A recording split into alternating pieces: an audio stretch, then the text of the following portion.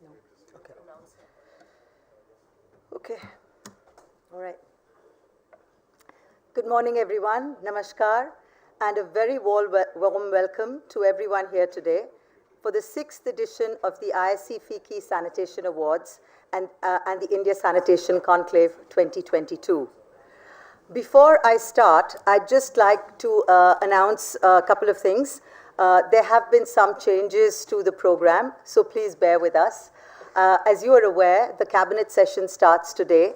So our two ministers, Shri Gajendra Singh Shekhawat ji and Hardeep Singh Puri ji, will be coming. Hardeep Singh's video is there, so we will be showing that in case he's unable to make it. And Gajendra Singh ji will be coming in tomorrow, not today. So the agenda has changed to that extent. We also have the pleasure of welcoming Sanjeev Mehta, who is the current president of the FICCI till the 31st of December. He has been a very, no? 17th, all right. But he is he's very important for ISC in particular because we've had a long-standing relationship with Unilever. So thank you for coming today, sir. Right. So let me start then. I'm going to start with a quote of my favorite person, Mahatma Gandhi, and he said, "Conservation of national sanitation is Swaraj work, and it may not be postponed for a single day on any consideration whatsoever." This, unfortunately, may not have been the truth for us in the past, but I think since 2015, this has become a riding majority for the country, and that's very good to know. India was declared open defecation free in 2019, as we all know, and now, as we are nearing the deadline to achieve the SDG goals, and as the world takes stock of where the global community stands on SDG 6 targets, there is a clear realization of the following critical issues that need immediate and urgent focus. The first, demand for water is rising, owing to rapid population growth, urbanization, and increasing water needs from agriculture, industry, and energy sectors. Secondly, decades of misuse, poor management, over-extraction of groundwater, and contamination of fresh water supplies have exacerbated water stress. Thirdly, nearly 829,000 people die annually from diseases directly attributable to unsafe water, inadequate sanitation, and poor hygiene practices. So to reach universal access to drinking water, sanitation, and hygiene by 2030, the current rates of progress would need to increase fourfold. This is an absolutely unsurmountable task when we think about it today, but we keep trying, and the hope is always there that we will achieve something close to what we had originally planned to achieve as a global community as well as India. Now, India's own position vis-a-vis the SDG 6, while being significantly encouraging over the last 6 years, is also in need of urgent improvement. The UN Sustainable SDG Index report of 2019 places India at a rank of 115 out of 162 countries with an average score of 61% behind our partners in East Asia and South Asia. Their average scores, regional average scores, were around 65.7%. The reason for this has been attributed to our massive population and our geographical diversity, making implementation of policies a difficult task. With regard to SDG 6 in particular, India scores 55.6%, and with 7 years to go to 2030, indeed, we need to step up the pace. To discuss these and other related issues to the WASH agenda for India, I'm excited to welcome such an esteemed panel of guests to the 6th edition of the ISC FICCI Sanitation Awards ceremony and the ISC Conclave for 2022. In their absence, we have been honored with the presence of Shri Gajendra Singh Shekhawat ji, Honorable Union Minister Jal Shakti, Shri Hardeep Singh Puri, Honorable Union Minister Housing and Urban Affairs and Petroleum and Natural Gas, Padma Vibhushan Dr. Raghunath Anant Mashelkar, National Research Fellow and Jury Chair, ISC FICCI Sanitation Awards, Ms. Vinny Mahajan, Secretary to Government of India, Department of Drinking Water and Sanitation, Ministry of Jal Shakti. Mr. Sunil Kumar, Secretary to Government of India, Ministry of Panchayati Raj. Ms. Nainalal Kidwai, Past President FICCI and Chair, India Sanitation Coalition and FICCI Water Mission. Mr. Shubhrakant Panda, President-elect FICCI. Mr. Ravi Bhatnagar, Director, External Affairs and Partnerships, Reckitt Benckiser. Indian and global chiefs of corporates, representatives of the development partners, including Bill and Melinda Gates Foundation, UNICEF, USAID, Aga Khan Foundation, and other esteemed guests. Over the next 2 days, we will together celebrate, deliberate, share, and gain knowledge about the future of WASH. That is the title of this year's conclave.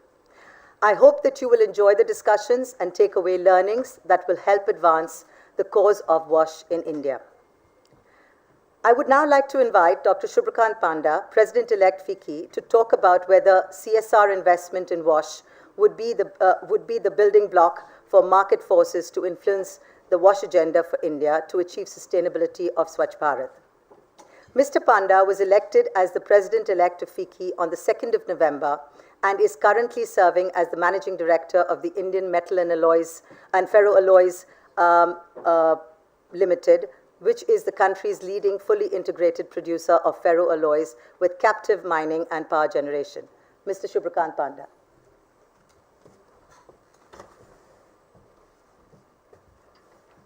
Can I close that?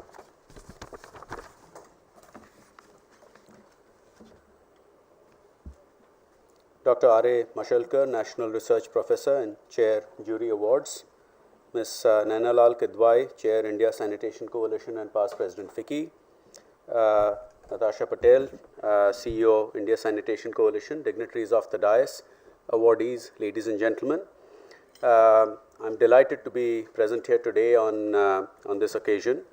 And at the outset, I would like to congratulate the ISC Secretariat for bringing all of us together in this room for an in-person event. All our lives have obviously been disrupted by COVID, but fortunately that seems to be behind us. And I'm delighted to be here today to talk to you about water, sanitation and hygiene, which as you all know are very crucial to human health and well-being. In fact, WASH is not only a necessity, but its interlinkages with gender equity, with livelihoods, education, climate, etc., make it a prerequisite for creating resilient communities. And at one level, it is this resilience which has enabled us to overcome a once-in-a-century pandemic. And I think if there was ever an occasion where the importance of sanitation and hygiene was highlighted to us, it was in the past couple of years. The Government of India, as you would be aware, has undertaken multiple large-scale national initiatives such as the Swachh Bharat Mission, the National Water Mission, and the Waste to Wealth Mission as part of its commitment to effective waste and pollution management in India. And the India Sanitation Coalition at FICCI has been a front runner in its contribution towards both the Swachh Bharat Mission as well as Safe Wash, and I congratulate you for all the good work that has been done, and we are at FICCI are delighted to have you with us and work jointly in this important initiatives. So to talk about the role of private sector and sanitation, because I think it is again important that each one of us plays our own bit in taking this important agenda ahead. This is not something which can be left to just governments or corporates. I think each one of us in our own way have to contribute our bit. But if I were to look at the role of the private sector, according to the India Outlook CSR report of 2022, around 4,500 crores is spent every year on poverty alleviation, healthcare and WASH, which is roughly about 36% of the CSR funding, while specifically for SDG 6, which is clean water and sanitation, the amount spent is around 421 crores. And while there is an increase of about 26% if you look at in CSR spending, if we look at the last 5 years, what is also unfortunately true is that private sector investment in urban sanitation has been extremely low and has mostly been through isolated CSR activities rather than something which is systemic and more engaged. And I think the primary reason for this is perhaps a lack of awareness regarding the underlying issues of sanitation that might not be visible immediately. I mean, if you talk about the iceberg syndrome where only the tip of the iceberg is visible, but really, the bulk of it is underwater. If I were to use that analogy, giving is apparently, looks like it is strongly linked to issues where tangible outcomes, which is the tip of the iceberg, is visible. Whereas when it comes to, so when it comes to wash, this is, this translates into building toilets, which has an immediate impact. It is visible at some level. That's what corporates would like to do. But philanthropic investments in the invisible part of the iceberg is what is important, because representing the underlying causes and systemic issues and addressing them is what will really bring about sustainable change. So, the tip of the iceberg is important, but I think it's equally important to, or more important perhaps, to address the systemic issues when it comes to an important subject like WASH. So, the role of CSR investment in WASH is of course vital to achieving SDG 6. And I think we live in an era where, particularly with in the context of India, there is rapid economic development, and urbanization has certainly increased the demand for sanitation. Getting CSR investment in a focused manner, in a manner which brings about sustainable change, it's basically going to be a building block for market forces to influence the agenda, which will ultimately lead to sustainability of the Swachh Bharat mission. Again, these are interventions which by itself have had a lot of impact, but I think the key on such important initiatives is to see that how can we make it sustainable and direct resources at the right areas to bring about change which is long lasting. The role of the private sector will clearly be not just funds, but to bring innovation and technology to bear, not to mention market experience in terms of good governance practices, etc. But I think there is clearly a need to shift from anecdotal feedback about the effectiveness of WASH interventions to a more robust, evidence-based and outcome-oriented approach. And in this, again, going back to the point I made about the iceberg, it is not just building the infrastructure which is relevant, but I think bringing about awareness about the importance of WASH and why it is critical to focus on this. Otherwise, you will have infrastructure, and there are, of course, also anecdotal stories about how the infrastructure lies unused until you bring about behavioral change, until you bring about awareness of the importance of WASH. What is also, when we talk about the role of private sector, I think what is also important is to keep in mind that a few entities, a few corporates, and much as we appreciate what companies like HUL, Reckitt Benckiser, etc. have done, but it's not enough for a few entities to step forward and take it up. In order to have lasting impact, I think it is important to see, and I'm glad to see it happening, that companies are changing the perspective of WASH from a philanthropic intervention to more of a core business priority. If I were to talk a little bit about the scale and scope of work which needs to be done, according to a study by the World Bank, globally about 148 billion is required to be spent annually to reach SDG goals by 2030. But what is actually being spent is of the order of about 30 billion. A substantial sum, no doubt, but far short of what needs to be spent to bring about lasting change. So therefore, it is important to drive investment towards all aspects of the sanitation value chain, and especially so with a view to bring about safety of particularly the marginalized groups. And in this context, I must say that India is progressing in the right direction. I think no less a person than the Honorable Prime Minister, when he talks about the importance of hygiene, when he talks about making building toilets a priority, I think that really cascades through the governance mechanism. And particularly with the launch of phase 2 of the Swachh Bharat mission, the government has renewed its commitment to providing a conducive environment for private sector participation. And as I said, FICCI remains committed to the ISC, which brings multiple organizations on a common platform. And I certainly look forward to, as I was mentioning to Naina before I came on to speak, that During my tenure as president, I'd be happy to further prioritize it and give it a push to see that we make a greater impact. I'm delighted to learn that through a lighthouse initiative under the guidance of the Drinking Water and Sanitation Department of the Government of India, ISC has created a platform where corporates and development agencies are collaborating to create model villages across the country, where the existing solid and liquid waste management systems are improved and newer ones are built to attain and, more importantly, sustain the open defecation free status. I'd like to, before closing, commend Naina's passionate leadership of ISC and the effort put in by her team led by Dr. Natasha Patel to truly be making a difference. I think the important work that ISC does in acting as a conduit between the government and private sector is a much needed bridge in order to bring about lasting change. And I would certainly like to reiterate once again that FICCI and ISC will continue to work together, and we will look to award and reward the excellent work that is happening in the sector.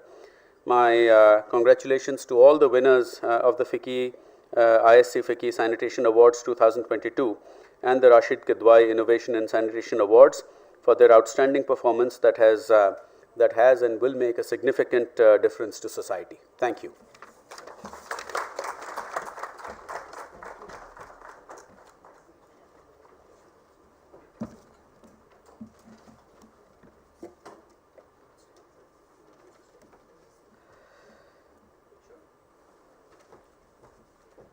Thank you, Mr. Panda, for highlighting the role of CSR investment in WASH. We now have a short video film, an address by Shri Hardeep Singh Puri, the Minister for Housing Affairs, Housing and Urban Affairs and Petroleum and Natural Gas, Government of India. And he would like to address the audience on India's plan to reach its urban WASH agenda by 2030. Rolling, sir. I'm glad to note that the Indian Sanitation Coalition at FICCI is hosting the India Sanitation Conclave 2022.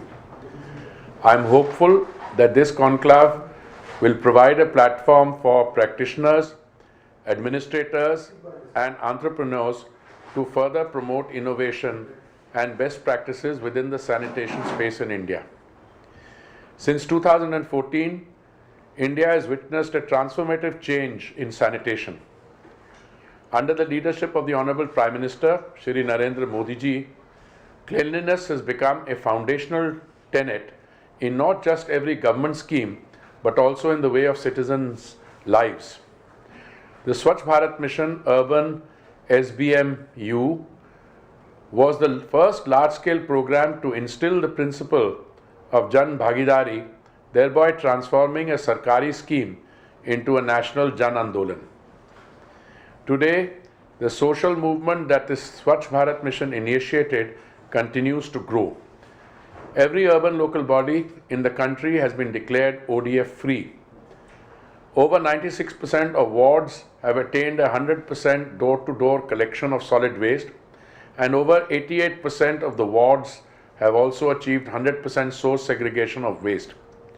Soon, we will not just reach the target of 100% solid waste management, but also manage legacy waste in our urban areas. That is our next target, to make our cities and towns garbage-free in the Swachh Bharat Mission Urban 2.0. As we look forward to this next phase of urban India's sanitation journey, it is important to highlight the role that industry is playing in facilitating an inclusive and sustainable sanitation ecosystem. In the last few years, private sector participation has been one of the key drivers of innovations in waste management and circular economy in the country. It is imperative that the expertise and resources of the private sector are leveraged and even more closely in the second phase of the Swachh Bharat Mission, so that we can develop and implement scalable and efficient solutions for solid and liquid waste management. Over the years, the Indian Sanitation Coalition has been working towards building synergies between the government and industry, even as it has promoted best practices and innovations in sanitation. The coalition has done a commendable job in enabling an environment that is aligned with the Swachh Bharat mission. I congratulate the winners of the India Sanitation Coalition FICCI Sanitation Awards 2022, as well as the winners of the Rashid Kidwai Innovation in Sanitation Award. I look forward to hearing about the deliberations and ideas that this forum will produce in the pursuit of a cleaner and healthier India. Thank you.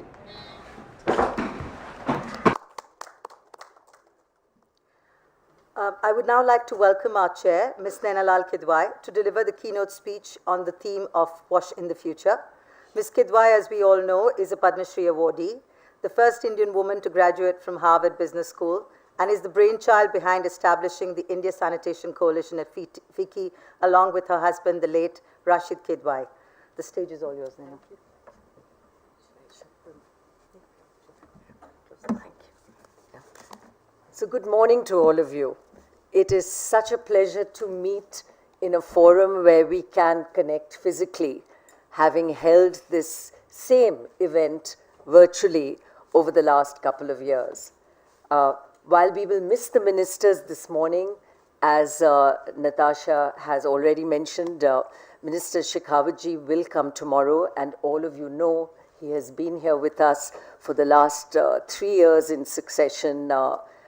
He doesn't like to do recording messages, promises that he wants to come and engage, and he will, I'm sure, come tomorrow. And likewise, as you heard from Hardeep Singh Puri, he has been a great supporter of ours over the years. So I have no doubt that we have their support in taking this important agenda forward.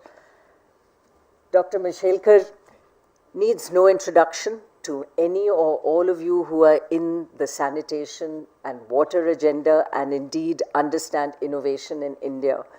He has chaired our jury from the outset and, dare I say, has therefore ensured that the standard we have set and the winners we have picked year to year have stood steadfast in the fields in which they have excelled, and each one has gone on to become larger, more scaled, more effective, because he and the jury that he pulled together with us have indeed selected the right winners. So Dr. Mashelkar, delighted that you have flown in to be with us today and are here to indeed give out the awards as well.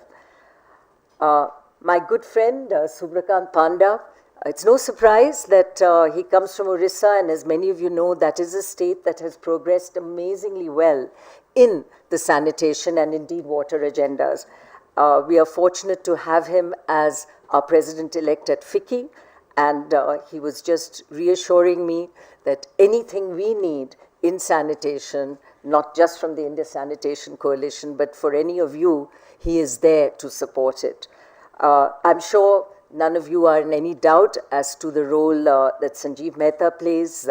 He's had to rush off, but he did come to basically, again, reassure all of us that he, as president of FICCI, even now, is also very much with us on this agenda.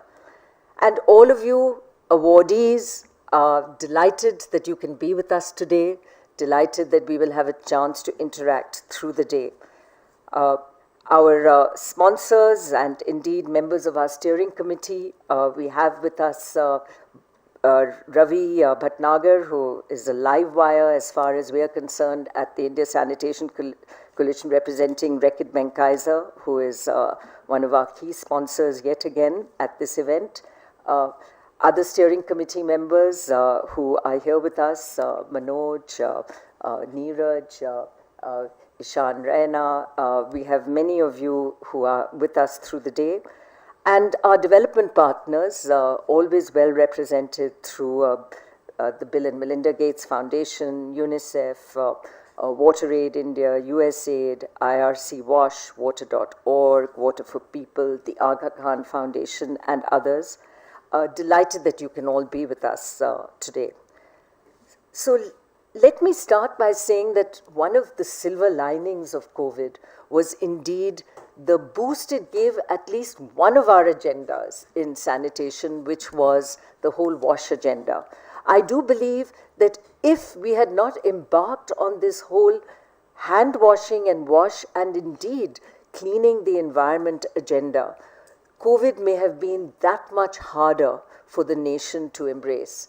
And the whole aspect of the reaching out, the education to children, to village communities in the area of WASH was very helpful as we entered the pandemic. Safely managed sanitation remains essential for protecting the health of individuals. And we struggle in sanitation to make people understand that sanitation is not a vertical. Sanitation is a horizontal that cuts through health, because SDGs on health are not possible without sanitation. We need sanitation for not just the health of the community, but through education, we are able to indeed ensure that children understand the importance of sanitation. So wherever you look, if it's sanitation in schools, it's sanitation as education, it's sanitation for health, sanitation and skilling, we have in fact helped corporates understand that they don't have to tell us they only support skilling, but in supporting skilling, they can also support skilling for sanitation. And I think it is these messages, which were very hard at the outset, which enabled us, our team, to pull in more and more players from the private sector who initially were hesitant to enter a field like sanitation, which they did not understand or embrace at the outset. We are fortunate that we are able today to boast of a number of private sector partnerships that we have helped establish, and indeed to work with several others who have promised and committed to come forward in this field. So looking at our rural agendas here, the mission itself, the Swachh Bharat mission, you well know, has gone past phase 1 into a phase where it aims to sustain the ODF status of villages. And believe me, that is necessary. I don't have to tell you that if we stop today, things slip. It's so important that we continue the good work by continuing to push everything that we have done. And we have to improve the levels of cleanliness through solid and liquid waste management, and to make these villages ODF++ to also now enter the cleaning of the villages, including plastic waste management. So these are all areas that we are looking at as we go forward at the India Sanitation Coalition. A village that sustains its ODF status has arrangements both for solid and liquid waste management, observes visual cleanliness, that is minimal litter, minimal stagnant wastewater, no plastic waste dump in public places, and displays ODF plus IEC messages, which is really now the model going forward. So it is now part of our agenda at the India Sanitation Coalition to embrace the whole plastic waste management space. We are new in this area.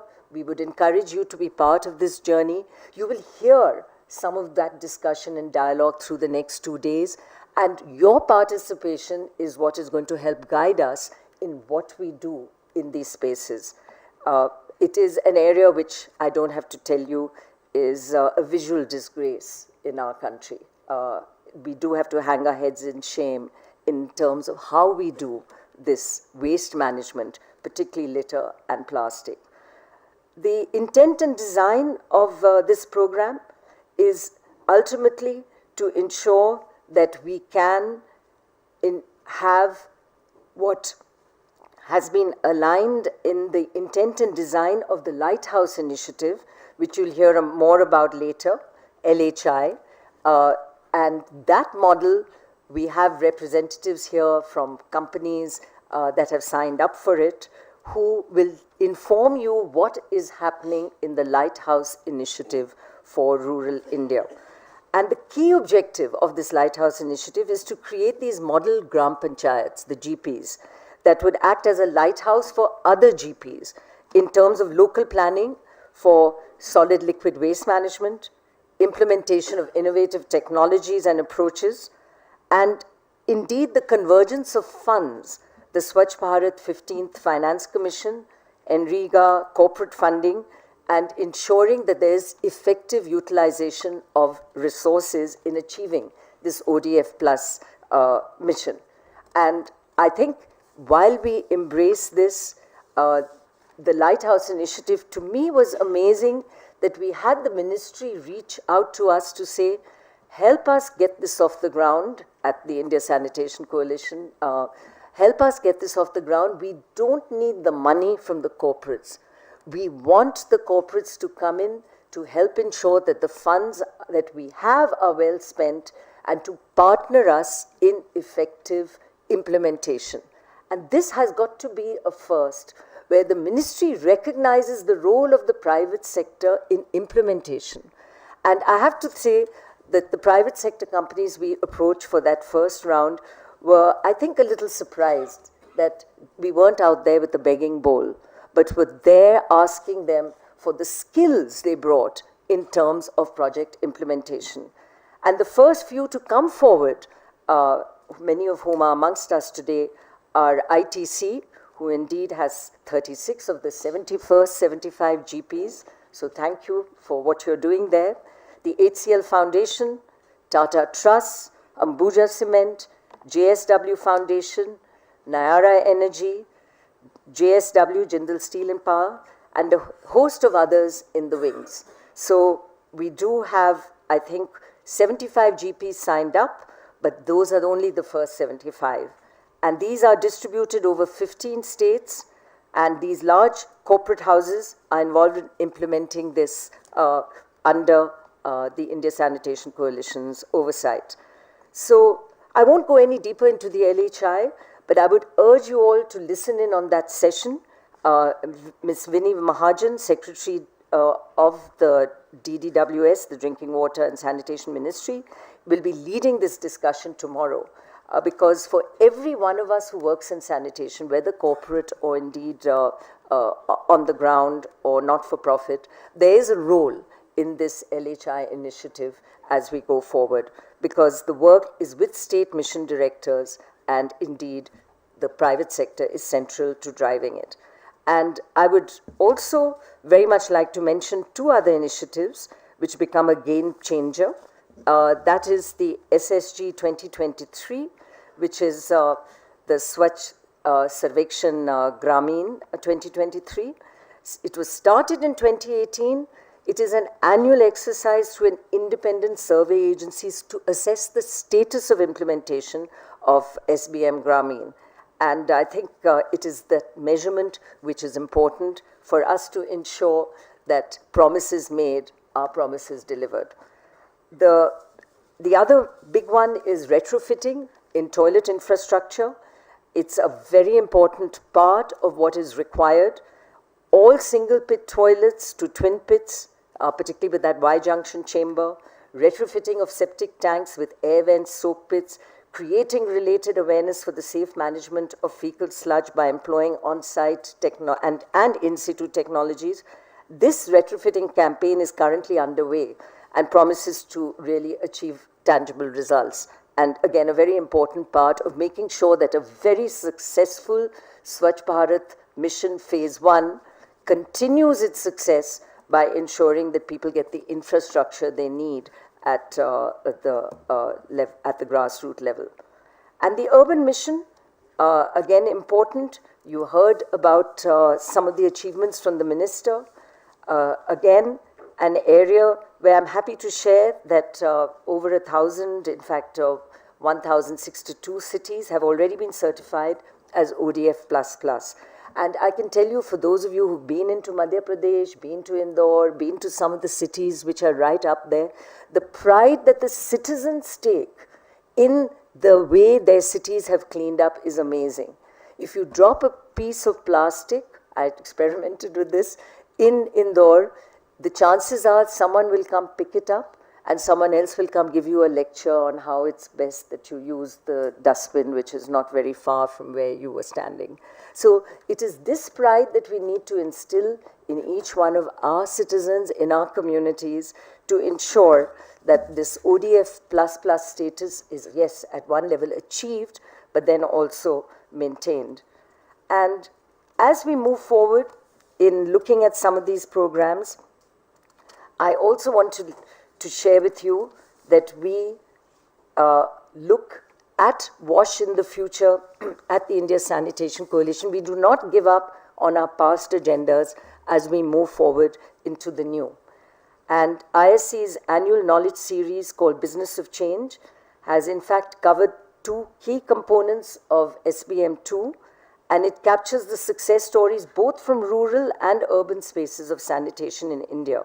And you will see how we, with our compendiums, with our knowledge publications, spearheaded and headed by one of our long-standing members of the group, Sanjeev here, who many of you know, is indeed a very important part of the knowledge that we indeed document and then disseminate through the country.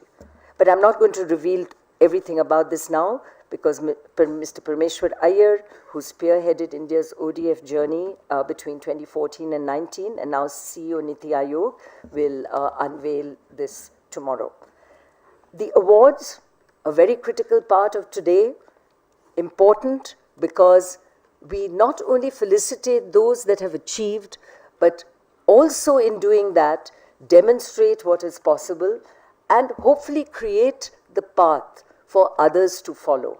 That if you can succeed, there are others who can succeed like you, but even more important, learn from you and take those agendas forward.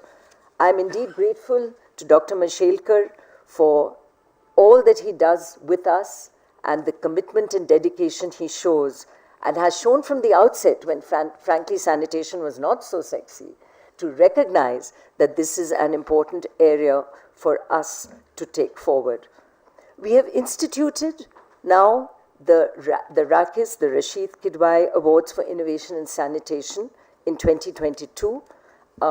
We have the support for the first award from Rekit Benkaiser, and these awards are in the memory of my late husband, who founded and guided the India Sanitation Coalition and well known to many of you. His years of experience in the not-for-profit sector are indeed what would help guide not just me, but India Sanitation Coalition, in terms of the experience he had of working with the not-for-profit sector, with SEWA, and bringing in collaborations with the private sector. So working of NGOs and the corporate sector are not an easy journey for either, and the frustrations on both sides have to be recognized. But when they work, magic happens. And that's what we are looking to do here at the India Sanitation Coalition.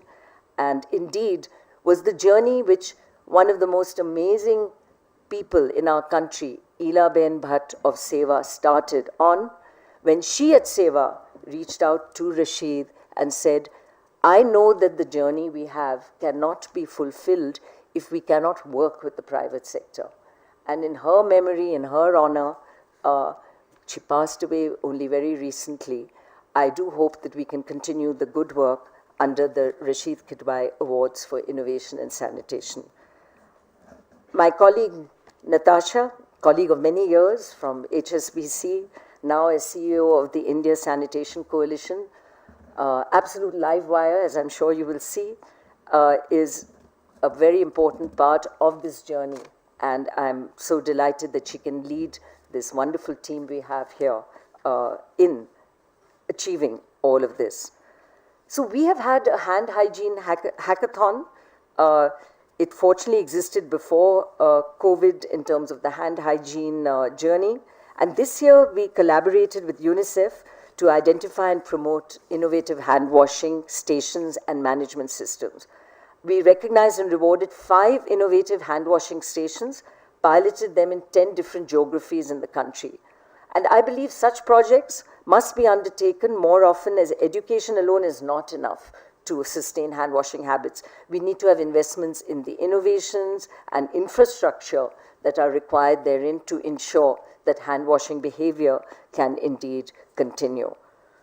In the advocacy, branding, and communications area, I hope all of you have seen how active we are on social media and also through traditional media, whether television or print. So thank you to the team that has ensured that the messaging around sanitation continues to be very much there. We all write articles, we all speak about the subject, but every one of you here in the room must be an ambassador for this, and we would like to help you with that journey as well. The whole private sector engagement, we looked beyond pure sanitation, looking at wastewater and ensuring that water body rejuvenation also was part of this exercise. The new areas, plastic waste management, we continue to work with various partners to develop an area-based plastic waste management program, looking at local communities and municipalities in the area. And the aim is to build prototypes customized for communities involved in the first mapping of baseline and then designing a streamlined system for plastic waste. I fear, as usual, we work in verticals. So we will pride ourselves on segregation, but little attention is given to where the segregated waste goes. There's no point if by the fourth period of the municipality's engagement, it's all getting mixed up again. And that indeed is happening. So we have to work to ensure the streamlining actually works where the collection to end result is there. And the end result has to be about also bringing in the value of where that waste lies. I've just come back from a very interesting bunch of board meetings, in fact, in the USA, where the chain of how waste is used and plastic is being used for energy is evident. The collection mechanisms for that plastic to use it in the cement industry is already in place in India. How to transport plastic becomes the issue, because there's a limit beyond it doesn't make sense to be having trucks moving plastic. So where we locate our segregation centers, where we locate our plants, how industry can work together with municipalities to ensure that what is rich material, whether it can go into making or recycling PET bottles on the one side, or on the other to create energy in the cement industry, we need to streamline this thinking in a circular way, and the solutions exist. We don't have to be space scientists to figure this one out. These are working in many parts of the world, and we do have a few examples in the country as well. It is really a case of ensuring that we can replicate these successes in the country. A second area, which is a continuation of what we have been doing, is the betterment of the sanitation worker. We have given awards in the past. I know we have Gen Robotics here with us yet again today, who are our awardees working to ensure that the life of the sanitation worker is a better, cleaner space. And this will continue to be work that we do, and it is also, fortunately, a partnership with the ministry, MAUA, and NGOs working together. And the third area, so plastic waste, sanitation workers, and the third area is what we're calling the technology collaborative. The objective of proposed technology that can create an ecosystem for all parties working together, solving water and sanitation challenges that face the country. These new awards we've instituted in the Rashid Kidwai Innovation Awards are part of that initiative. And we won't just, and it's not just an award, there's hand-holding, there is funding to ensure that our awardee can work with mentors to scale up and take that particular technology forward. So we are here as much to deliberate on past successes as to refresh our knowledge, and even more important, to inform our journey going forward. So please use this time to help direct that journey, to share your knowledge, and let's do whatever is required to correct where we are to move forward in these important agendas, often in areas where we are all new, where we all have a little bit to learn and a little bit to redirect. And in that spirit, as we look at this journey going forward, whether you be a startup or an awardee or a corporate or someone who has been at the forefront of this journey, as many of you are and have been, I would really just say thank you for being here with us to help us in this journey of learning and knowledge participation as we go ahead. And welcome again to an important 2 days of deliberations. Thank you.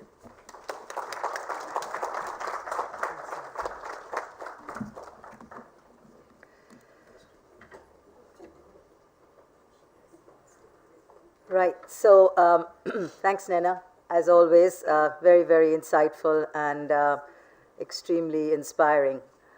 Our next segment is the release of the ISC annual publication, The Accolade.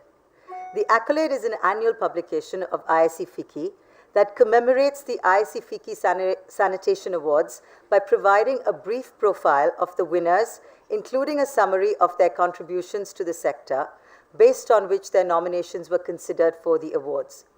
I would like to now invite Dr. Mashelkar, if you can just come down there, sir, and Nena to do the honors and release the accolade along with Mr. Shubhakant Panda.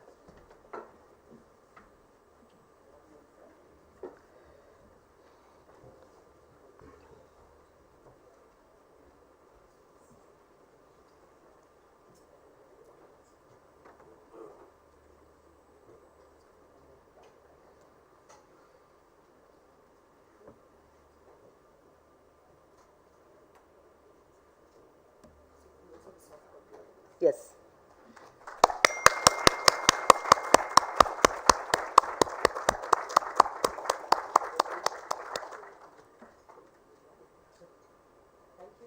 So in keeping with saving the trees, we are also, this accolade is going to be available in soft copy for anybody that wants to go to our website and download it. We have a certain number of hard copies that we printed for our friends in the ministry who necessarily need to have it. But for everyone else, I do hope you can download our copy from the website. Yeah.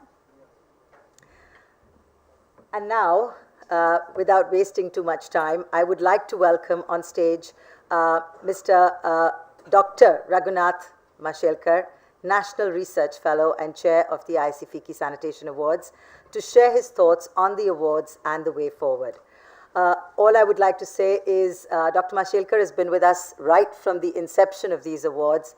He's been untiring in terms of educating us and in showing us exactly how transparent these awards should be. So everyone who is felicitated here today will actually take away a piece of completely transparent, jury work that has been done in terms of getting these awards out. So thank you, Doctor.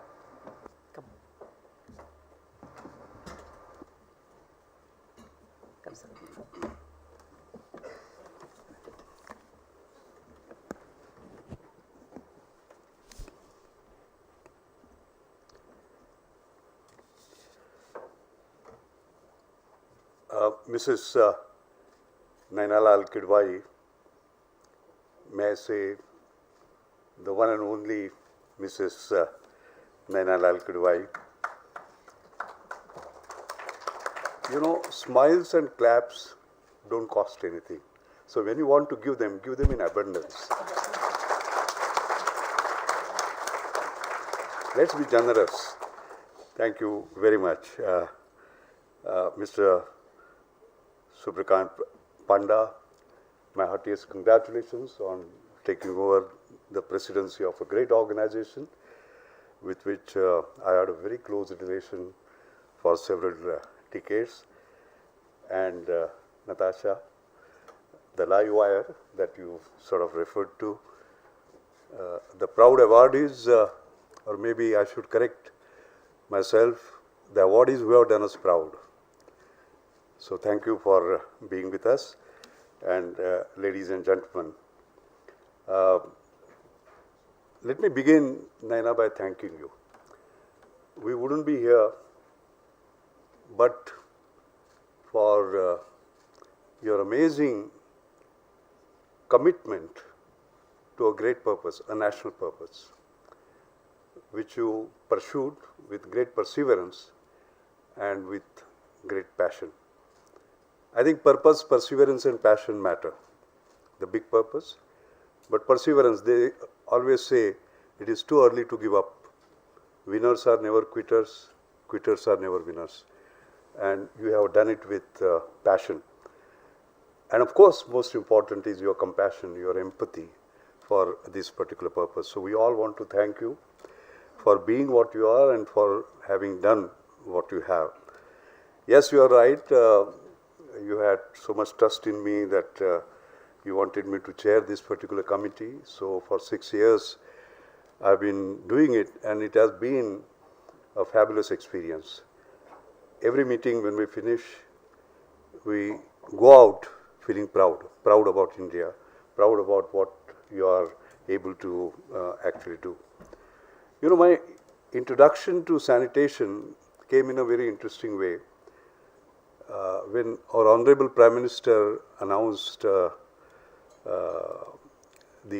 very idea of Swachh Bharat, after that, the Ministry of Drinking Water and Sanitation created a committee under my chairmanship to select the best drinking water and sanitation technology from all around the world. And I remember that became later on a standing committee, and it was a very interesting experience. And I wanted to, you know, the challenge with the scientist is we strive for rigor somehow or the other. So we wanted a rigorous process, and we created actually a rigorous process by creating a framework that I will talk to you in a little while, which is now widespread across the country for various awards and for various other purposes. But I think the important part that our Honorable Prime Minister did was actually stirring what I... You want something? No, sir, it's fine. Oh, you're sure. By stirring what I would like to call as a Jana Andolan.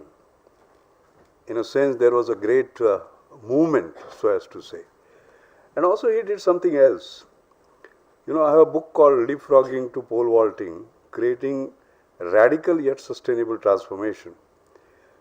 And in that book, what we argue, me and Ravi Pandit, is that leapfrogging is fine. You jump a few feet, the frog jumps a few feet because he's afraid of the predator. But should we be doing that, or should we be pole vaulting? The size of the pole is the size of your aspiration. And the idea is that India should not just be a follower, not fast follower, not a leader, not a leapfrogger, but a pole vaulter, achieving big targets very fast. And so when we say that by 2019 we'll be open defecation free, that's a big target, because what you have not been able to do in 75 years, you want to do in 5 years, so as to say. And we achieved that, as Naina very sort of proudly mentioned. So that pole vaulting is a phenomenon that is taking place in India. I want to emphasize that. You see, for example, in 2017, we were 156th in mobile data consumption. We pole vaulted, not leapfrog to 100, we pole vaulted to number 1. If you see LEDs, light emitting diodes, right, from 0.2% to 88% market share in 7 years, that's a world record, by doing demand aggregation. If you see startups, for example, until 2016 and 17, we had 1 unicorn per year. In 2021, we had 1 unicorn almost per week, because we had 42. You know, digital payments and so on and so forth. So I think the basic issue is acceleration. not just growth, inclusive growth, accelerated inclusive growth. And so all the programs that we talk about, as a matter of fact, how do we bring that acceleration? That is where innovation comes in a big way. And I'm grateful to you, Naina, for not only starting these awards, but giving great emphasis on innovation.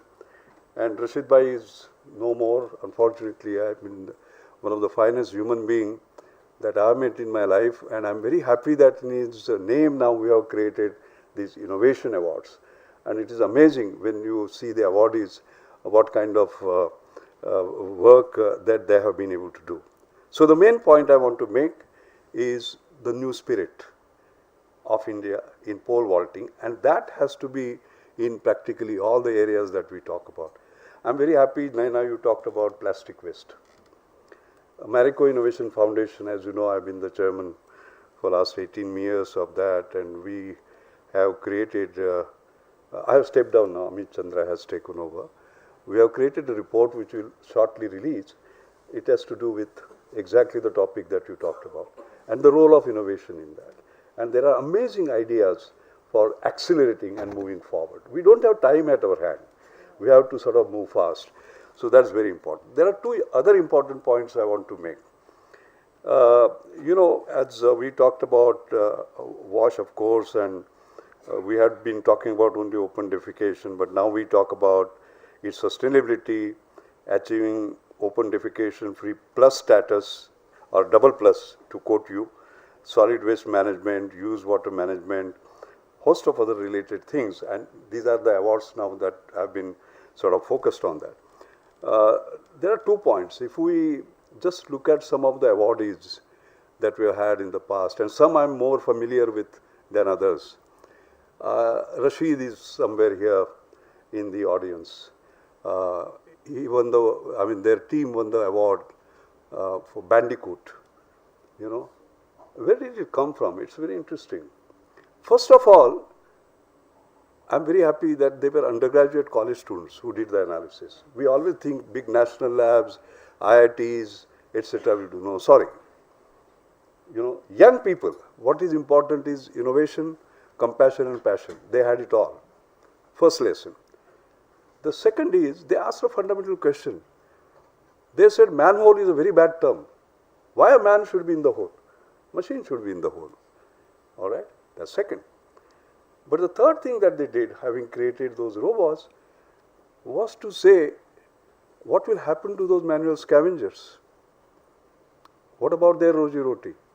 And what did they do? They trained them as robo operators.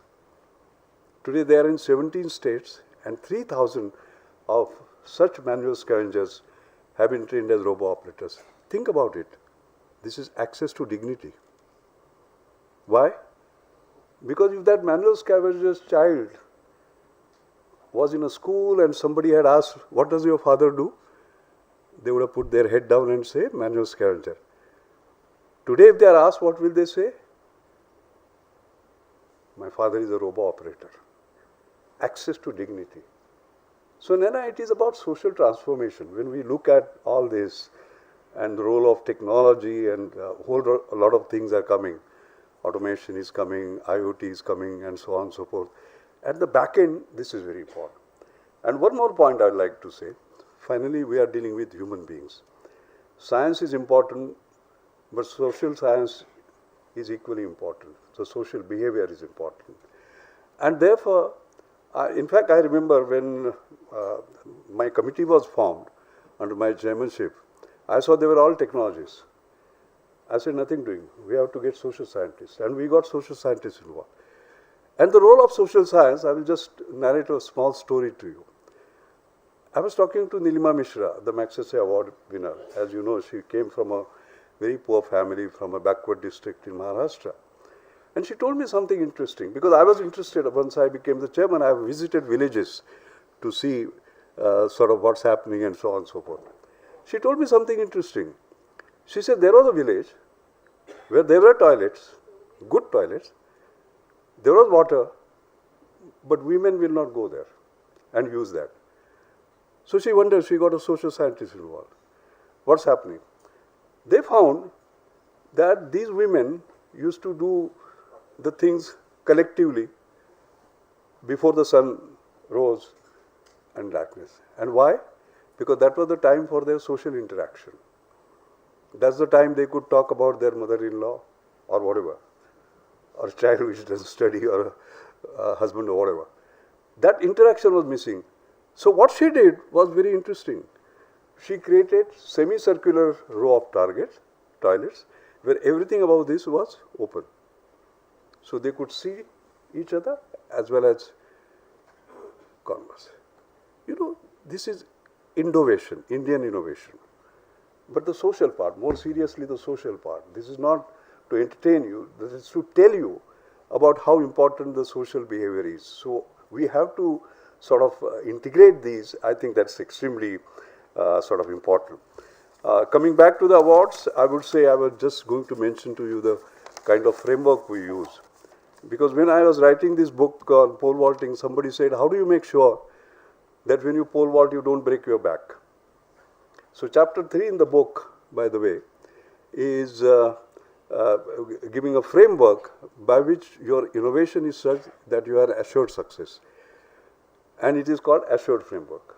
What is that? These are the fundamentals: affordability, scalability, sustainability, user friendliness, rapid, the speed at which you do things, basically. Excellence in terms of the kind of technology that you use or innovation that you use. And finally, distinctive, not me too. These are the factors. So all of you who have won these particular awards have gone through the, and this is being used, by the way, by the ministry. If you go to Jal Shakti ministry, this thing, you will find that, because this is a sort of analysis that is not just qualitative, it is not perception based. You have to start putting numbers, like affordability that you talked about. The moment you talk about retrofitting, you know, the cost comes in, and the reduction of costs and so on and so forth. So all these factors. So there is a very rigorous matrix, and that depends upon the business you are in, on what you are looking at. Startups use it for a different purpose, investors use it for different purpose. TCS, Tata Consultancy Services, use assured framework for different purpose.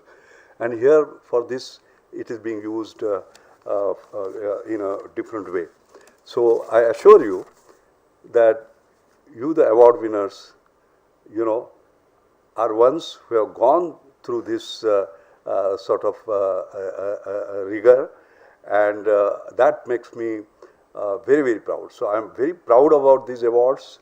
For last 6 years, we have kept on improving. There is a completely transparent process. I must thank my fantastic jury. They are absolutely unbelievable. In fact, the last meeting, we had some 9 hours, Sanjeev, continuous, I know. But none of them were tired and sort of fatigued. So I feel very proud. I want to thank you, Naina, again for giving me this opportunity. I must thank Natasha for the great leadership that you are giving, Sanjeev, Mithali, all of you. I really appreciate. There is a huge amount of hard work that is done. So there are some very special moments in one's life. You know, one feels proud, one feels truly honored. This is one of these moments, and thank you for gifting it to me. Thank you.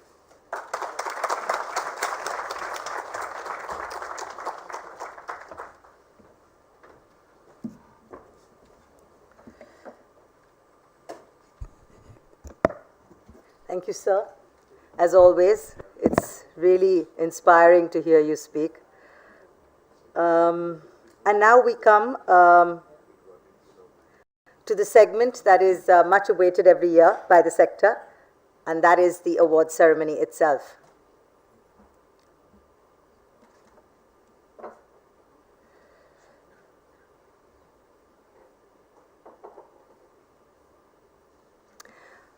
Right.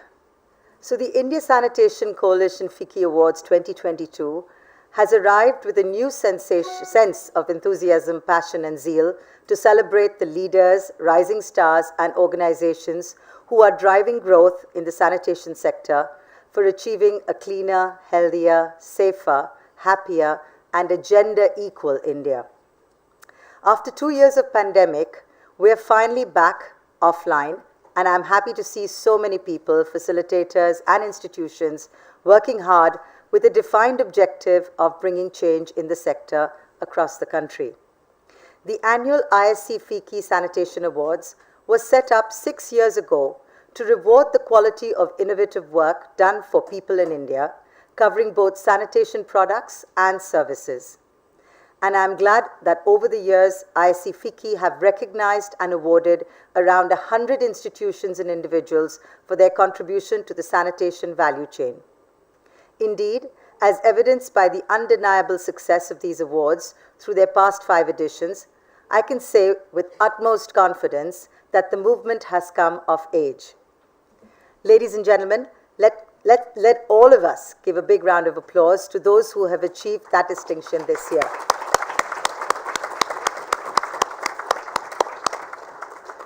As I said earlier, and as Dr. Mashelkar was also telling you, 9 hours, definitely very hard fought by all the jury members. The contest was very close, and the jury had a tough time deciding the winners, thanks to the rigorous adjudication framework and the criteria applied by them. It gives me immense pleasure to announce the winners for each category. May I request Ms. Kidwai, Mr. Panda, and Dr. Mashelkar to please present the awards.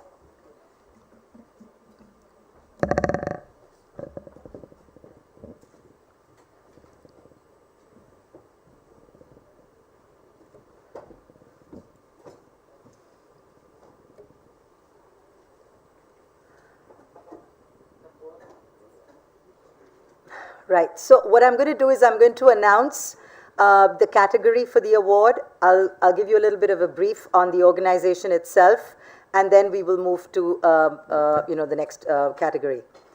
So we'll start with category 2, because unfortunately category 1, the awardee is not yet here.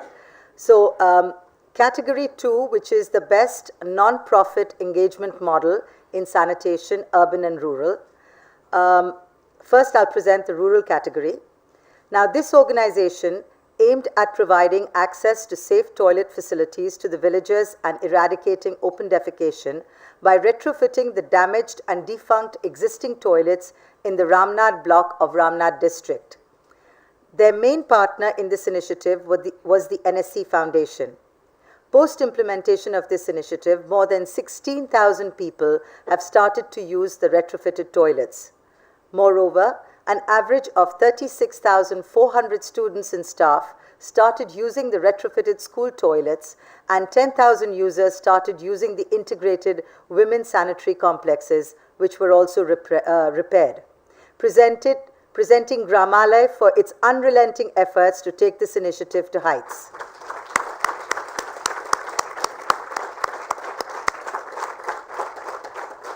While the achievements of the winner are insurmountable,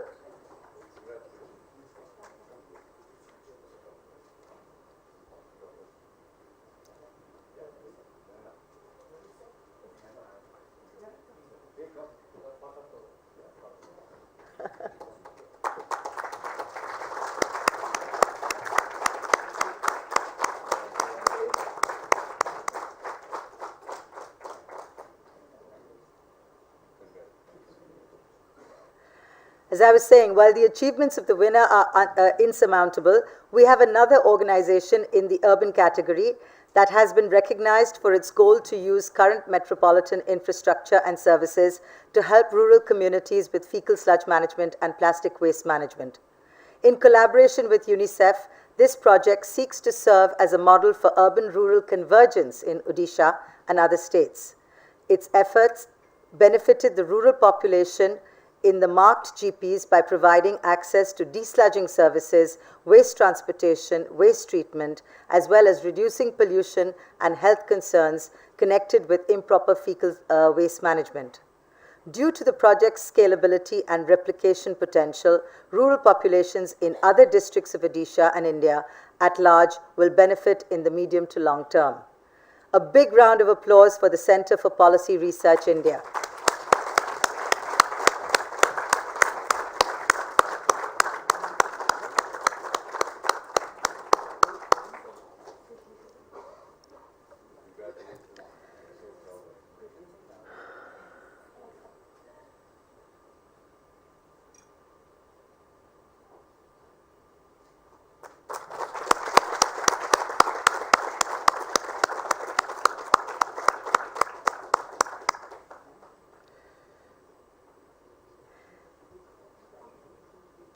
Now, moving to our next category, number 3, Best Communication in Sanitation, Traditional and Digital.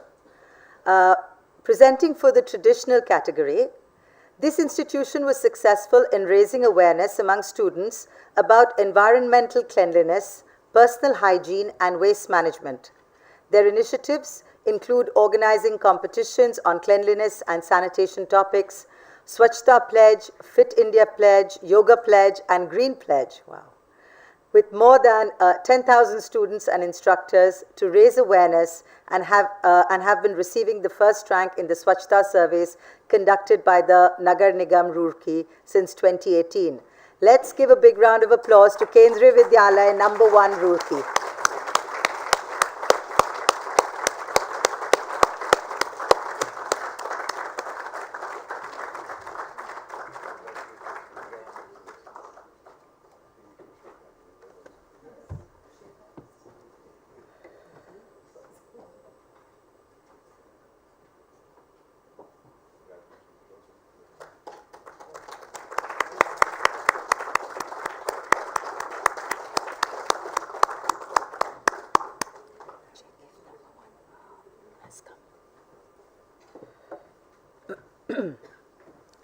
In the digital category, we have an organization with a Misal for communication in sanitation.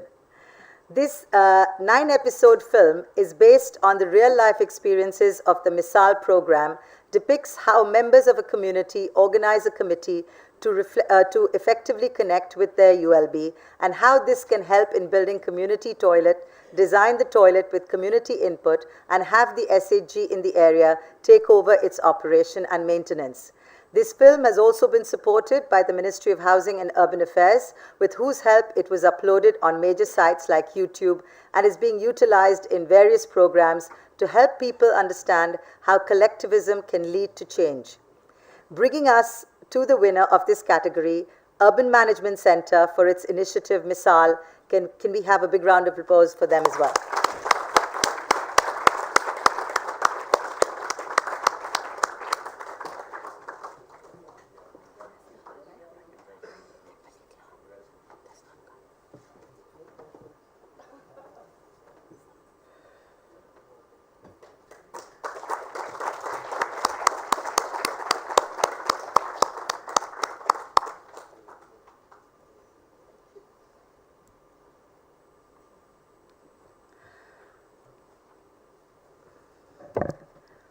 Always appreciative of the good work and motivating institutions to escalate efforts to ensure safe and sustainable sanitation, the jury decided to recognize the efforts of our next category, number 4, Best Innovative Financial Accessibility Model for WASH, large financial institutions, microfinance institutions, banks, and government financial institutions.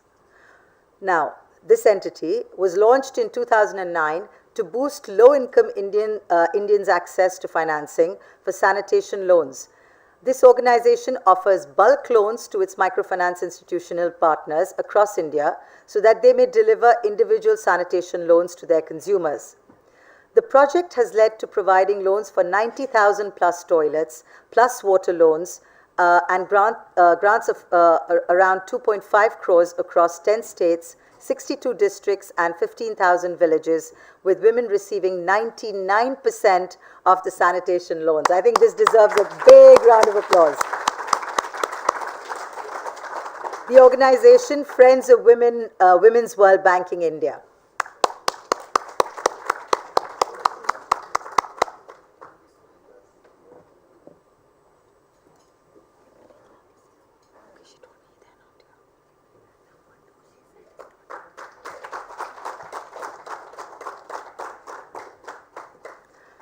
Right, moving to our next category, number 5, Best Fecal Sludge and Septage Management Model.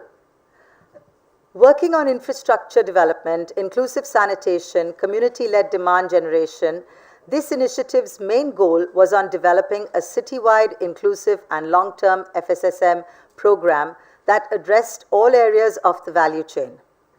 Use of DWAT's biological treatment technology ensured that the operation and management of its SETPs was cost-effective.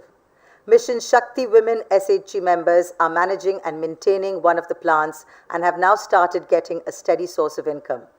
A big round of applause for Bhubaneswar Municipal Corporation, the winner of the Best Fecal Sludge and Septage Management Model.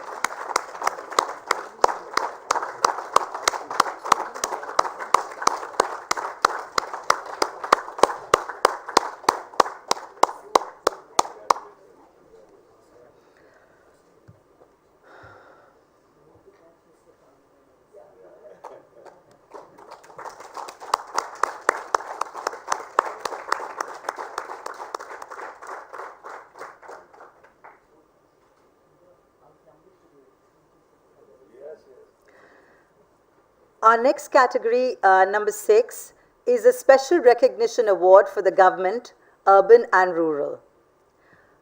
This goes to the Andaman and Nicobar Islands, which have a total of 189 villages in this UT, and all of them have been declared as ODF+. Moreover, all these 189 villages have access to both solid and liquid waste management systems, which is incredible. I feel really bad about it now because we won't be getting a chance to go there to actually help them. But that's a fantastic win. Besides a total of 22,436 individual household latrines, they have been constructed since 2014 with a financial incentive of rupees 22,022 crores from the government. 22.22 crores, sorry, from the government. Besides, there is a 100% door-to-door collection system of municipal solid waste from all of the 24 wards. And additionally, 87% of the total waste produced is processed. The UT is ranked first among the states and UTs having the highest number of ODF plus model villages as reported by DDWS IMIS. Do we have anyone here from the UT to receive the award? They're not there? Okay, but I think it's an amazing achievement, so please.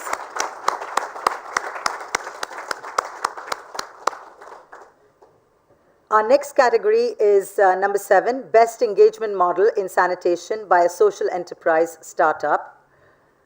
Now, this organization is India's first ODF++ compliant, free-to-use Swachh Telangana public toilet startup under the public-private partnership in Hyderabad.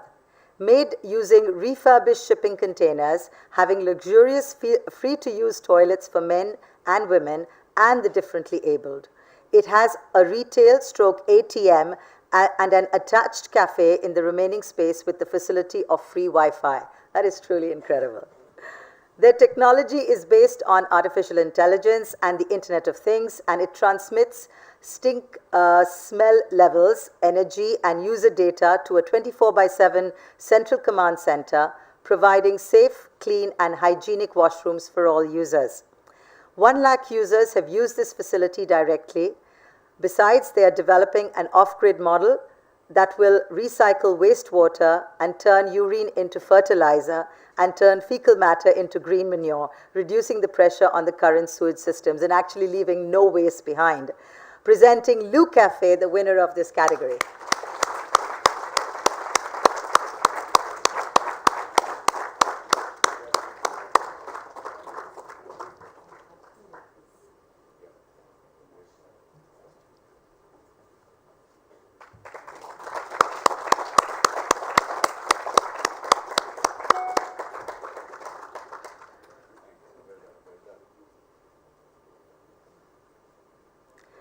Moving to our next category, number 8, Best Skilling Initiative in Sanitation. Launched in 2020 in Jaipur, this initiative works on bridging skill gaps and engaging women in the sanitation value chain. The engagement of the corporate sector, the ATA Group, through CSR projects, as well as backing from international organizations like UNICEF and UNDP, have considerably aided the district administration's attempts to engage WSHGs through skilling in rural sanitation. Over 2,500 women SHG members, 2,546 households through door-to-door collection of waste, 500 women SHGs under driving training from door-to-door waste collection, 89 WSHGs through composting and packaging training, 35 women through training on plastic usage, and 400 sanitation workers have benefited directly. The entire effort resulted in making Jaipur the only district in the state to have received ODF Plus accreditation for both rural and urban regions. A big round of applause for District Administration, Jaipur.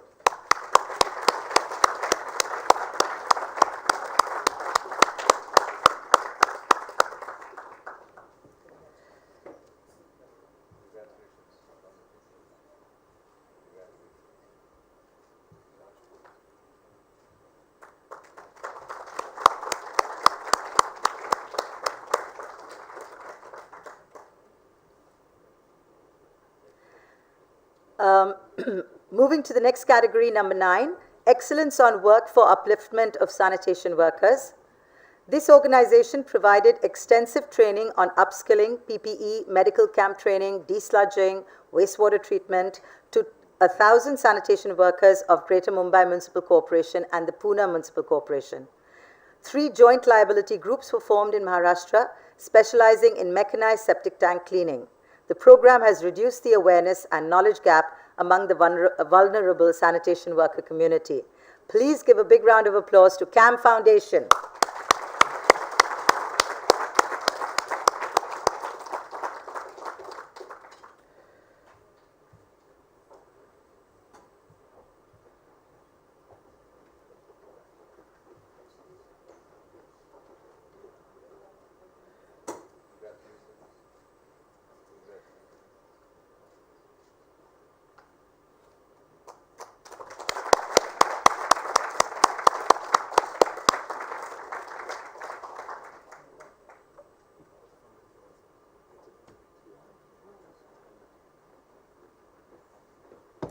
Right, so I hear that the winner of our category 1 is already there in the audience, so I'd like to announce this award first. Category 1, Corporate Initiative in Sanitation, CSR, Small and Large. This organization started its corporate responsibility initiative, Toilets Change Lives, with the aim to provide safe workspace sanitation for women and ensuring their safety, dignity, increased job participation, and high productivity. Impacting 3 lakh working women across Maharashtra and Delhi NCR, the initiative aided in ensuring that women have safe and dignified access to sanitary facilities, thereby helping to reduce the number of ailments and infections that previously prompted women to leave their jobs. Presenting special jury mention in this segment, Kimberly Clark Professional. A big round of applause for them.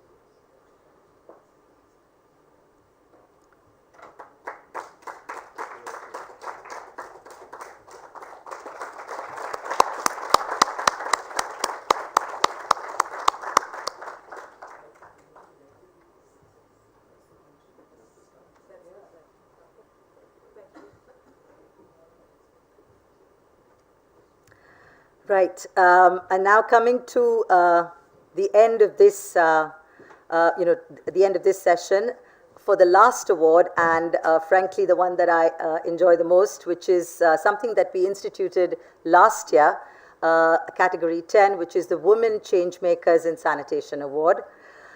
So I'm going to just first talk a little bit about the awardees. Working as part of Mission Shakti and a member of the self-help group trained in solid waste management and fecal sludge management in Odisha, this changemaker not only undertook several campaigns on sanitation, but has also become a key idol for other Swachh Sathis. In addition to extensively advocating in her own ward, she has coordinated over 150 IEC campaigns on solid waste segregation in other wards. All 600 families where she was assigned the job of overseeing cleanliness, SWM and FSM, are methodically disposing of segregated waste, which is then safely transported to the micro-composting center and material recovery facility to be transformed to organic manure or recycled thanks to her tireless work. As part of regular IEC campaigns, she has been able to indirectly reach 1.2 lakh population in 30 wards of Bhadrak. This concept has not only improved women and other disadvantaged groups' livelihood chances, but it has also empowered them and produced an inclusive sanitation paradigm. A big round of applause for the efforts of Ms. Sasmita Barik.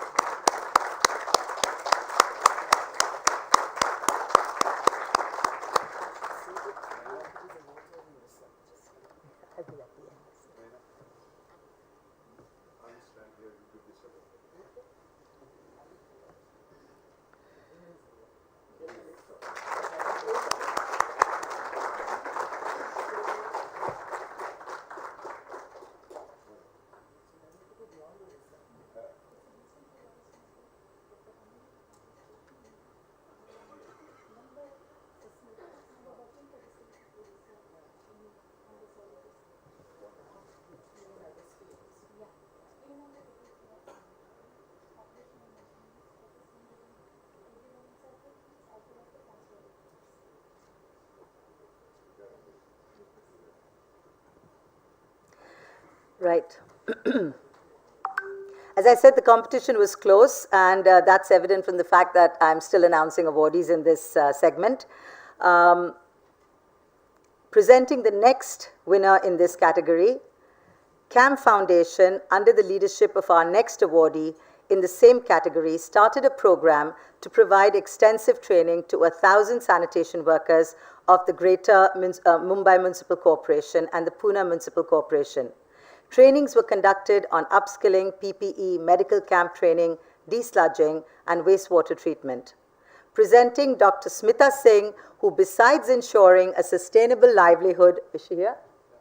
Yes, yes. In sanitation for daily wage workers and providing septic tank cleaners, became a lead trainer for all the training sessions conducted by WASH and CFAR in multiple locations in Orissa, a second from Orissa, UP and Maharashtra. Dr. Singh has been instrumental in the formation of 3 JLGs in Maharashtra, specializing in mechanized septic tank cleaning, thereby touching the lives of 10 families and 50 family members.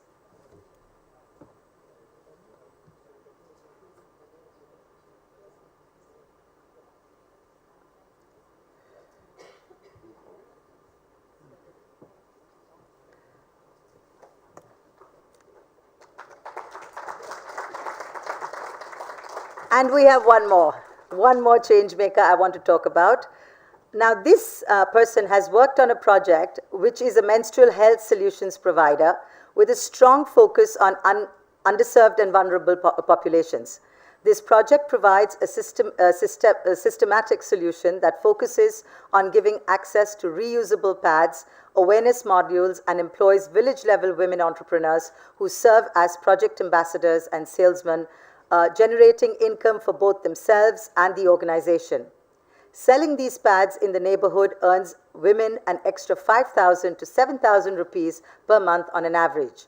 Presenting Soumya Dabriwal from Project Bala, the Changemaker.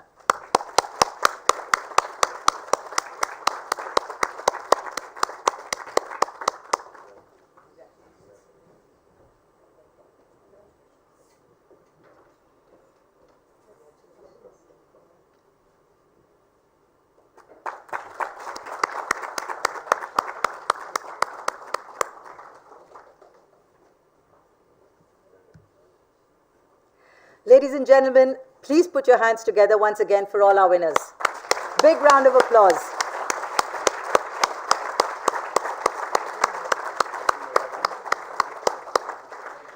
I would like to thank you all for your unrelenting efforts and for setting an example for others in the sanitation space. We appreciate your work, working progressively towards achieving the objectives of SPM and ensuring a safe and sustainable sanitation environment. We now come to the Rashid Kidwai Awards.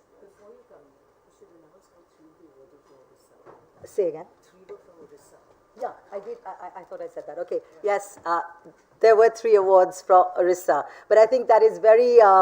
That's very obvious, when we read out the names. But more importantly, I think, Mr. Panda, you should be very proud that your state is actually right at the forefront.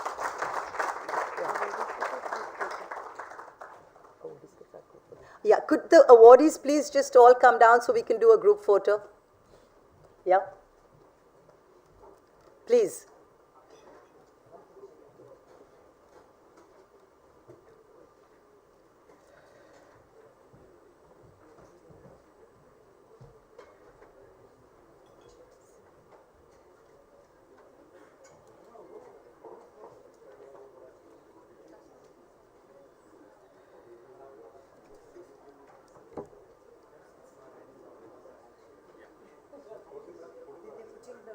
Yeah, they're coming in front. Yeah, please do come in front.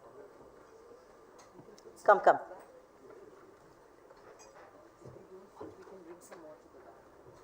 That's next.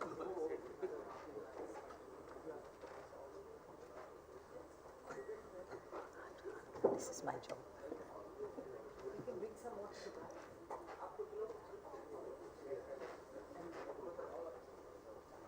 Please, come front. You all can come here. Yeah. Ravi, chor mat ban. And don't get down there. Don't get down.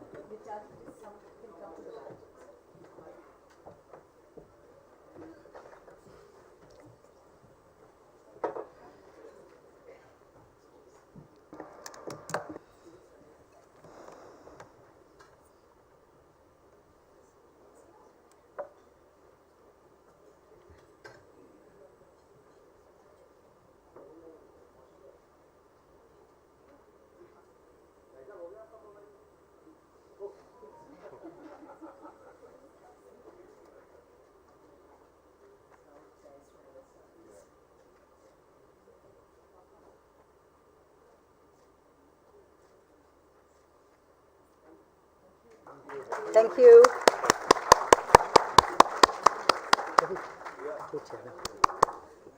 I'm going to call you up now. Okay, amazing. Well, नहीं तो बैठो ना. Go sit next to Naina.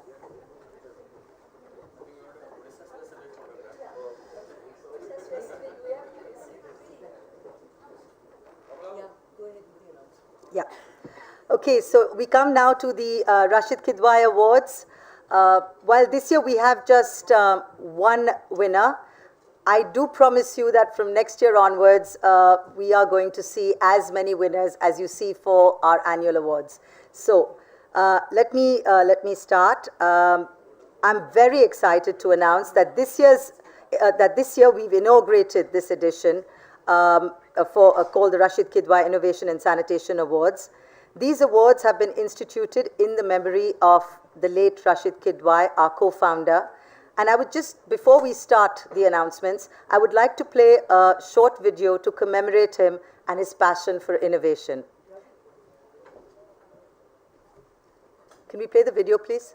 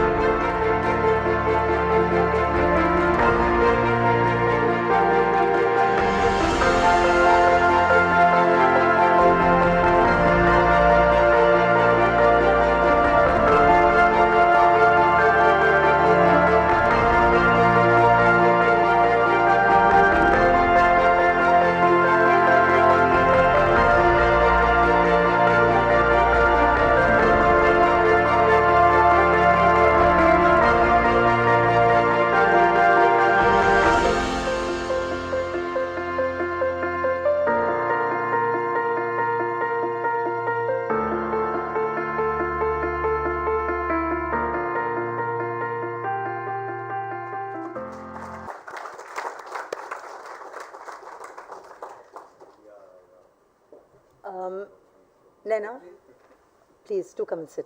Ravi is now going to speak.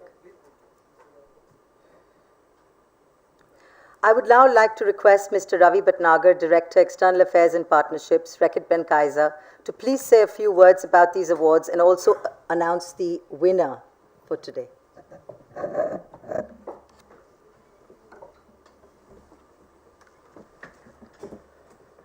Thank you so much, everyone. Although I have a speech with me, but first of all, I will put on record like I have been with the Reckitt from last 8 years now, and my journey has been very beautiful. And Rashid played a very, very important role. Wherever I am, so I think so. Nurturing my skills, and when I joined this whole gamut of sanitation work, so like I was taking the baby steps, and where we have reached now is putting an award in his name. I become very emotional, but let's let the journey continue. So as our Honorable Prime Minister said, Sabka Saath, Sabka Vikas, and it's always done by Sabka Prayas. So it's prayas by all of us in this room, our teams on the ground, ISC FICCI under the leadership of Sir Mishelkar Sir, under the leadership of Naina Ma'am, and many others who are in the room and outside the room. Also, my leadership at Reckitt, like who has been always very instrumental in encouraging, in making sure we live our purpose. The purpose of the purpose is the purpose. This is what I wanted to say. And what Dr. Mishelkar just spoke about, about the compassion and passion. I totally, second that, sir. And now coming straight to the awards, like, there's a formal requirement of thanking the ministers and others, like some of them are not here, but definitely they are supporting us. So I would like to thank Shri Gajendra Singh Shekhawat ji, who has been an important leader for Mission Swachhta and Pani also, which is a flagship program of Reckitt. Then, also to Hardeep Singh Puri ji, again, like he's supporting us at Sanitation Coalition as well as Mission Swachhta and Pani both. Along with that, Dr. Mishelkar, Naina Kidwai ma'am, and Natasha, and all other esteemed guests. Also the friends from the development sector, Aga Khan Foundation, UNICEF, and many others. In 1968, Dr. Bindeshwar Pathak, founder of Sulabh International Social Service Organization, invented the two-pit pour flush ecological compost toilet using just around 1.5 liters of water to flush, and after that there is no looking back. Always like, when I was doing my first post-graduation from TISS, we were also taught a chapter on India's sanitation journey, our comparison with the Bangladesh, how we are positioned in the BRAC. And like, it's so proud moment, like, I was in Nagaland this week only, and where, the Vice President was there, and we were talking about the G20 and the position India will take in the G20 about sanitation, water and health. So I was very fascinated with all the discussions there, and definitely we have put a very significant, footprint on the whole journey of sanitation in India. The coverage is at the highest levels. I remember the days of the Total Sanitation campaign, where my friends from Gramalya, Damodranji, who is also a Padam Shri awardee last year, so they also contributed. Along with that, Manoj and his team from Water.org and many others were there. This is a long journey which development sector started much earlier than the corporate sector, actually. But with, with Naina on the forefront and as a leader, we all joined you. The forces 7 years back, I remember. And I was also learning at that stage. Still I am learning, and I have some second line of leadership, like Sahil is there, Vivek is there, Amar Usad is there in this crowd, and many others who are taking this baton forward, and everyone is trying to do something good. Let me reflect a bit on why these awards were required and what already existed in the sector in terms of an award for the startups. And its drive to get more innovations into the sector, the government has been doing several things to support new entrepreneurs. The Atal New India Challenge program in early 2018, at the behest of the Niti Aayog, was a competition to capture technology startups and innovators across sectors and across areas to fund the best 50 ideas, giving them INR 30 million each along the necessary mentorship. The program meant to serve as a platform for the promotion of world-class innovation hubs, startup business, and other self-employment activities. To confront challenges India faced on the sanitation and cleanliness and hygiene fronts. In addition, there was a Startup India Hub which existed as one-stop platform for all stakeholders in the startup ecosystem to interact among each other, exchange knowledge, and form successful partnerships in a highly dynamic environment. Amidst all that, with the Honorable Prime Minister's clarion call for us Atmanirbhar Bharat, there was a need for identifying indigenous, cost-effective technologies that were easy to replace and replicate and scale up, and could be put these technologies at the ULB levels to implement various components of the Swachh Bharat Urban 2.0 on the ground. The Rashid Kidwai Innovation Award in sanitation was instituted keeping all that in mind.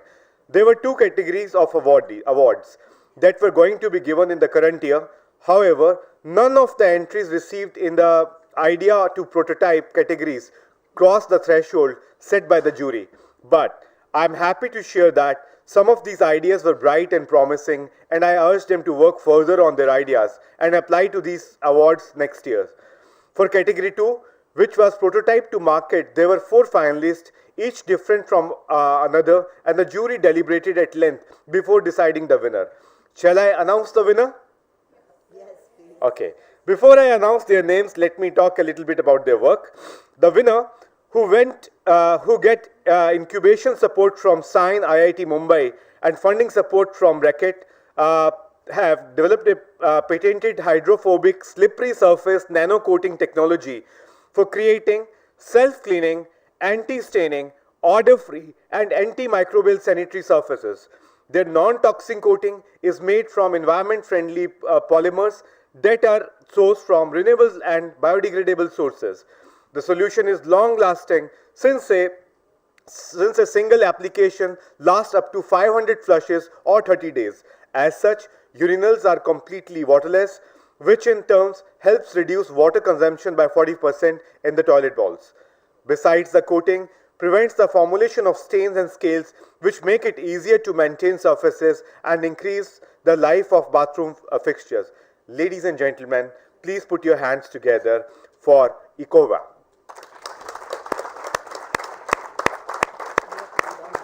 Yeah, thank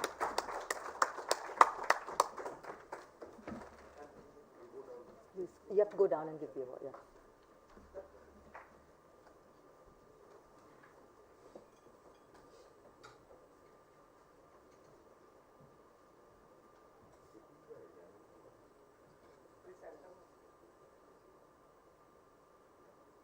You have the biggest responsibility actually.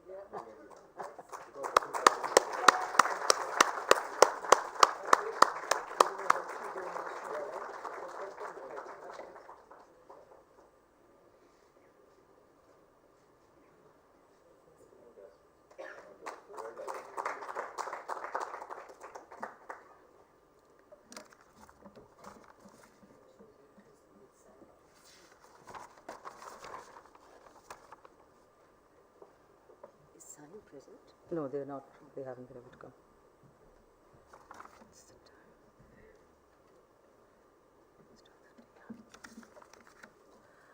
Right, so we come to the end of this session.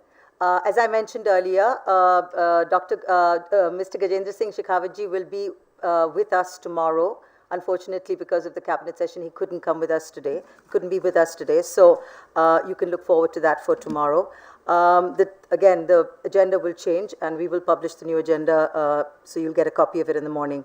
Right now, for this afternoon, we will go ahead with lunch, which is immediately up till about 1:30. So I invite all of you to come and partake of lunch with us. Post this, we will have the 3 breakout sessions, as you will have seen in the agenda. So do please choose the session of your choice, and you have the rooms as well, which have been allocated for each of the sessions. Post the sessions will each last for 2 hours, because you will have session speakers who will be with you, but there has to be a very active deliberation that will take place in each of these sessions. And at the end, all the session moderators will come together and we will have a summary brief in this hall, where we will look at what each session has talked about, what the actions are that they have decided to go ahead with, and then come up with a concrete action plan which ISC will lead for next year. So enjoy your lunch, and please do participate at the breakout sessions. Thank you. Sorry? Oh, the green trees, yes. Where are the green trees? Okay, Nena, you need to give away some green trees as well. Huh?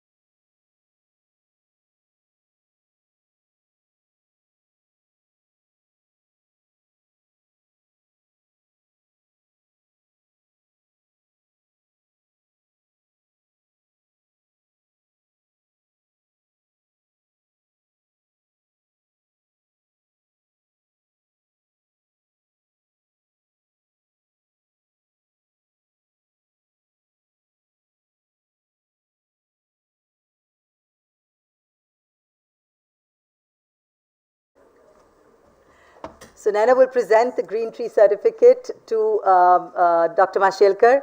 This is a tradition of FICCI, and this is a group of green trees that will be grown in his name by an NGO that they support.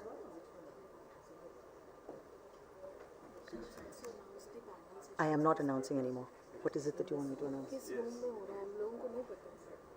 तुम बताओ फिर सबको. Yes, yes.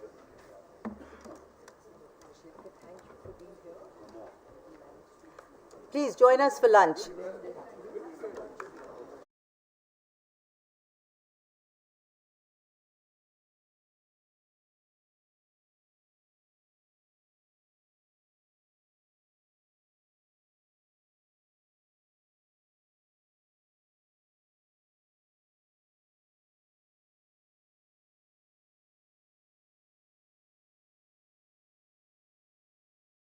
So lunch is from 12:30 to 1:30, and the panels are from 1:30 to 3:30, 2 hours. Okay? And if anyone has any confusion around the rooms where the panels are being held, please do ask one of the secretariat members.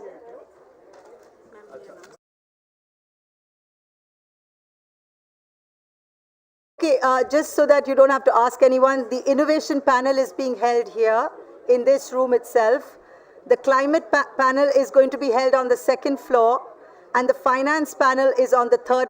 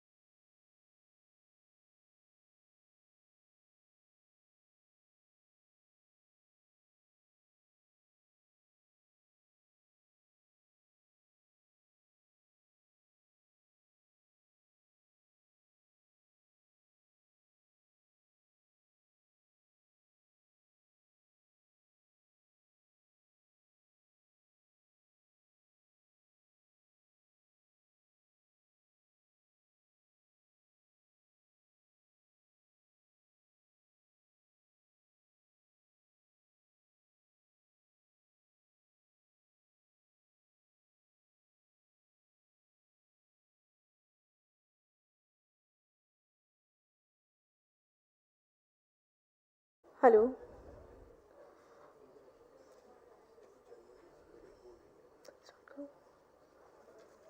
Good afternoon, everyone. I am Mitali Agrawal Mehta, Senior Program Manager, India Sanitation Coalition, and let me start by asking a question. What exactly is the mathematics of innovation? The mathematics of innovation is quite simple. Knowledge drives innovation, innovation drives productivity, and productivity drives economic growth. So we can easily say that innovation coupled with the use of newer technologies is a prerequisite for continuous growth. Moreover, to achieve the SDGs by 2030, there is a strong need to innovate. However, social innovation is a complex process requiring time and method, and this is exactly what we are going to deliberate over this panel discussion on innovation ecosystem, including newer technologies for wash in India, stock taking and prospects. We are happy to have with us Mr. Devansh Peshin, Manager Program Partnerships at Wilgrow, who will moderate the session. Devansh is a detail-oriented partnerships professional who is passionate about bringing about sustainable social change, working at the intersection of innovation, entrepreneurship, and ecosystem development. He is experienced in working on diverse projects ranging from incubation, acceleration, impact investing, education tool development, among others. On this panel, we have with us Mr. Ravi Bhatnagar, Director, External Affairs and Partnerships, Reckitt. Mr. Bhatnagar leads External Affairs and Partnerships at Reckitt and is in charge of the Africa, Middle East, and South Asian regions, where the interlinking of the issues of health, hygiene, and nutrition can be seen from close quarters. Being an integral part of conveying Reckitt's mission of purpose-led business, Mr. Bhatnagar has used his communication skills to reach out to the target benefactors of the programs who belong to the marginalized sections of the society. Before joining Reckitt, Mr. Bhatnagar worked in challenging leadership positions in several organizations, including as Associate Director with Clinton Health Access Initiative, Senior Manager Programs with Population Service International, to name a few. He is also the steering committee member of FICCI's India Sanitation Coalition and co-chair of ASSOCHAM's Corporate Social Responsibility Committee. We also have with us virtually Dr. Y. Malini Reddy, Director WASH South Asia, Ethna Infonomics.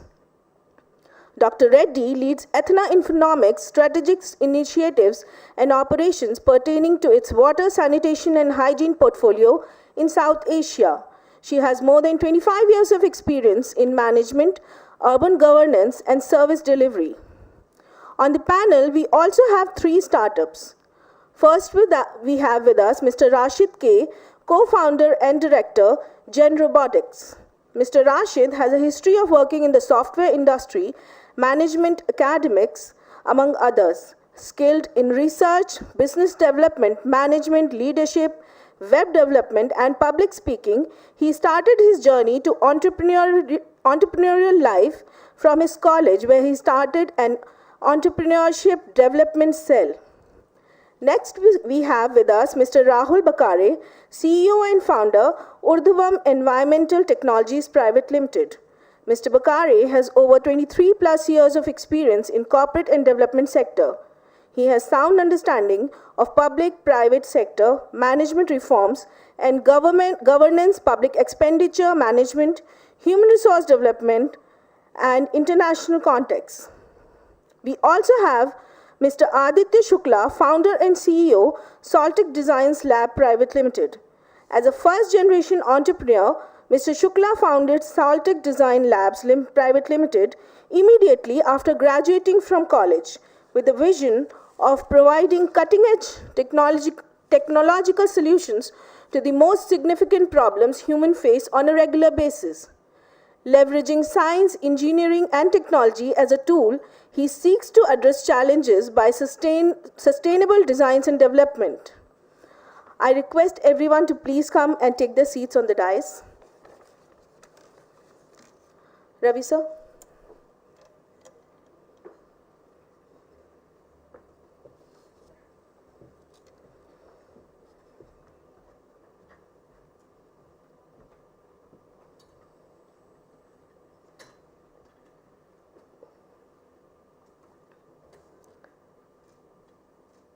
Thank you, everyone. Before we delve deep into the discussion, I would request the startups to briefly talk about their work. I would first like to invite Mr. Rashid K., co-founder and director, Gen Robotics.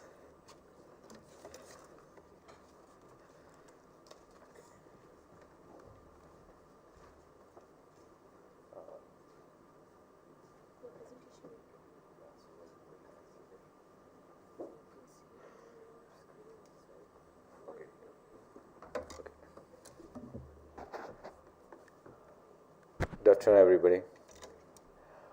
I hope everyone had a good lunch and hope everyone is in good mood only. First of all, I would like to share what we are doing and about what changes we made in the wash sector, specifically in the sanitation sector. I would like to take you into a small presentation. Please play the presentation.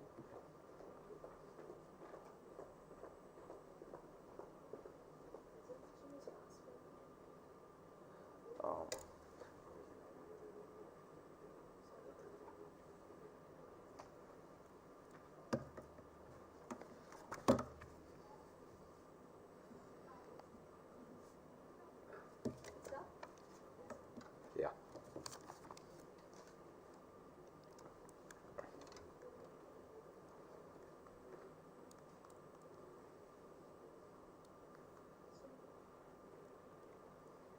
Excuse me. Sorry.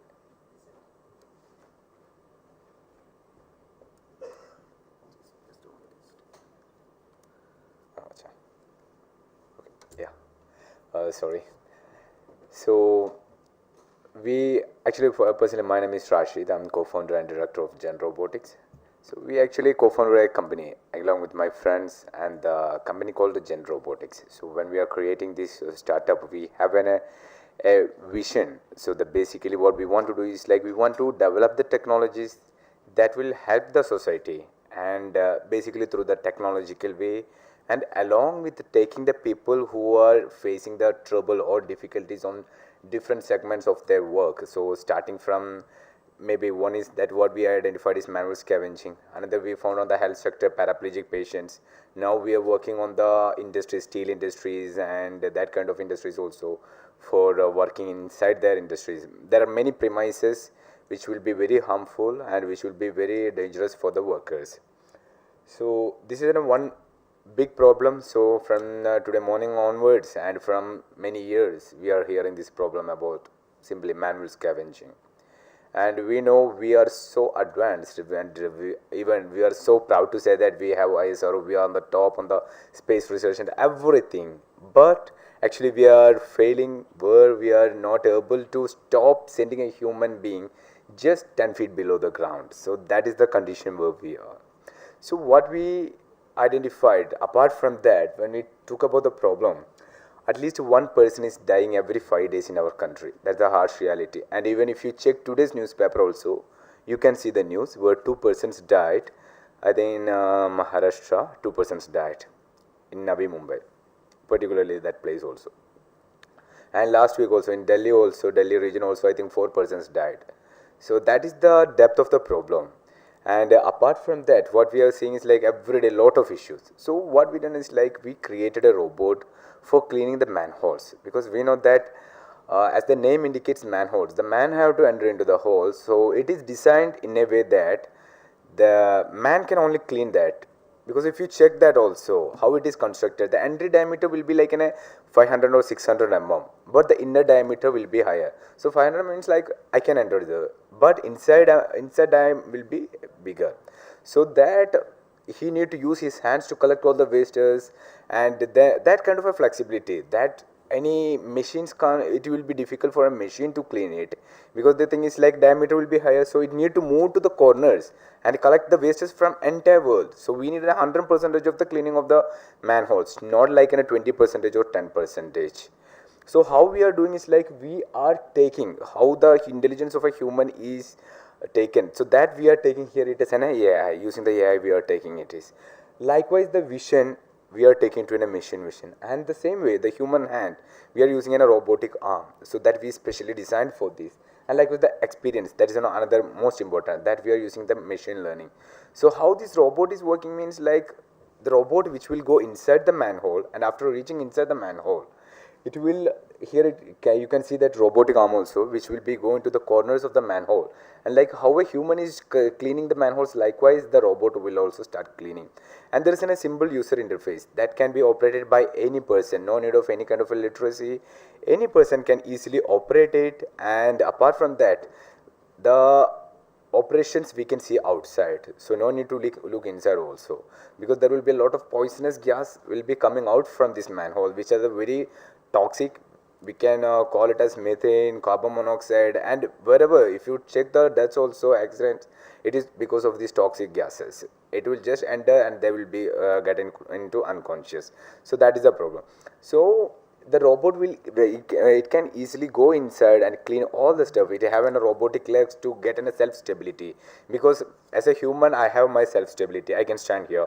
But if it's in a machine or in a robot, it don't have that. That stability we only need to give. So that stability we are giving by the robotic legs, which it can be expanded and it can be fit into the walls. So that's how the entire process that we are taking care in a much easier way, and any depth of the manhole that we can take in care. So even if it's in a 5 meter or 10 meter, that's not a problem at all. So that is another beauty of this. And we are taking the advanced metal composites as well. We are using the CFRP so that it will not get corroded, because we know that the atmosphere inside the manhole, it will be like a very corrosive friendly. So if we put any aluminum alloy or metal, it will easily get corroded. So to get a higher sustainability and get more life for the robot, we have taken the CFRP. Yeah. So and this project actually we launched in 2018 in presence of our Honorable Prime Minister and UN Secretary General. And apart from that, we are meeting 9 out of 17 SDG goals by UN.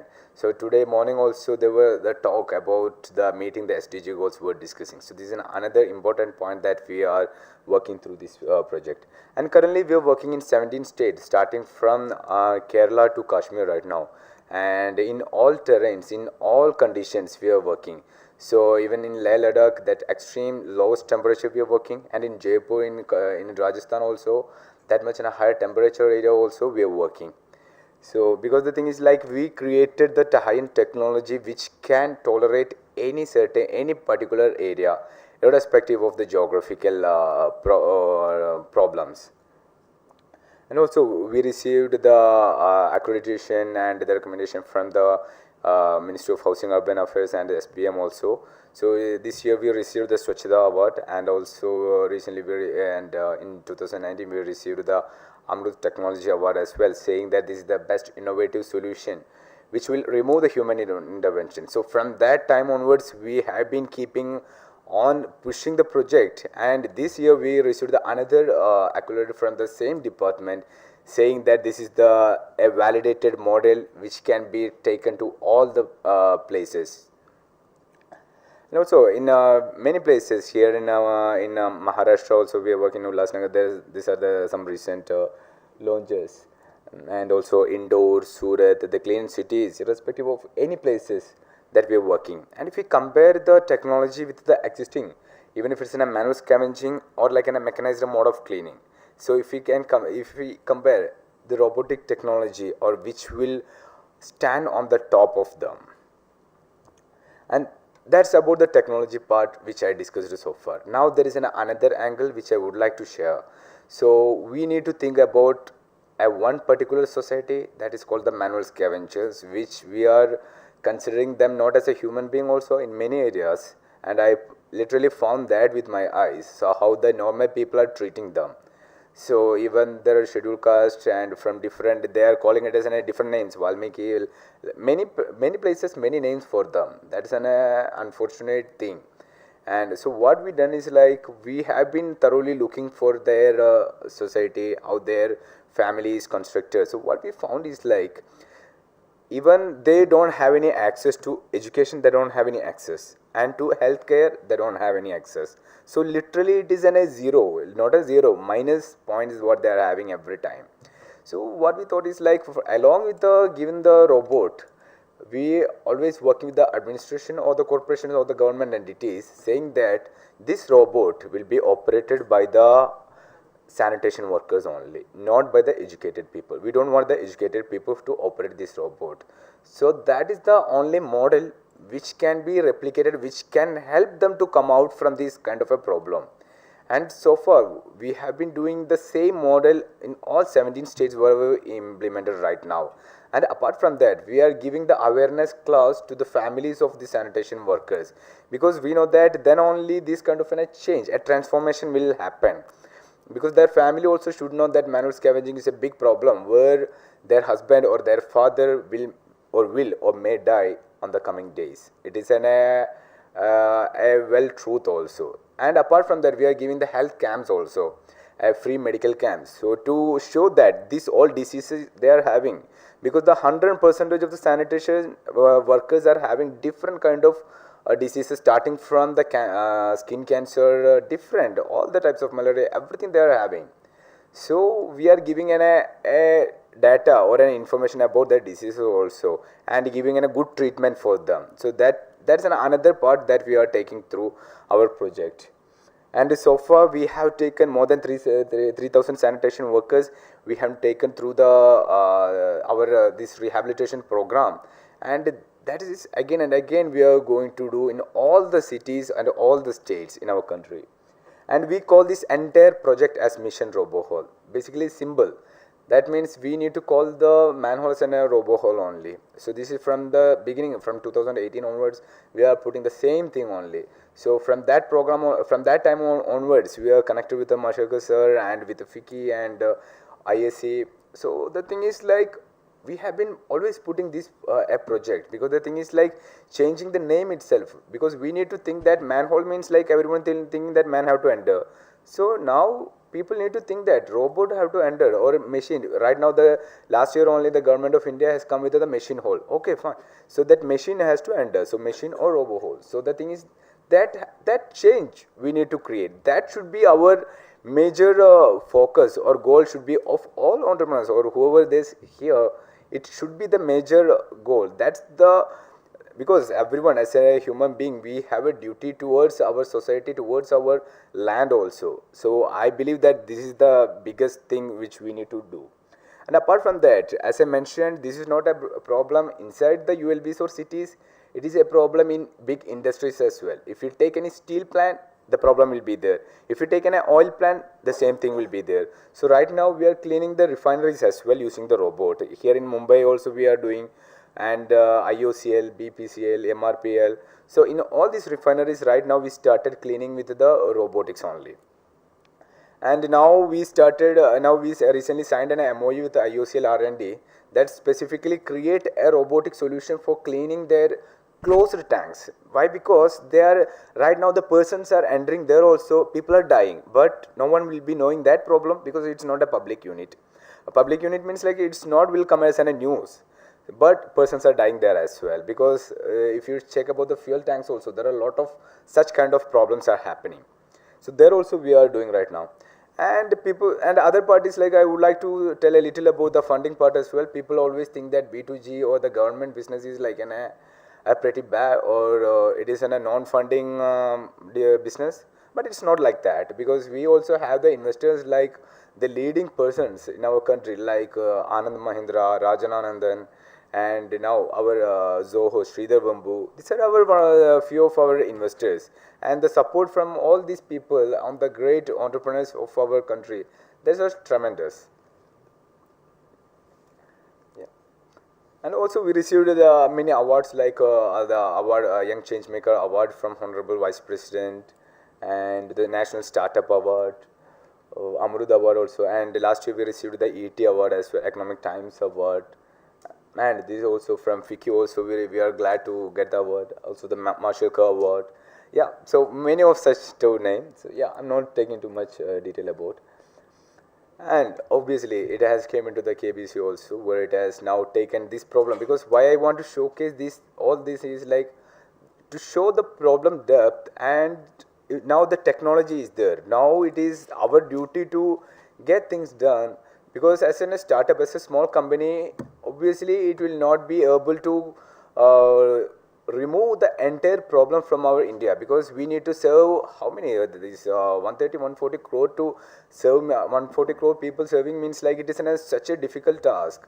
So we obviously need the support from the different stakeholders in different industry. Then only we can make a conclusion for this problem. And I just want to conclude this the presentation with a simple thing. This is the entire story what we are creating right now.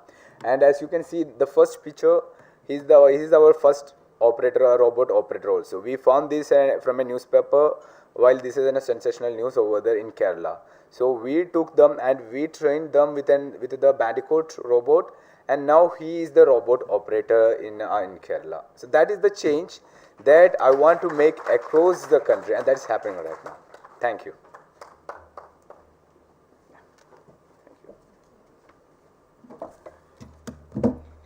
Thank you, Rashid. Gen Robotics is really making some noise in the sector. I now invite Mr. Rahul Bakare, CEO and founder, Urdhvam Environmental Technologies Private Limited.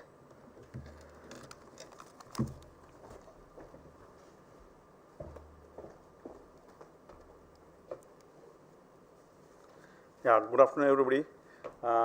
It's a difficult task after a sumptuous lunch to keep people awake. I'll try my best. I'm Rahul Bakare. I'm the founder and CEO of Urdhvam Environmental Technologies Private Limited.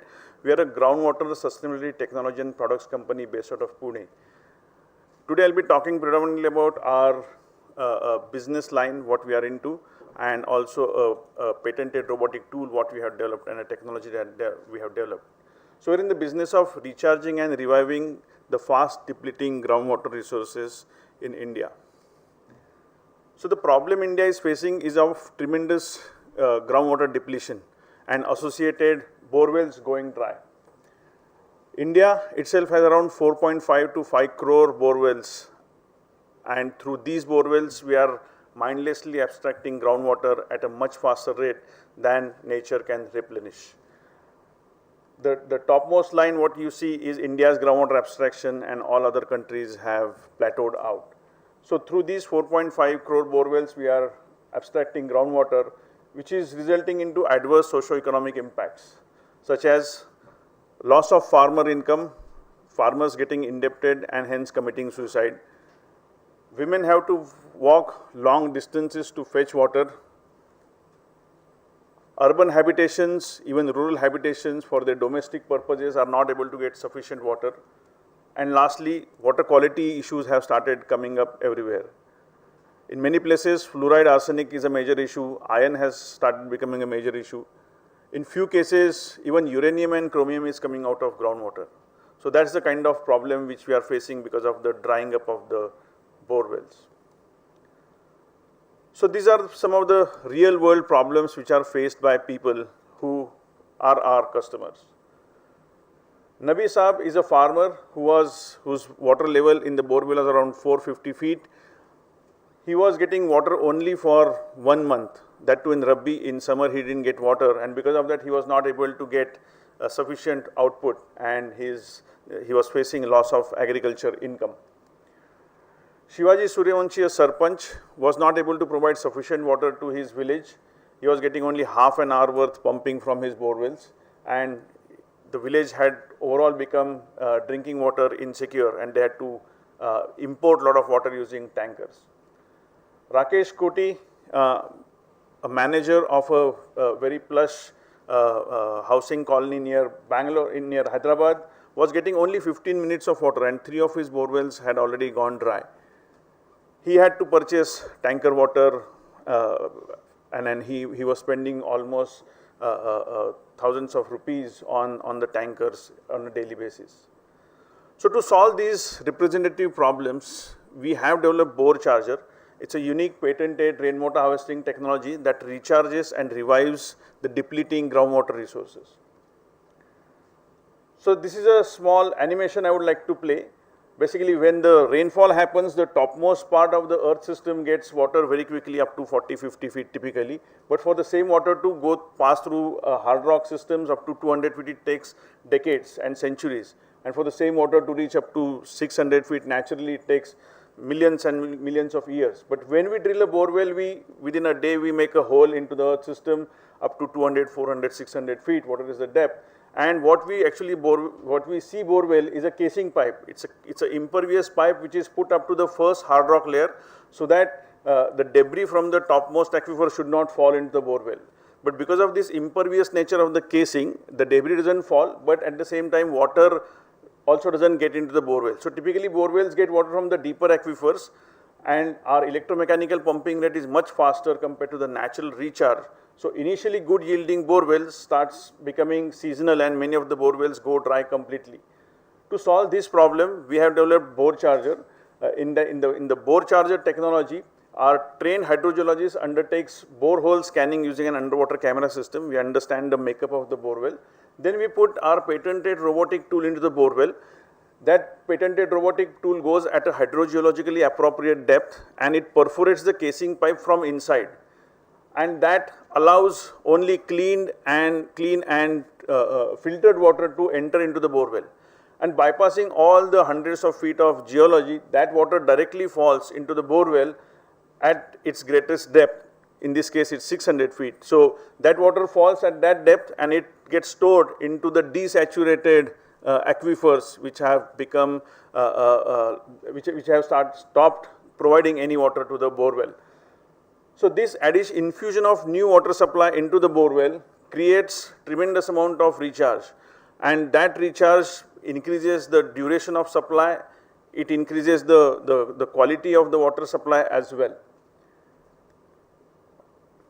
So this is a classical successful implementation. What we could see, water which was existing outside the borewell casing was not able to come into the borewell, but when we perforate the casing at a hydrogeologically appropriate depth, that water starts coming in. Now this water it's 24/7, it comes into the borewell, almost 6 to 8 months of the year it comes into the borewell and adds to the aquifer and recharges those aquifers which are at greater depths where natural recharge doesn't reach that quickly.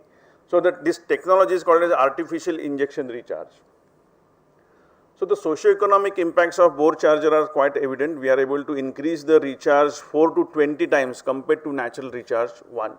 Secondly, we are able to recharge anywhere between 2 lakh to 80 lakh liters of water depending on the hydrogeology of that region.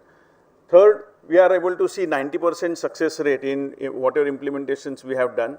And apart from that, not only the quantity of the borewell water increases, the quality also improves because the deeper aquifers typically have very hard water, and we are able to directly infuse fresh water from the topmost aquifer. That provides better quality because of the dilution of the deeper aquifers. And overall, it provides additional 1 to 6 more months of water from the borewells. The secondary impacts, obviously, the farmers are less vulnerable to climate shocks or weather shocks. We are able to reduce the tanker costs as well as the electricity costs.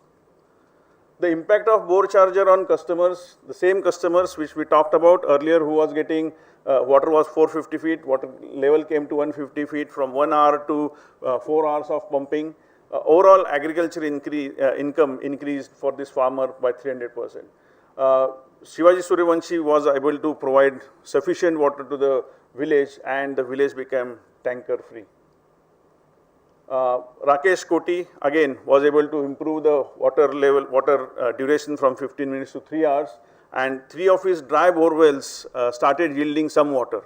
Certainly it didn't provide tremendous amount of water, but it started, and he was able to save almost 60,000 rupees per month.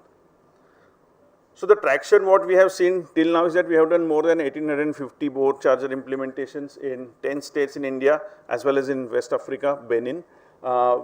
Through these implementations, we have recharged more than 187 crore liters of cumulative water, and we have positively affected 85,000 beneficiaries through this endeavor.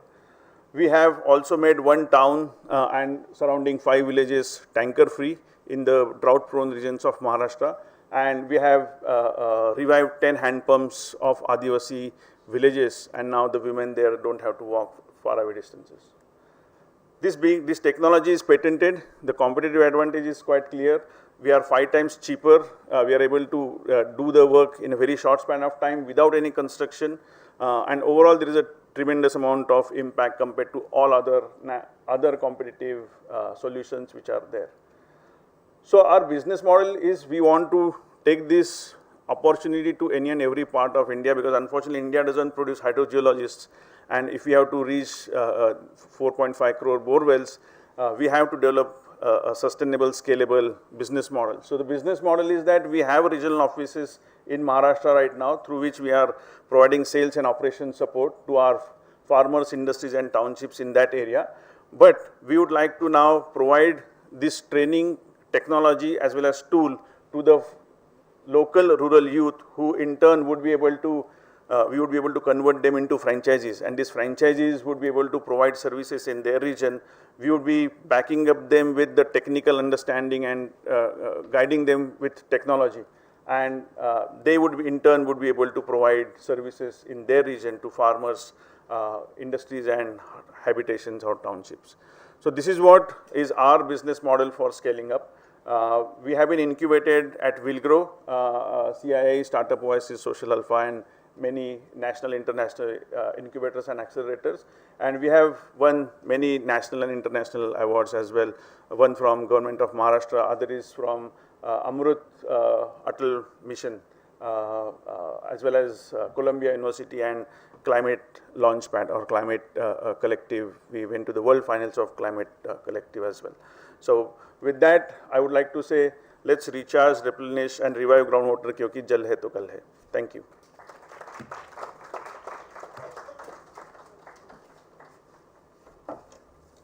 Thank you, Rahul. Groundwater recharge is certainly important for the future of WASH.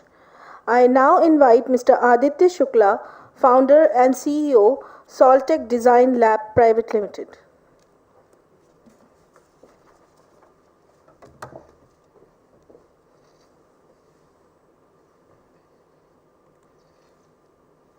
Hello everyone, my name is Aditya Shukla. I am founder and CEO of Soltech Design Labs Private Limited. We are a company based out of Ahmedabad, Gujarat. We are working into waste management, recycling and at the intersection of both the domain. So what basically we are doing in one line is we are valorizing waste into alternate materials and thereby building sustainable infrastructure through them.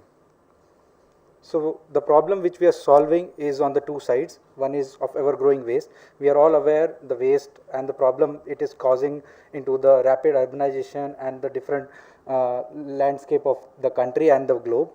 On the other side, we need urban infrastructure which is more sustainable, more durable and accommodate more population which is migrating from rural to urban areas. And that is the core reasons of them is basically 2, 3, 4, if you can count it on fingers, is most of the material which is coming out of as waste is commingled more than one type of heterogeneous waste. You cannot have any recycling technology which can process heterogeneous waste into some kind of product. There is no source segregation, and that is why the commingled waste is coming. Or let's say you segregate waste wet and dry, then also in dry you have multiple kinds of other material mixed together, plastic, different kinds of textile waste, paper waste all together. You have towns and cities which is like 1/3 of India's population, and out of that 1/4 is slum housing. So that is where we come in with a technology based solution where we are transforming waste and building infrastructure. So there are different kinds of waste streams where we take material.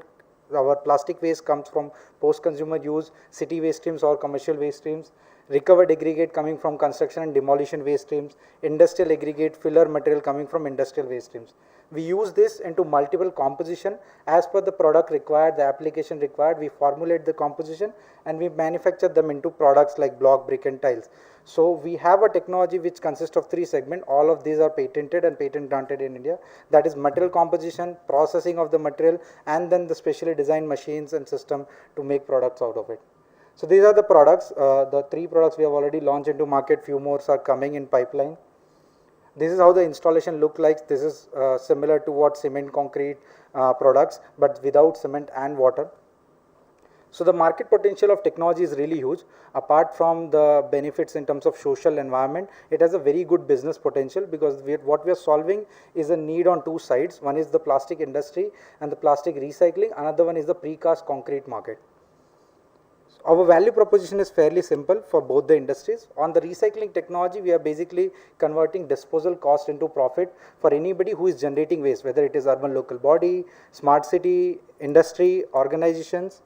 On the other side, composite product, we are providing sustainable product at affordable price. Our products are very competitive in price as compared to concrete. We are not charging any premium in the end product. So eventually that is what we are delivering to increase the portfolio sustainability of people who are taking this kind of product, and eventually in a very affordable price range. So what we do is Soltech provides advanced recycling technology to partners in a local manner where they can establish this kind of unit which can locally recycle their waste streams which are coming from different sources, make products which can be utilized for infrastructure built up. So this is now the current status. We have 2.5 tons per day recycling capacity installed. We have recycled almost 130 metric tons of plastic waste that was going to the landfill eventually. 325 metric tons of overall material, which is plastic, industrial waste and C&D waste. And then 128,000 square feet of product we have installed into market across Gujarat, Rajasthan and Maharashtra. These are the plants developed. We have LOIs for establishing multiple plants at multiple locations that we are going to do.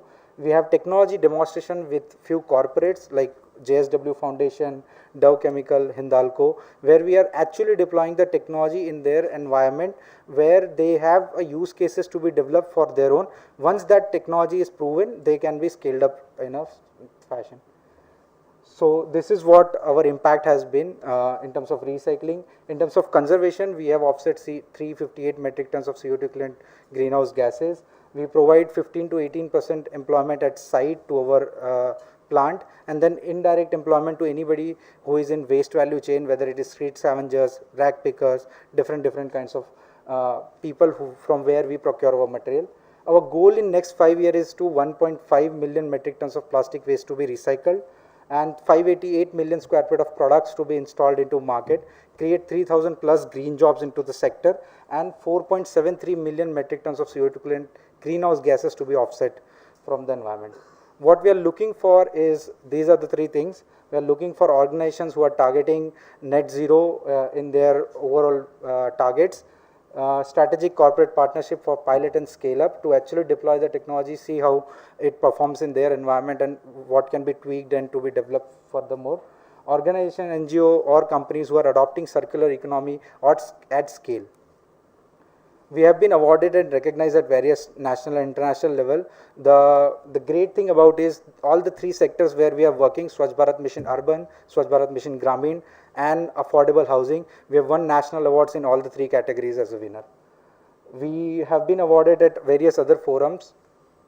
So this is what our SDGs look like. We have focused on multiple SDGs from starting to end, from material to end product deployment into the market.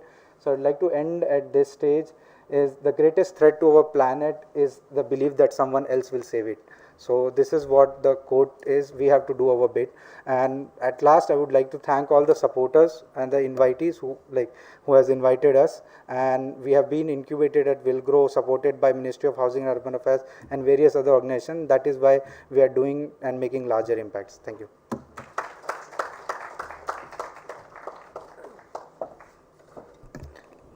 Thank you, Aditya. It is really inspiring to see the work that these startups are doing in the sector. Now, without much further ado, I now hand over the baton to you, Devansh. Thank you very much. Malini, if you are there to maintain parity with everyone, I would ask you to please give a brief about the work that Athena Infonomics is doing in the area of wash, and what have your learnings been in this area? Hi, namaste everyone, and a big thank you to ISC team for accommodating my request. I couldn't travel, my father is undergoing an operation, so thank you very much for your understanding. Nice to meet you, Devansh. I work for Athena Infonomics.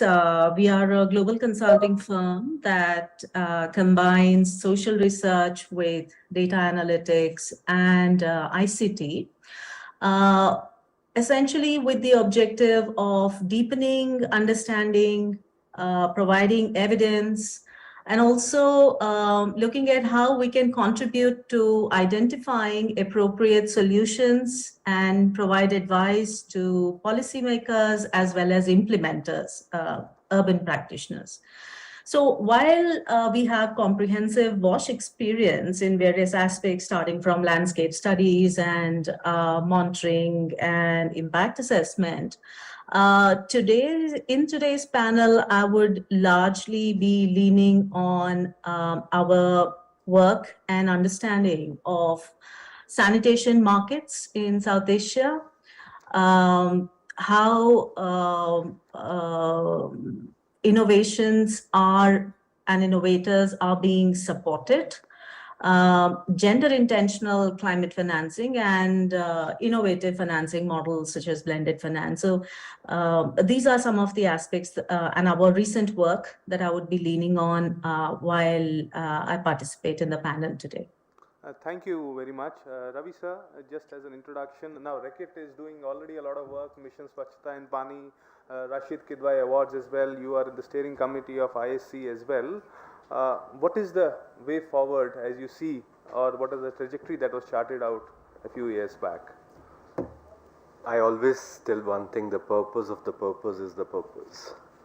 So to start with this, like there's a long roadmap. I remember the days when the total sanitation campaign was launched, and after that, you know, Swachh Bharat mission. And in 2021, to India, Reckitt gave a preamble on sanitation and water, which was jointly launched by Ministry of Jal Shakti on 75th year of India's independence and all that. But coming back to the basics, I see a lot of investments are yet to be made on the behavior change communication. We do a lot of diplomatic meetings between India, UK, US, India and all that, where I sit on the UK-India Business Council and Confederation of British Industries.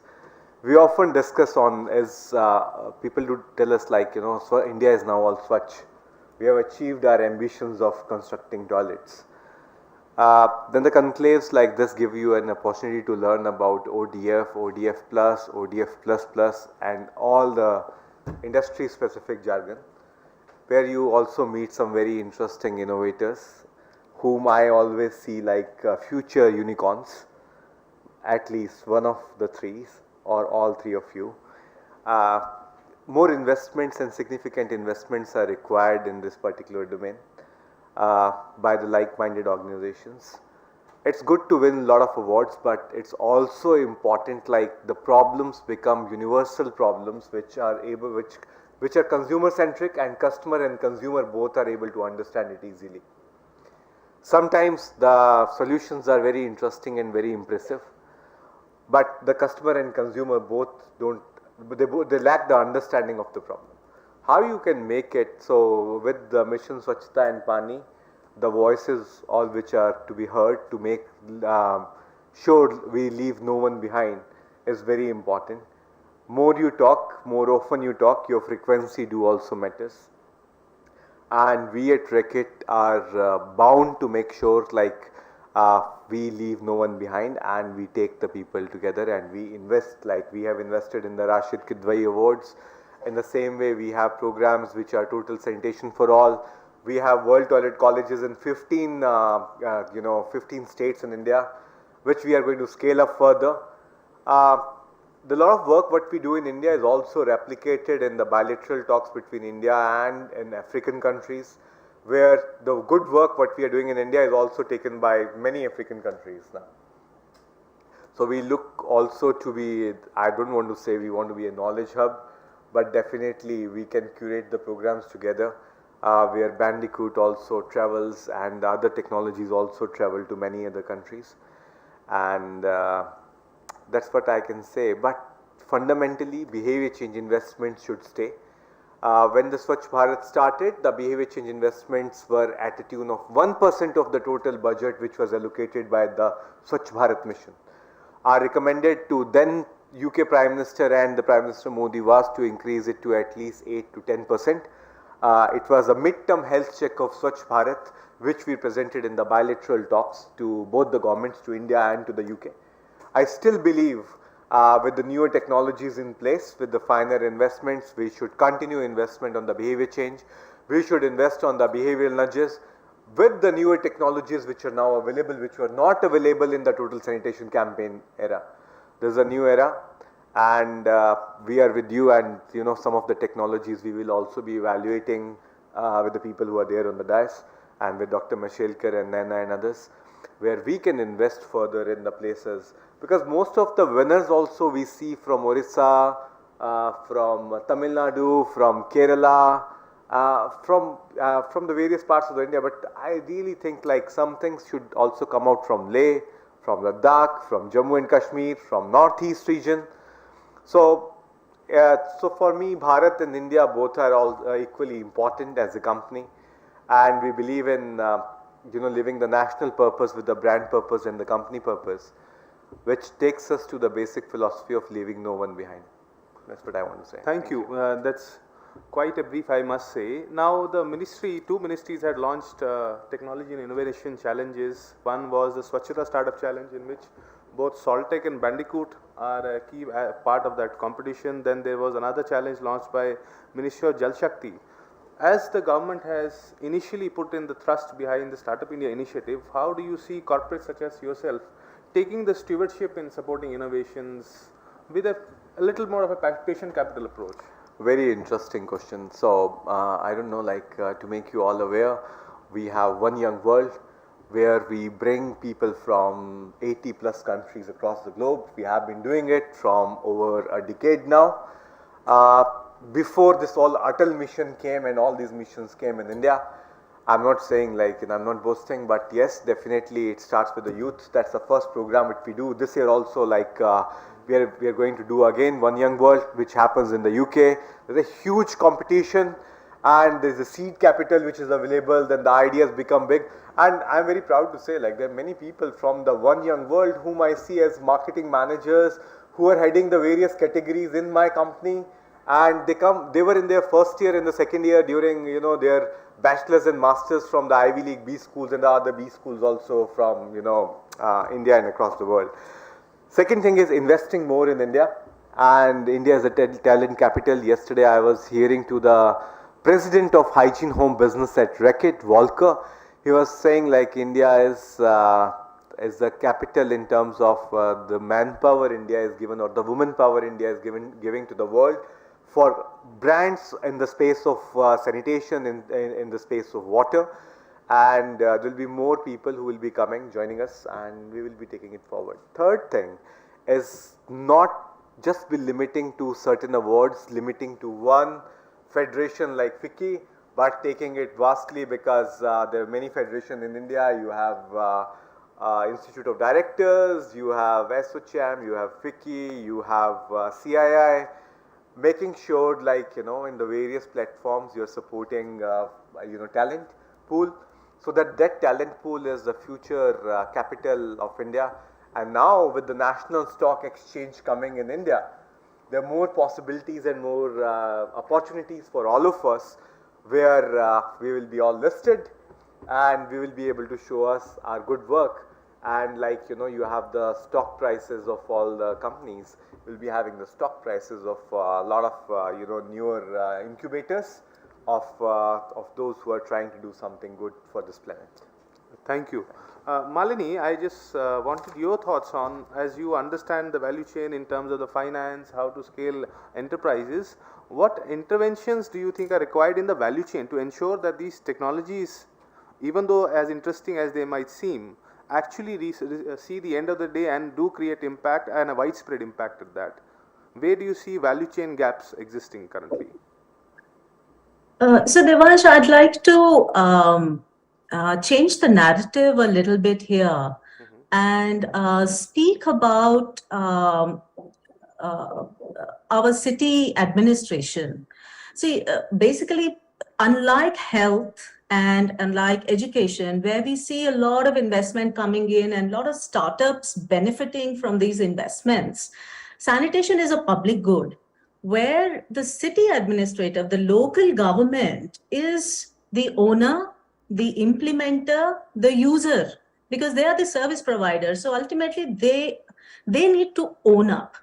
And I think when we look at investments and the flow of investments, whether you take any programs, the ones funded by USAID or any private philanthropy, and we can lean on Ravi's experience as well, fund flow is not a challenge. The challenge is actually getting projects off the ground. How do you get city administrators, and not just the commissioners, but people, engineers who are in the cities, to understand the importance of these innovations and actually take that step to go and procure? And there are several challenges that we need to sort of fix. For example, let's take, sorry for putting you on the spot here, Rashid, but suppose we talk in terms of gen robotics. How do a city differentiate between gen robotics or maybe a Solinas or a Jalodbus? How do I differentiate? So what are the standards? I mean, are there any standards for technology selection? Because every day we have new startups, new ideas, brilliant initiatives. And this process of continuous pilots keeps going on. But the city needs to have that confidence and capability to be able to evaluate between these multiple. Take another example, water from air. There are at least 30 that I have personally interacted with. How do you get a city to be able to differentiate between these? So I think it's also equally important from the innovator's side and investors' side to be able to come up with standards for technology selection, in addition to, of course, standards for technical performance, which all of us are focused on and are very conscious about. From the city side and in terms of policy, I essentially see 4 broad areas which I think would be required to move the needle. First is, of course, we all know the regulatory push. So if we want groundwater to be recharged, firstly, where are the regulations in place for prevention of groundwater extraction? So it is not just having a policy, but it is implementing the policy in the right letter and spirit. So whether it is groundwater extraction, ensuring that all the new buildings have septic tanks as per standards, all new apartments have decentralized STPs which are actually working and made and kept functional. Somebody is monitoring it. But where are the policies for purchase of treated used water?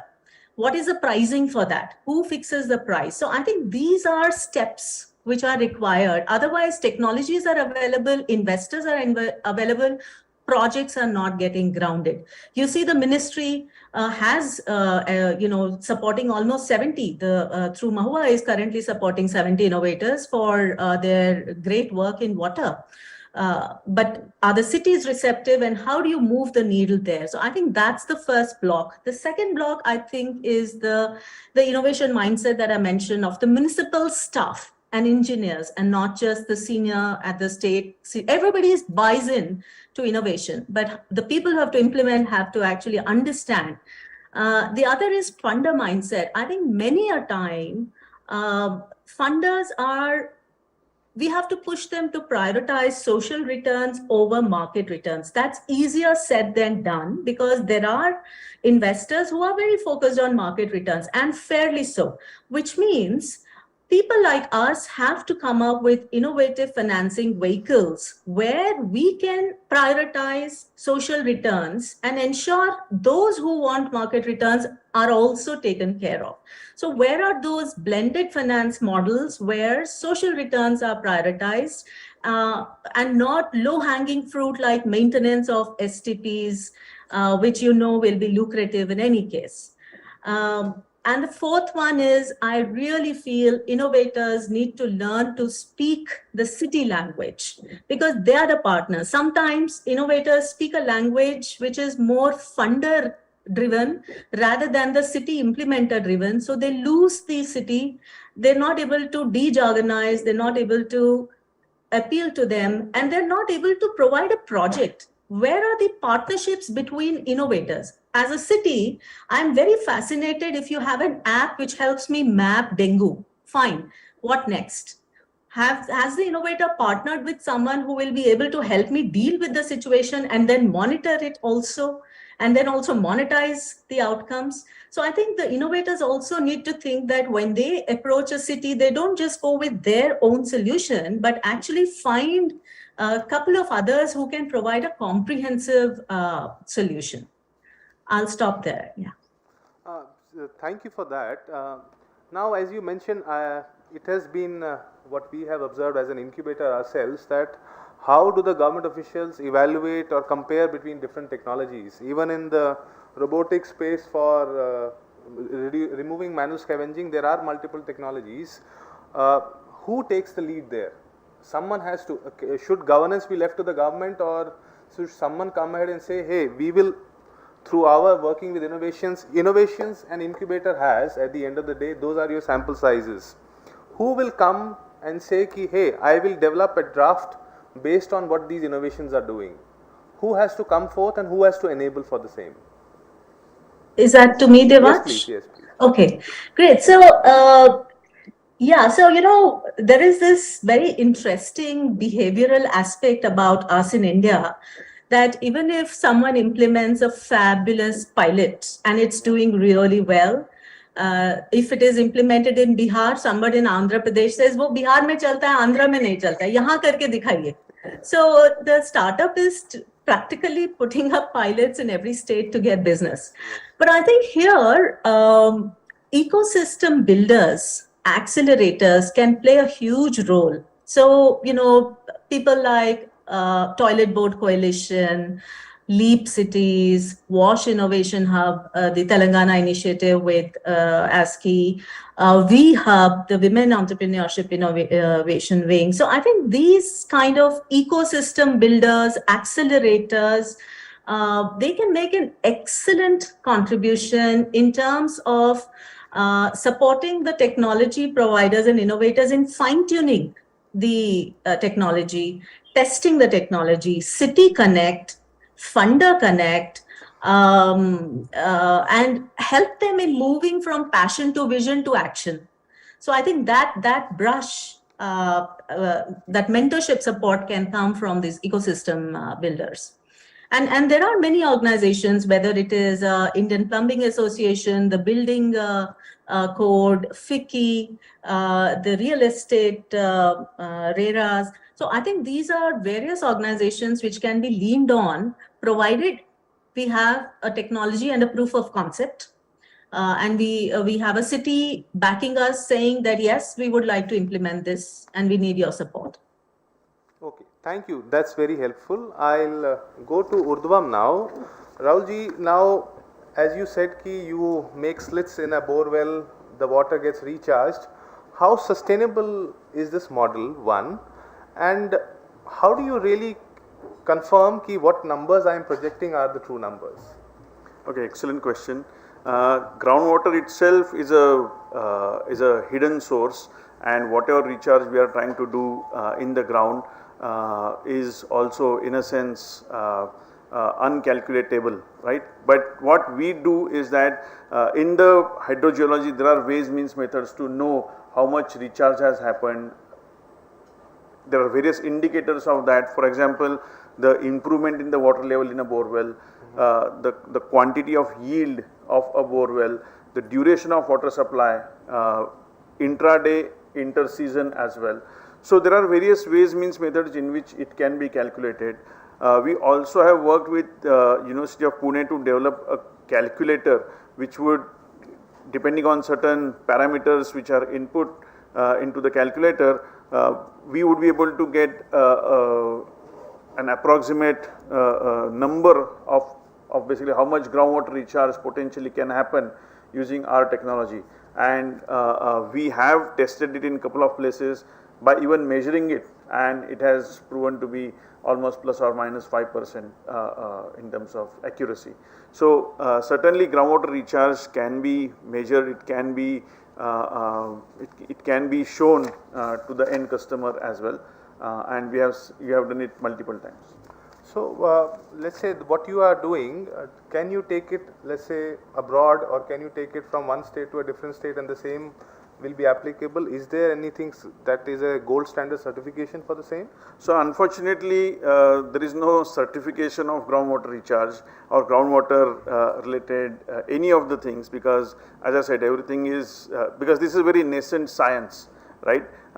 It's in existence only since last 60-70 years. It's a multidisciplinary science, one. Second of all, what we are trying to do in case of bore charger is that we have already developed the automation of the bore charger, one. Second of all, we would be training the local para-hydrologists who may be 12th class or maybe a BCom or a BA, whatever may be the background, but who is passionate and wants to take this work in his or her area or geography. We would be training such people, we would be giving them the tool to operate, and that tool will be able to go to appropriate depth, right? So the automation is gone to such an extent that after inputting certain parameters, the information would be sent to us over the IoT and on the cloud, and our trained hydrogeologists sitting in our command and control center would be able to operate the tool remotely, and the para-hydrogeologist would be able to administer the service. So with that, we would be able to monitor the quality of implementation, one. Second of all, data in groundwater is very important and crucial, which nobody has as a matter of fact. So we would be able to gather that kind of data as well. So we are consciously trying to work on this sustainable as well as scalable model of local entrepreneurship, and through local entrepreneurship we would like to tackle this humongous problem of groundwater depletion. Thank you. To Aditya, now this is a question for everyone who is making new construction materials, whether it is from plastic, whether someone is using paddy straw. How scalable is this model, considering that you have to procure plastic? How scalable is this model, can you say? So in terms of supply chain, if you see the material which people are trying to use, like startup like us who are operating into alternate material domain, so they have use cases in which they see a waste material as a source of raw materials. So if you see waste material in terms of plastic, the number is very huge in India, the generation number across the globe is huge, but the issue is not in the generation number, the issue is in the collection number. So how much amount that is collected actually, and that can be utilized into a material. Now that is where the challenge is, and the startup who are operating in the domain with a clear sight will very well understand this challenge and try to build a model around this, something in the sort that they can overcome this challenge. So that is how we also do. In terms of, we are not a waste management company very specifically, we are a forward integration to waste management. So we work and we want to work with companies who are doing good waste management, so that we have a supply chain of raw material coming from them. Now what happens is, why they will do the material which is not that much monetary beneficial to them, that is where we come in with a monetary benefit to the material itself. So it becomes easy. So for example, whatever the material you take, even if I am taking a raw material as a plastic, I cannot calculate that raw material as free. I have to put some landed cost to it, so that cost will eventually go into the waste value chain to incentivize people to collect more, to increase the recycling rate, to eventually bring more material into the supply chain. And that is how the model can be built up. If I calculate everything at a zero cost and then build a model around it, I will eventually fail. And that is what the startups, the good startups who are trying to work out with waste to valuable products are doing the same. I think that's quite helpful. Malini, as both startups have mentioned about scalability of innovations, what is scalable and what is not, how to go about scaling. In your previous role, you were at the helm of the WASH Innovation Hub at the Administrative Staff College. The hub has more than 600 innovations and startups under its fold. What are the key features of innovations or startups in these areas of WASH that make them scalable, or what should they keep in mind to build scalable startups? So Devansh, not sure if it's appropriate for me to speak about my previous role, but that number would be much higher now. It will be about 800 plus. Okay. And it spans across various waste streams, not just sanitation, but it spans across. But I think a couple of things that I would definitely speak about is that this the point that I made earlier, that how do you take the passion to vision to action? I think one area that we found a big challenge for scaling up is how prepared the startup is in terms of its team to be able to scale up. And this is, I want to draw a simile from my experience from the garment industry. This is very akin to the beautiful handlooms that we have. So you have lovely Pochampalli fabric, but the moment they get a state government order that all schools and government offices must have curtains made out of Pochampalli fabric only, they're not able to supply it. So that is it's a catch-29. You can't build a team and have them on a bench before you get orders. But at the same time, you need to be smart enough to assess that where and how do you scale up. To the extent that we have encountered startups who have received awards at various forums, including World Economic Forum, and they find it extremely challenging to even bring 10 of their products at short notice to a particular event. So I think that is, are you ready and how are you prepared? What are your scenario planning for scale up? That I think is the biggest challenge. Of course, I don't want to get into the procurement challenges, explaining to the city, and the national government and state governments have made considerable number of changes in their procurement policies to bring in startups. So I think there is some effort on that side.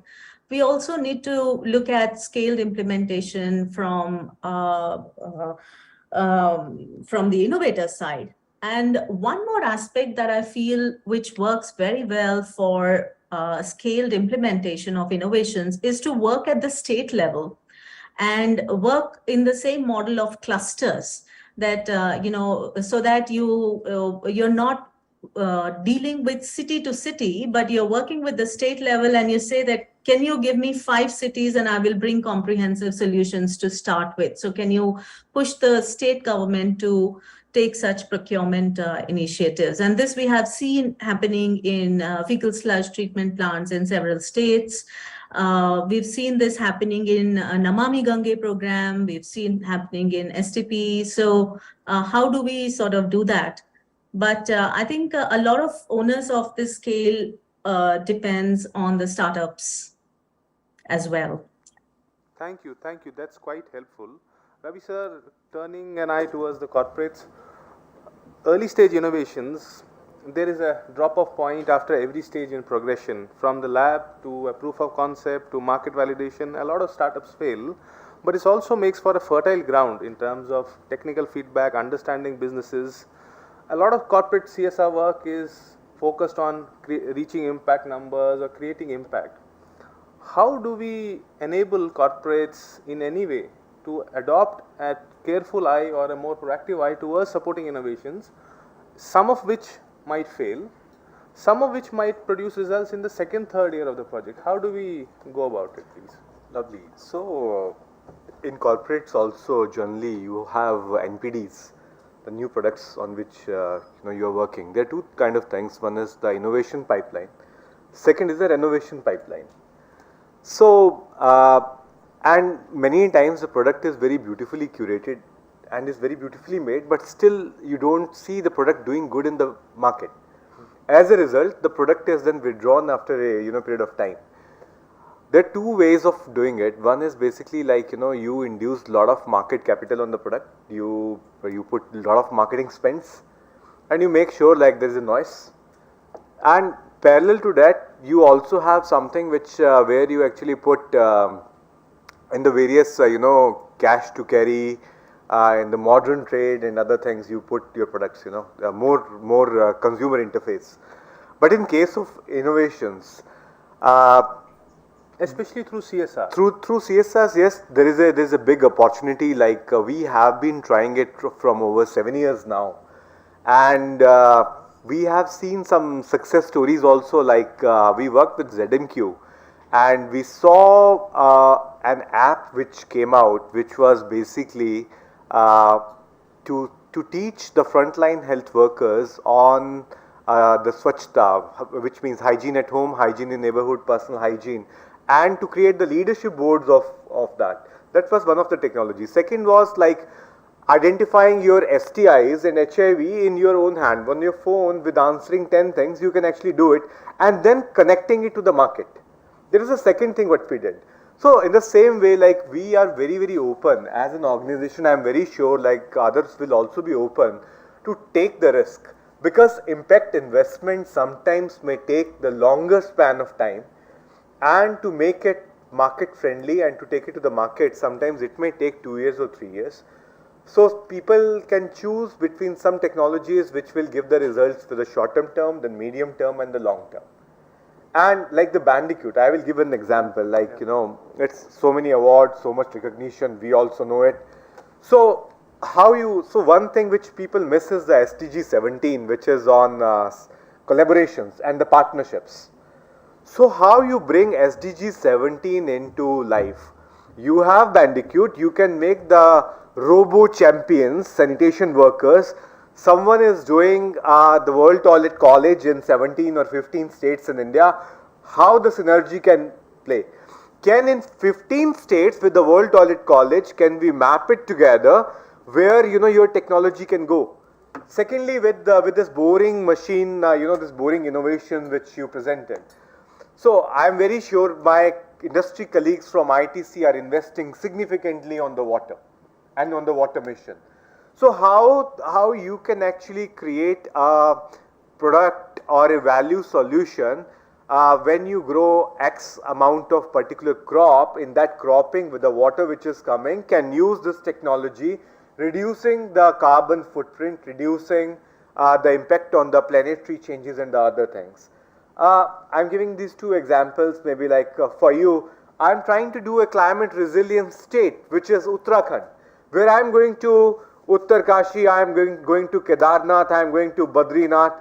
I am going to showcase 4 schools in Uttarakhand with the government of Uttarakhand and with the PMO for G20, where I need someone who can actually show me the way how I can use the forward linkages on, you know, the plastic bottles, the multi-layer plastic of Dettol or Harpic or the other brands. And I have the furniture ready in the schools which are bottom of the pyramid schools, or the schools where really which can't afford the table and the desk and the chairs or the whiteboards and other things. How we can collaborate. So those opportunities need to be created, and I'm very sure, like me, the other industry colleagues from the other industries will also be charged up at this moment, because most of us who are doing big businesses or maybe small businesses also, they all listed they're listed in the Dow Jones Sustainability Index. Their investors are listening, the boards are very sensitive, and they're also looking into what countries are progressing and how the companies are progressing. We have started doing something which is, you know, India for India story and India for India narrative, because most of the people tell us and many other industry colleagues, like, you reap all the profits and you take back to the UK and the US and the other these places. So we have started doing those stories, how you are benefiting the societies in India. What is your what is your contribution to the GDP and the taxes in India? How much employability and employment you have generated for the country? And what is the social return on investment by the work what you have been doing? Like, we do work with 500,000 madrasas across India on the hygiene education, where the return on investment is 1 rupee spent gives you return on investment of 50 rupees. The World Toilet College gives 1 rupee investment of 30 rupees, the return. Then there is a Durex birds and the bee stock. When I invest 1 rupee, it gives me the investment back of 25 rupees to me. So I have those matrices with me. By the virtue of that, I can tell my board and I tell my investors and stakeholders and the government in India, when I invest, these partnerships, by the virtue of the partnership brokerage processes, brings what value addition in India. And it's all going into the nation building exercise. So we are very open, and I am very sure industry will be open. So more avenues are required where matchmaking happens. Like, you have Shadi.coms. When myself, Rashid, Naina and everyone, when we collaborated first time for this FICCI ISC, We also thought like this will be a matchmaking platform, this FICCI ISC, where the investors, the corporates, the civil society, the startups, the government, as well as advocates and activists, they will all come together, and we will all be hearing to each other, and certain things will happen. I'm very lucky, like, you know, I have seen it growing over the last 6-7 years, and we have come to the stage where we have started discussing it, and it was initially 10-15 companies who were very keen to partner. We have now a whole platform where we have 200 plus companies, big and small, MSMEs also coming. Then the Chai Cafe, if I'm pronouncing it right. Lou Cafe, sorry. The Lou Cafe, like, seeing the innovations from here, which are IT based, AI based and all those things. So it's totally fun environment, and I'm seeing like this momentum is going to further grow and more investment flowing. Although, yes, I agree with you, Devansh, and with Malini also. When you go and you have to pick a, particular brand, you are very cautious. Like maybe like you are wearing Canali, you are wearing Raymond's, you are wearing something else, you are wearing Harno or Ferragamo or whatsoever it is. So in the same way, some standardization is required from the government point of view also. Okay, these are the 4 technologies. This is best in class. This is A, this is B, this is C, this is D. How that standardization happens? Are there some parameters to do it? So what are the agencies which can do it? So that every time you have not to fight to prove like you are the best. Or the brands, there are few which are in front of me, like, I see Lifebuoy here, or I see Catch here, or I see, Godrej here. I will not talk about my brands. I'm seeing these 3 brands. These brands are very much familiar, and these are known brands to us. And it takes times for the brand building, So how your brands will be built, it's a whole exercise. And it will, therefore it's important, like the customers and consumers, they should know the problems easily and they should resonate with your brands. And you say in the future, like in the next 3 decades, the generation XYZ should say, oh, Bandicoot means this, or your innovation means this, or Bayer stands for pesticides, fertilizers and many other things, right? Or for the animal husbandry things. Or Dettol stands for hygiene, for an example. So how these names become synonymous to your thinking and your startups? I'm sure that time will come, and like we see many unicorns. So maybe like some unicorns may be arising from there, but a lot of brand building is required and standardization is required. Nowadays we listen about the B Corp companies, the sustainable companies, the B Corp, which is the highest standard. Okay, so in India, if you explain someone to B Corp, people say, oh, I don't understand. What is B Corp? When you say ISI mark, people understand. When you say silk mark, people understand. So how you create an industrial mark so that that industrial mark is at the highest level. Okay, under the various missions of government, you have tiger of, that's a tiger or lion, where it's a Make in India's logo also. Yeah. That's good. But what is the quality assurance thing for your brands? Something which world should recognize. That should be there. Yeah, that's what I want to say. Even for the helmets, you have ISA mark in India, and that's also equivalent to the marks of helmets which are there produced by, the helmet producers in Europe and in the UK. So you have the DOT. So you have the DOT mark. So in the same way, we need to do something here. That's one suggestion which I have. Thank you. I think what you have suggested actually as an admittance of guilt for me, working as an incubator, that if CSR gives money to support innovations, what is a standardized metric, and I can say, okay, this is what I can achieve in 3 years. I can showcase customized metrics of customized startups, but I cannot give you a specific metric which is quite agnostic and is purely a metric to say that this is your return on putting out money through CSR to support innovations. In terms of, do you think, or is there any need for government to incentivize CSR funding to innovations, like a credit or something?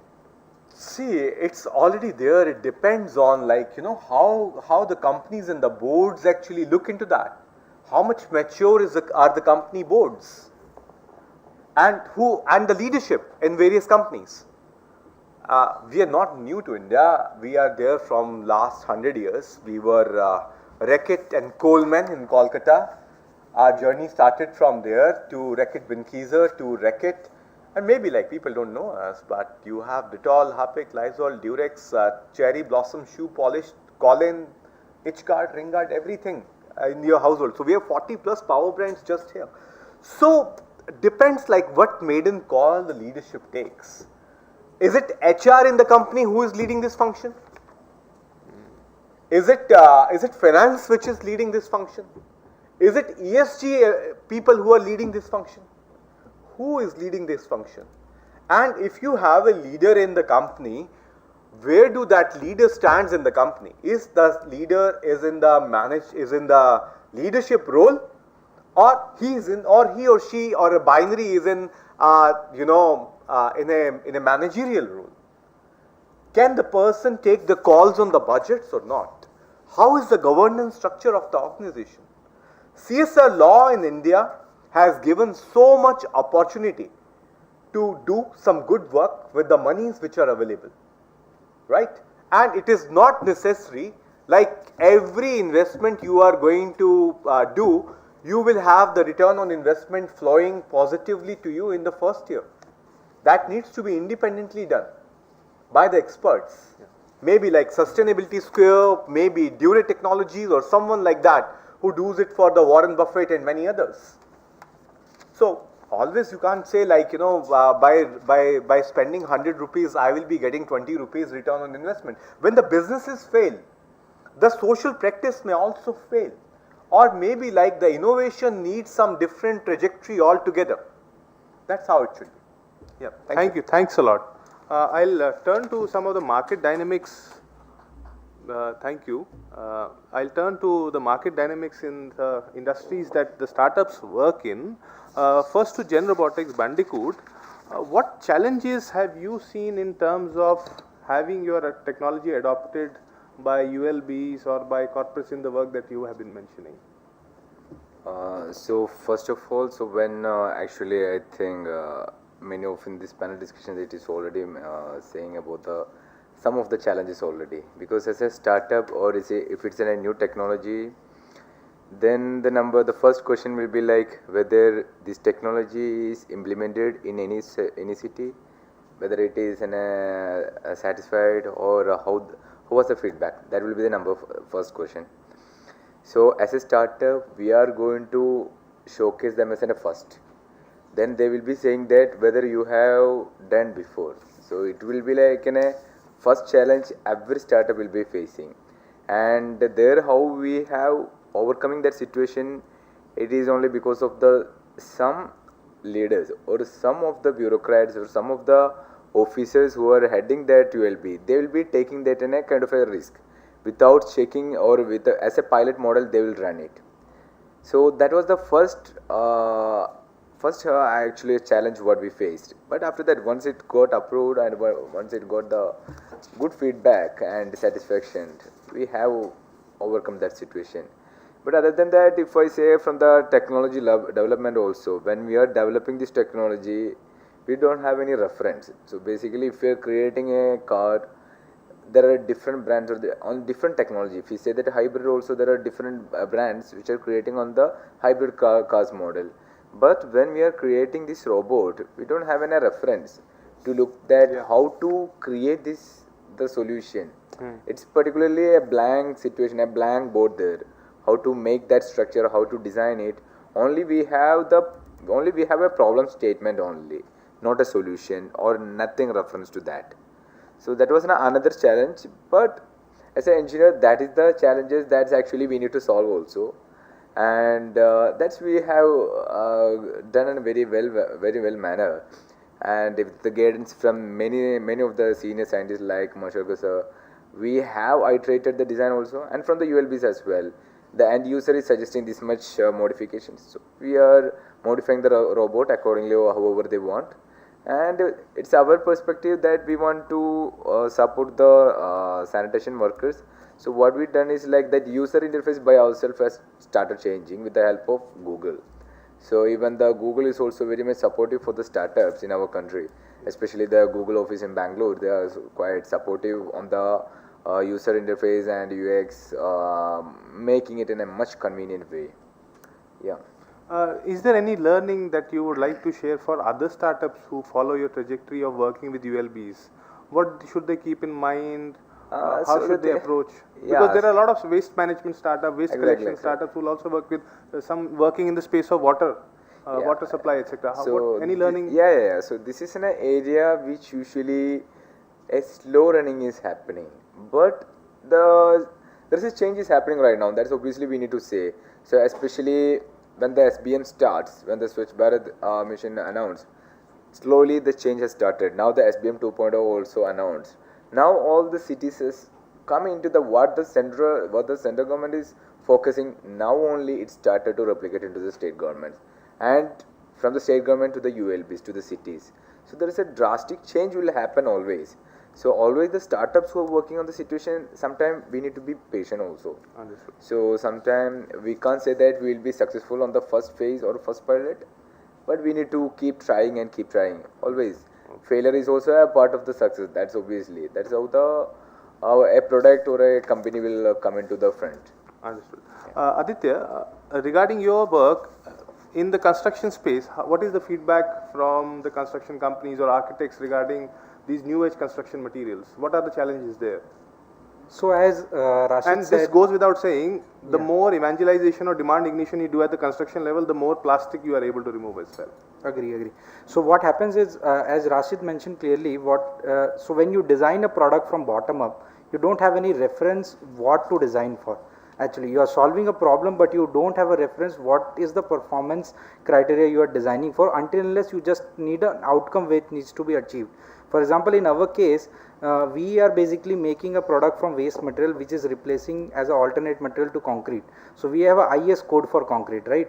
If we go with IS code of concrete, most of the codes which are resembling, which have been, I would say, taken from an international level to Indian level and as it is in some form, those code will not work because the material itself is a very different material from the concrete. So the density of material is different, the specific weight of the material is different, the performance of material is different, thermal conductivity of material is different, fire sustainability like retardancy, different performance properties come into picture.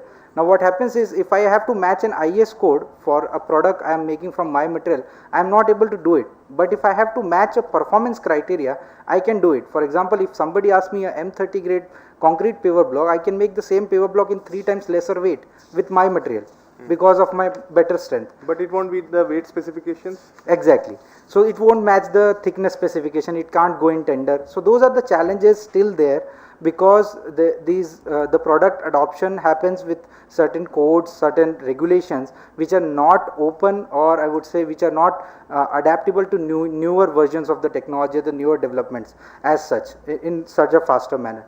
Second thing is, industries which are operating on their own, such as like private construction industry or builders or commercial level, if they are keen about the sustainability, if they understand the innovation in some part, or some of their leadership role people understands it, then they definitely take it forward. So we did pilot with Godrej Property, we did pilot with Tata Housing, we did pilot with Statue of Unity, which is again a government project. We did pilot with one urban local body, Rajkot Municipal. So these are the pilots which were done because of the key people who were ready to take that I would say step with assessing the risk that if it does not work out well, it can go into a different direction, but they were ready to take that risk and eventually take the product on. So those people are definitely needed, whether it is ULB, whether it is private or any other sector, for startups, because those are the people whom we also call as early adopters, or I would call from startups perspective as angels for adoption of the product. And the giving business to startup. So yeah, those people are necessary, and that is what we look for in any organization we go for. Thank you. Malini, you had briefly reflected on blended finance as an option to scaling up these innovations. Blended finance is a buzzword in the industry now, but it is also being said that blended finance models or solutions take a little long to design, they are not essentially scalable. Is there anything out in your awareness that could be more workable or more amenable to the startup realities in India? Yeah, I have some very strong views, in fact, on that. But firstly, Ravi and I go a long way back, and therefore I'm going to take a dig at him with regards to matchmaking. So I have a different view, a contrarian view. In fact, I think most of the platforms are stopping at matchmaking. So in fact, there's too much matchmaking with no loyalty and fidelity, frankly speaking. And the blended finance vehicles, which provide technical advice and matchmaking and then financing, are able to do technical advice, are able to do matchmaking, but they're not able to move funds to financing sanitation enterprises because the projects have to be grounded with the city and the relationships with cities are not as strong. You take financing, blended financing in healthcare, it's brilliant. You see IPE's work, they've funded 60. Yeah, they've funded 60 because those are private enterprises and they run, and willingness to pay by citizens is also high.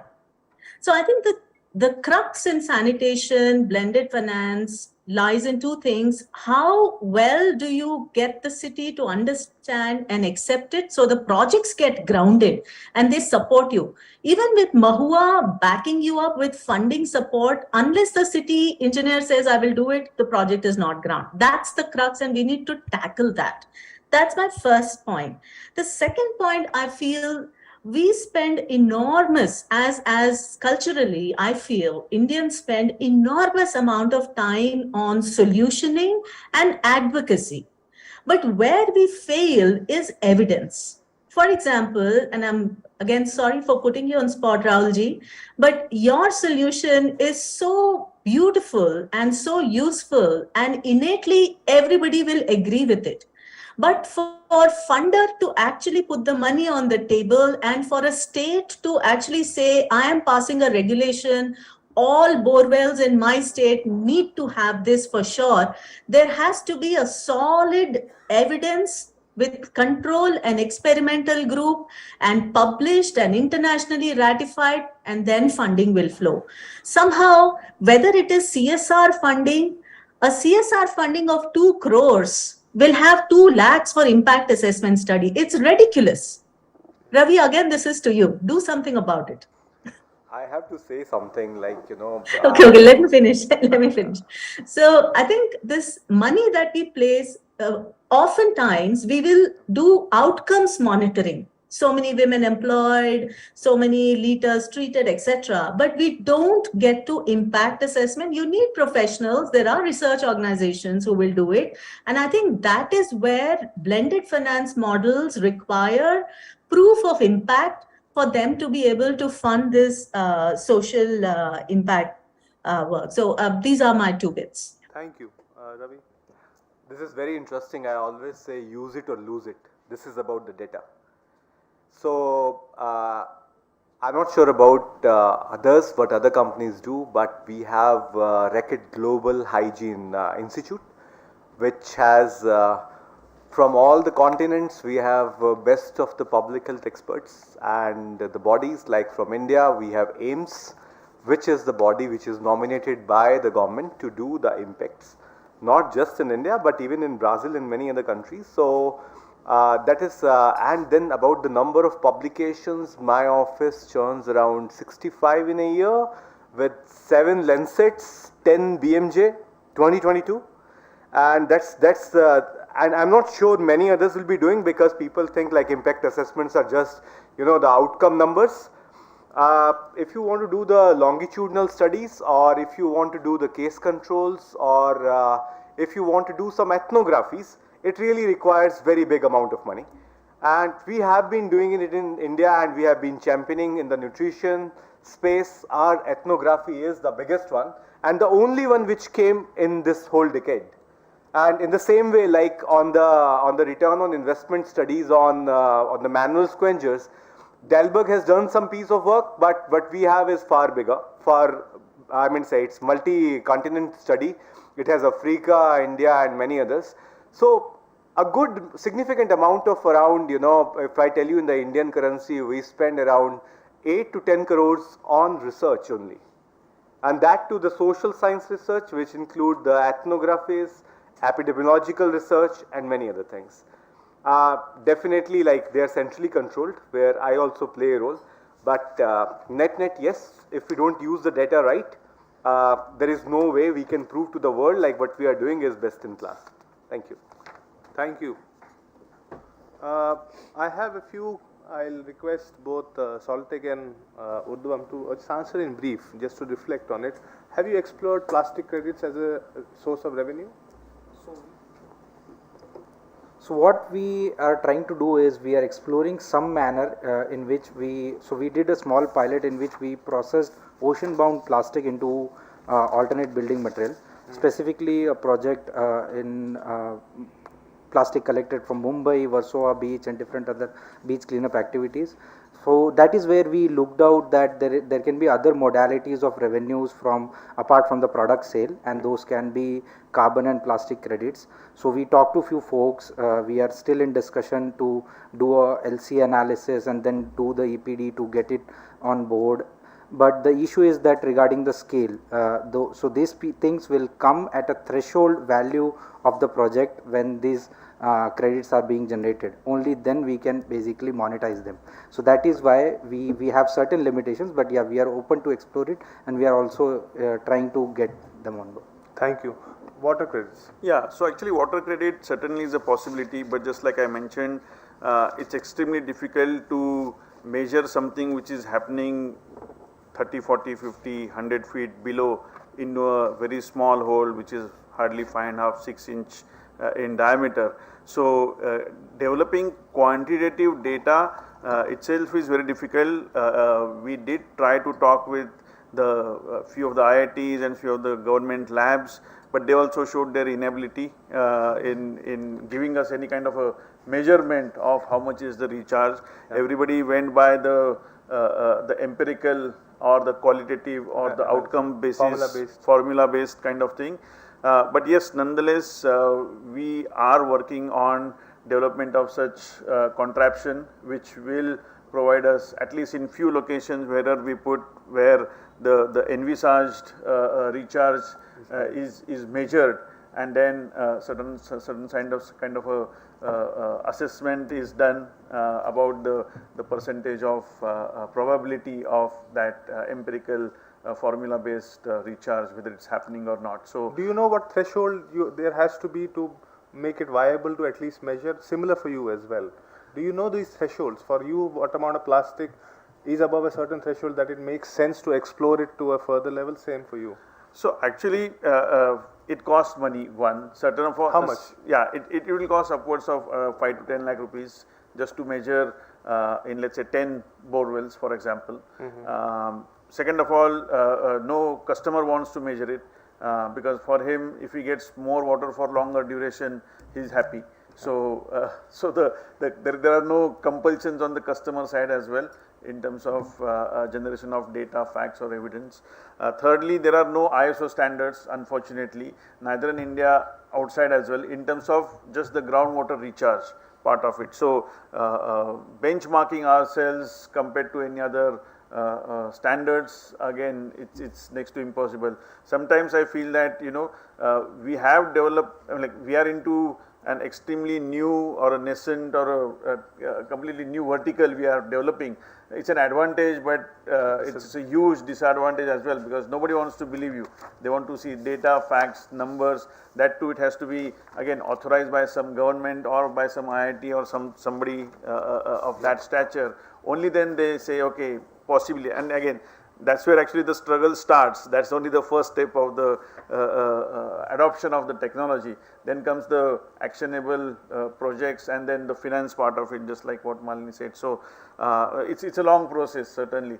But yes, I certainly agree that some sort of a certification, some sort of output based, number based, data based evidence should be generated, maybe by some institute of repute, and then possibly that can open the doors for us. Okay, Rashid, the final question to you. I'll focus a bit on the principles of diversity and inclusion. You work with marginalized communities, working in manual scavenging. I see you have impacted already 1700 manual scavengers. What is the pathway for the next 5 years? what are the challenges in trying to impact these scavengers, manual scavengers, or earlier manual scavengers, now robo handlers now? Yeah. So actually on the next 5 years, our first dream is like not the 5 years also. In the next, at least by next 3 years, we want to implement the robot across all states of our country, and in the next 5 years, we want to ensure that at least one robot is there in every cities of our country. That's the number one. And and the number two, which I would like to say about the changing the life of the sanitation workers. Obviously, there are around we received the data that around 4 to 5 million manual scavengers are there in our country. So that is a big task for us to do alone.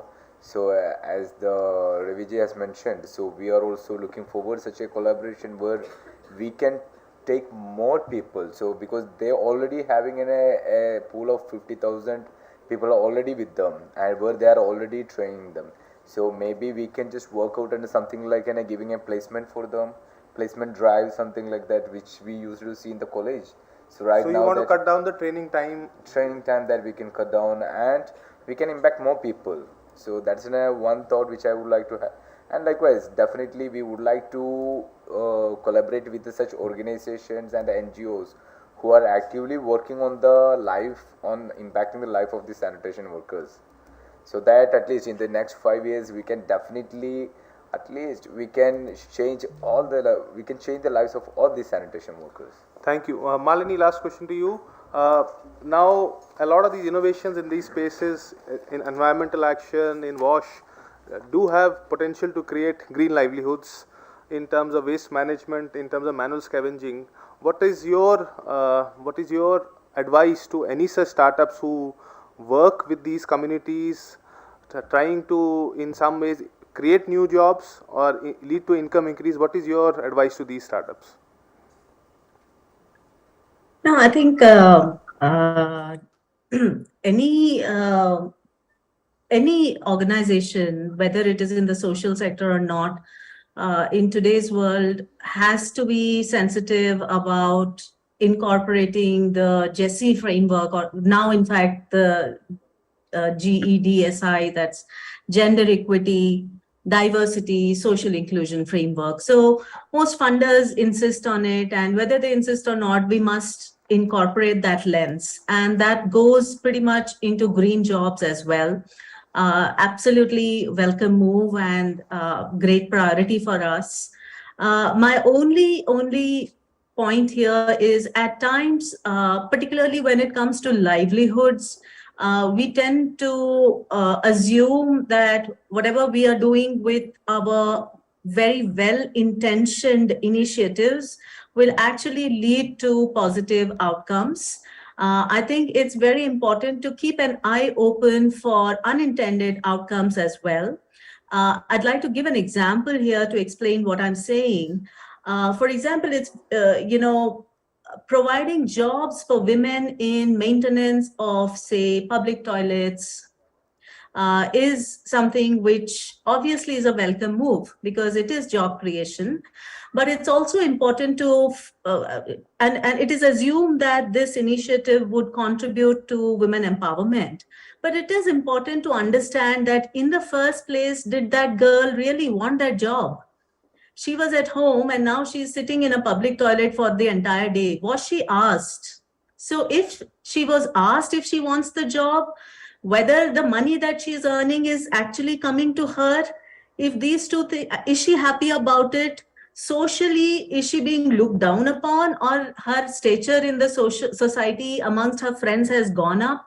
So these are things which we need to be sensitive about, and we often do not, because we count in terms of so many jobs created, so many women engaged. So my only point is, and this might be a small point, but it is important to look at the potential unintended consequences of what we are doing. Thank you. Ravi, last question to you. Do you have a trajectory of how many startup innovations you want to support in the coming years? I can say I want to see at least 10 successes. 10 successes. Yeah. Give him a bigger number, Devansh. He said 10 successes. I'll make the overall number of startups in my mind only. Yeah. Okay, so that was the final question from my side. I'll open the floor for any questions that there are.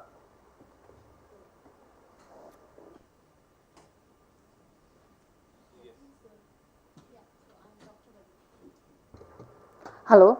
Yeah, I'm Dr. Vanita Prasad. I am also a founder of startup. So I am working in a biotech sector where I am making microbial consortia to convert this organic matter into biogas. We all know STPs are based on biological systems and they are not performing. So my main goal was to, whatever infrastructure we have, it should work. So that is the focus of the startup. But since I am doing this part, and there are other people, I am trying to collaborate, but I wanted to get all of you, your opinion, how we should come together and give this solution, because water is a very big, very broad kind of subject, and no one startup can solve this issue. So how all the startups, which has been supported by various ecosystem, we are also supported by the ecosystem, we can come together and really make an impact. As Malini ji was telling, we need to scale up. I think we can discuss this offline as well. But as a friendly suggestion, I would suggest that there is a lot of work that organizations like BIRAC and Department of Biotechnology are already doing.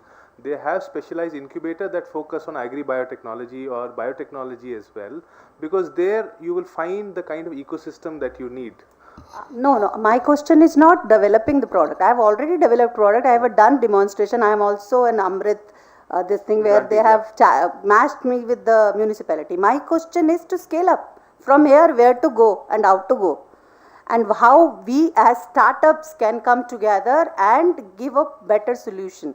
So as I was discussed with ma'am, we need a platform. That's my request as startup to this ecosystem, that whatever, you have supported some startups to pilot, and that's what we were discussing for past 1 hour, that how we need to scale. So can we startups come together and scale? Is it a solution?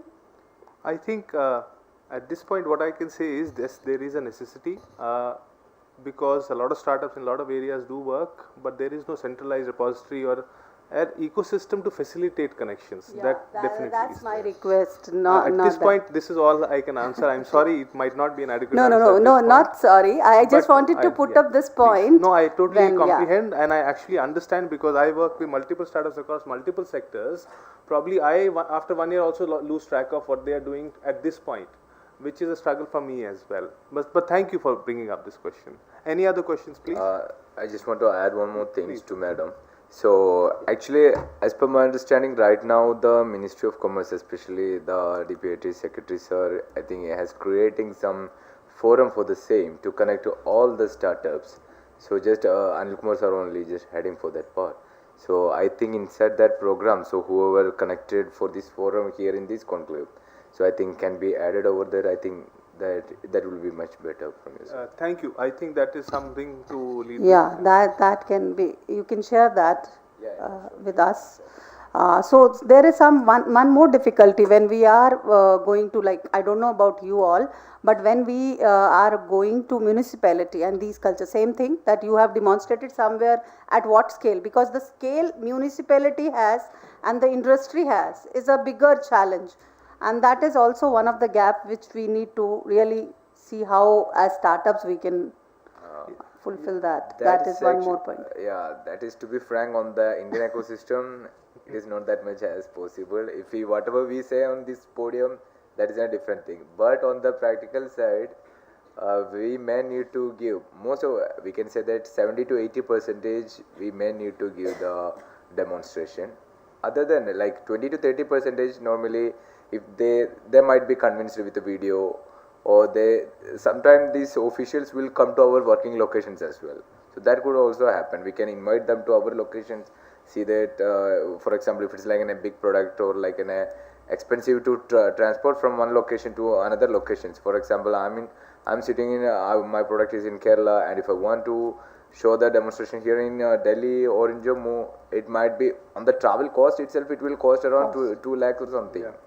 So at that time we can invite them. Maybe it's just like some thousands only what may take, and that's already that municipality is used to have that travel. So in that way also, I think we can may work out. That's another option we can think of. Actually, for an example, I remember when Rahul sir used to make a presentation 1.5 years back, his animation was not that good. It was very simplistic. initially it was harder to understand from the presentation what the bore charger does. But now if you look at it, he has 5 slides just step by step trying to explain what the innovation really does and what impact it creates for that specific system. I think that is something that he has worked on probably in the last time I saw his presentation and today I saw his presentation. There's a vast difference in how he is explaining his technology through animation as well. Thank you. Any other questions?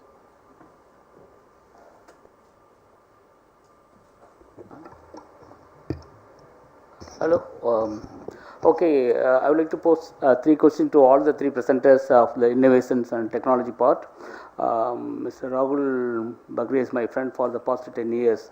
Whether a casing pipe is inserted into a borewell, sir, drilled borewell, in the hard rock portion or in the loose soil portion, sir? So typically the driller goes up to the first hard rock layer, then he drills at least 5 to 10 feet inside it, and then he puts the casing pipe in there, because the borewell casing pipe also needs some kind of a strong footing. So he goes little bit inside the hard rock as well. Normally in the loose soil portion only the casing pipe is inserted into the borewell. Correct. Just to make the borewell it's not silted. The hard rock portion, if you drill again inside the casing pipe to the soil, will the water come? That is my question, sir. Also, instead of doing that, why not we can use a pre-perforated casing pipe inserted, instead of inserting that machine making a hole. That is my suggestion, sir. We can reduce the cost involved, sir. Fantastic question. To answer your first question, actually the borewell driller doesn't stop when the soil actually ends, right? Typically under the soil there is a highly fragmented rocks, then there is a fragmented rock and there is a compact rock, right? So that's why he goes into the at least 5 to 10 feet inside the hard rock layer as well.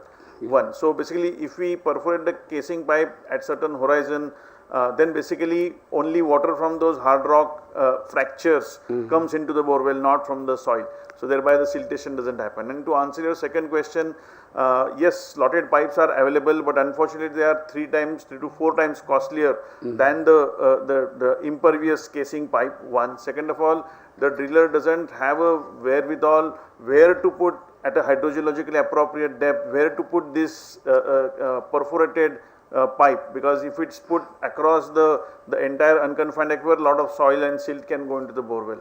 So these are 2 of the reasons. And third is basically there are already 4.5 to 5 crore borewells already existing without a perforated pipe.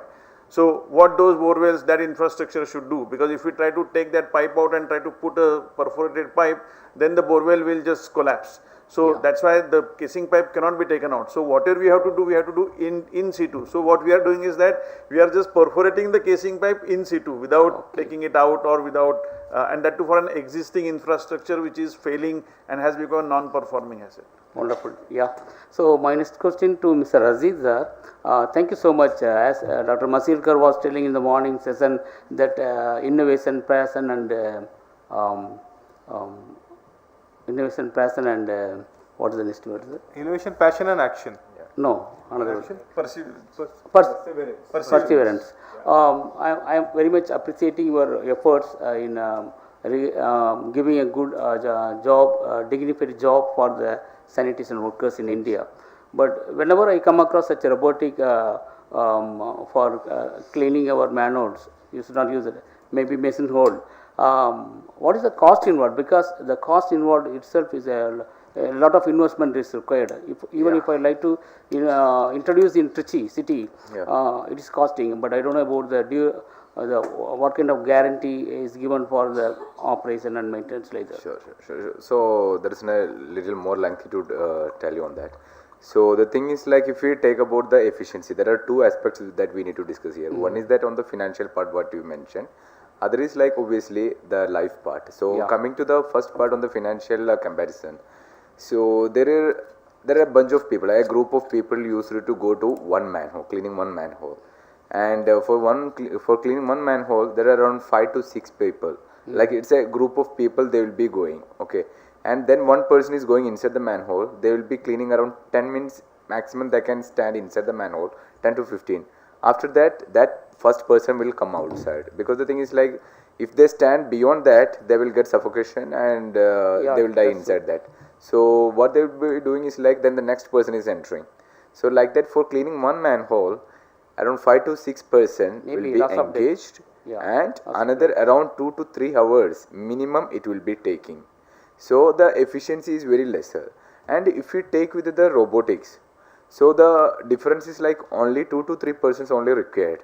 Only one operator and 2 supporting staff what we required.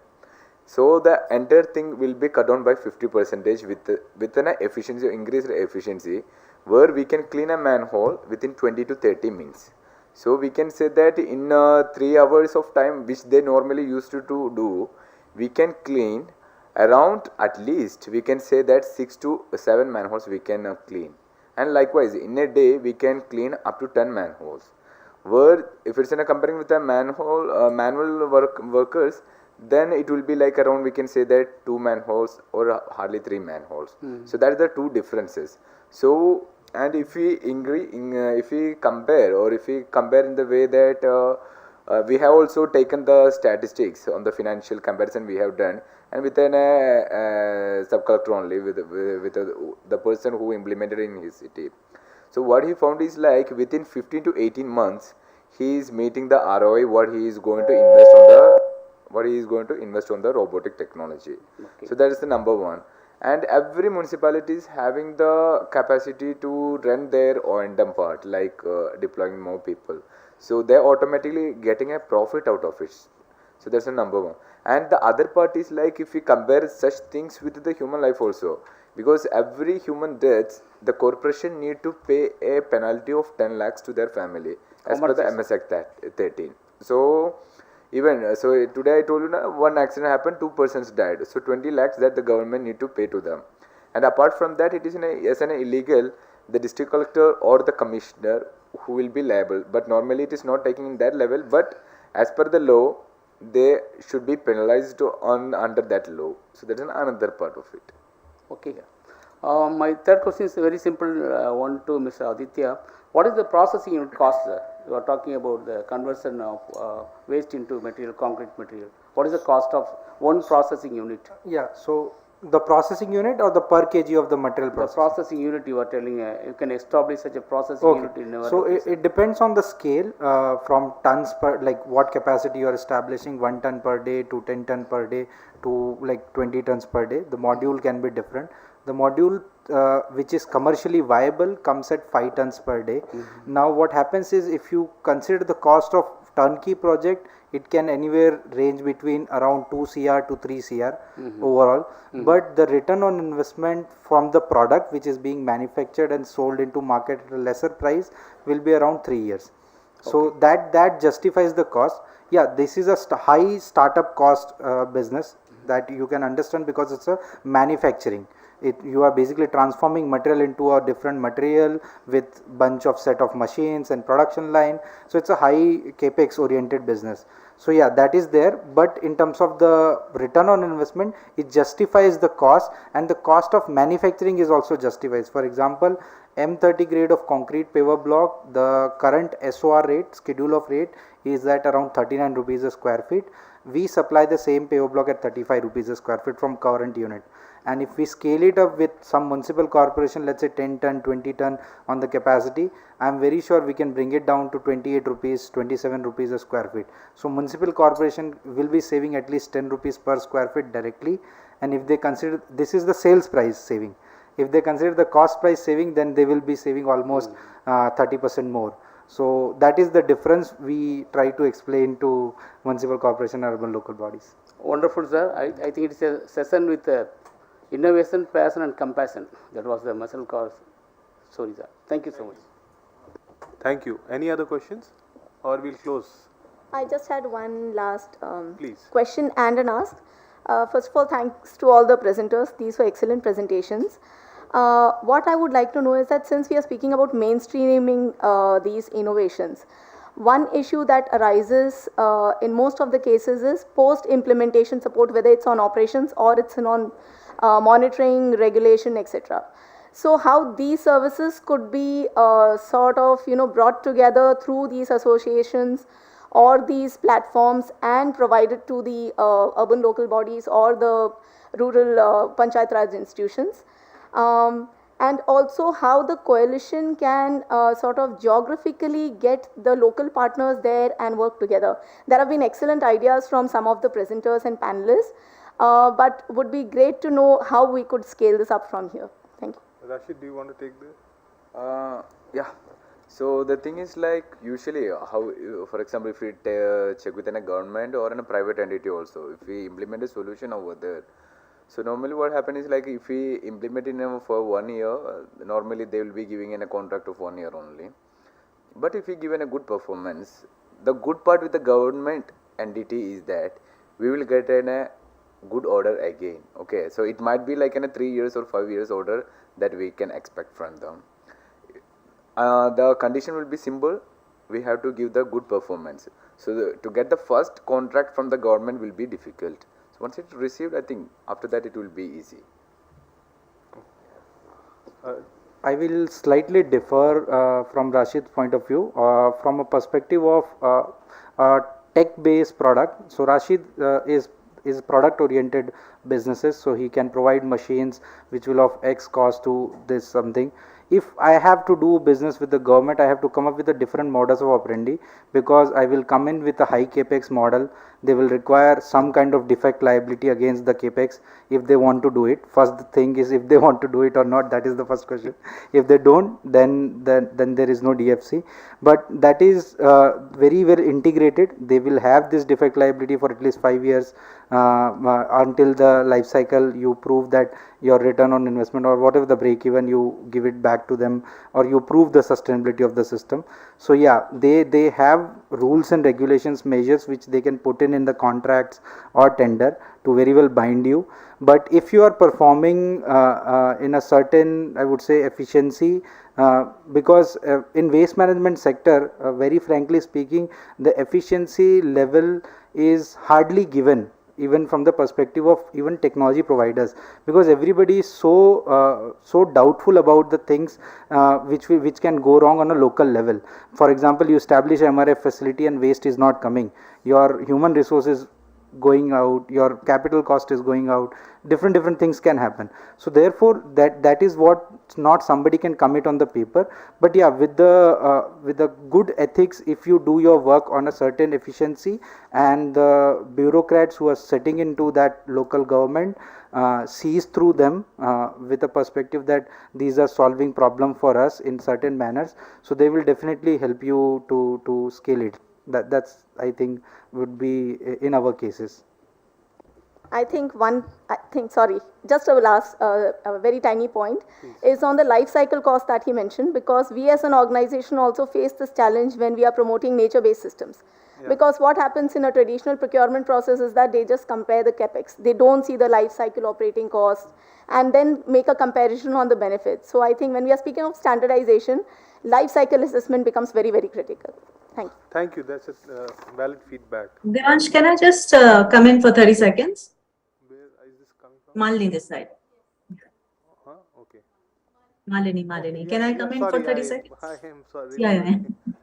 Yeah, just to respond to Sandhya's point and add on, you know what, even with startups who are providing pure products, they are slowly particularly when the capex is very high, there is a movement towards like a SaaS model where they are not charging the city for the capex, but actually because they, frankly speaking, they feel that the city will not be able to take care of the capital expenditure, the capital product.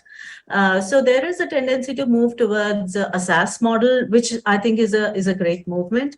And the other thing is, I'm going back to the point that I started with in terms of the lens. What are we supporting here? Are we supporting a social enterprise or are we supporting a solution? So because are we looking at enterprise financing or are we looking at project financing? Because if you take it, if you say that my objective is to improve slum sanitation, then I'm not bothered whether it is Rashid or Aditya. Then I'm saying both Rashid and Aditya are required. My objective is slum sanitation. So I project fund it, and therefore transaction advisory, post-implementation support, impact assessment, everything comes as part of it. So I think slowly we need to move the funders to look at project financing and not just enterprise financing, because even if you finance enterprises, like the lady who started the question Q&A session, she will be wondering, okay, I've got funding for this particular project, what next? How do I go next? So that's my one point, that we have to look at maybe project financing instead of enterprise financing to deal with this. One question to Mr. Rahul. This artificial recharge injection, Can we please take it offline? Okay. We can take it later. I'll facilitate the conversation. No worries. Okay. I'm sorry we are out of time now. Yeah. Thanks a lot. I want to thank all the panelists. Mithali, please. Yeah. Thank you, everyone. That was an interesting session. Yeah, we can take the conversation offline, sir. Thank you, all the panelists. And now we break for tea.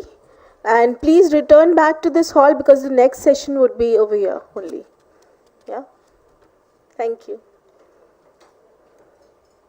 Tea will be outside.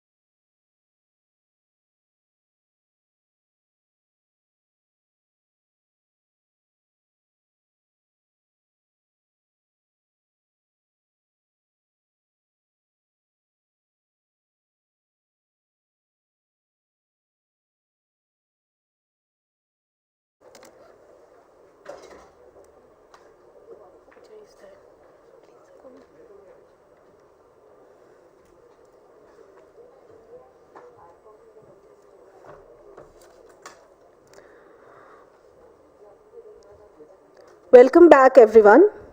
We now have a session that will close the loop for all the three discussions that were talked about, the overarching theme, Wash in the Future. The session will be moderated by Ms. Natasha Patel, CEO, India Sanitation Coalition. Ms. Natasha Patel is a seasoned banker with 30 years of work experience in the financial service industry in India and overseas. Since 2018, Natasha has been solely focused on working in the development sector, and her contributions to creating a strong dialogue with the private sector, especially corporates and financial services organizations, and their participation in WASH are well recognized and showcased in the Lighthouse Initiative, where lighthouses are being created for solid and liquid waste management in partnership with the Department of Drinking Water and Sanitation.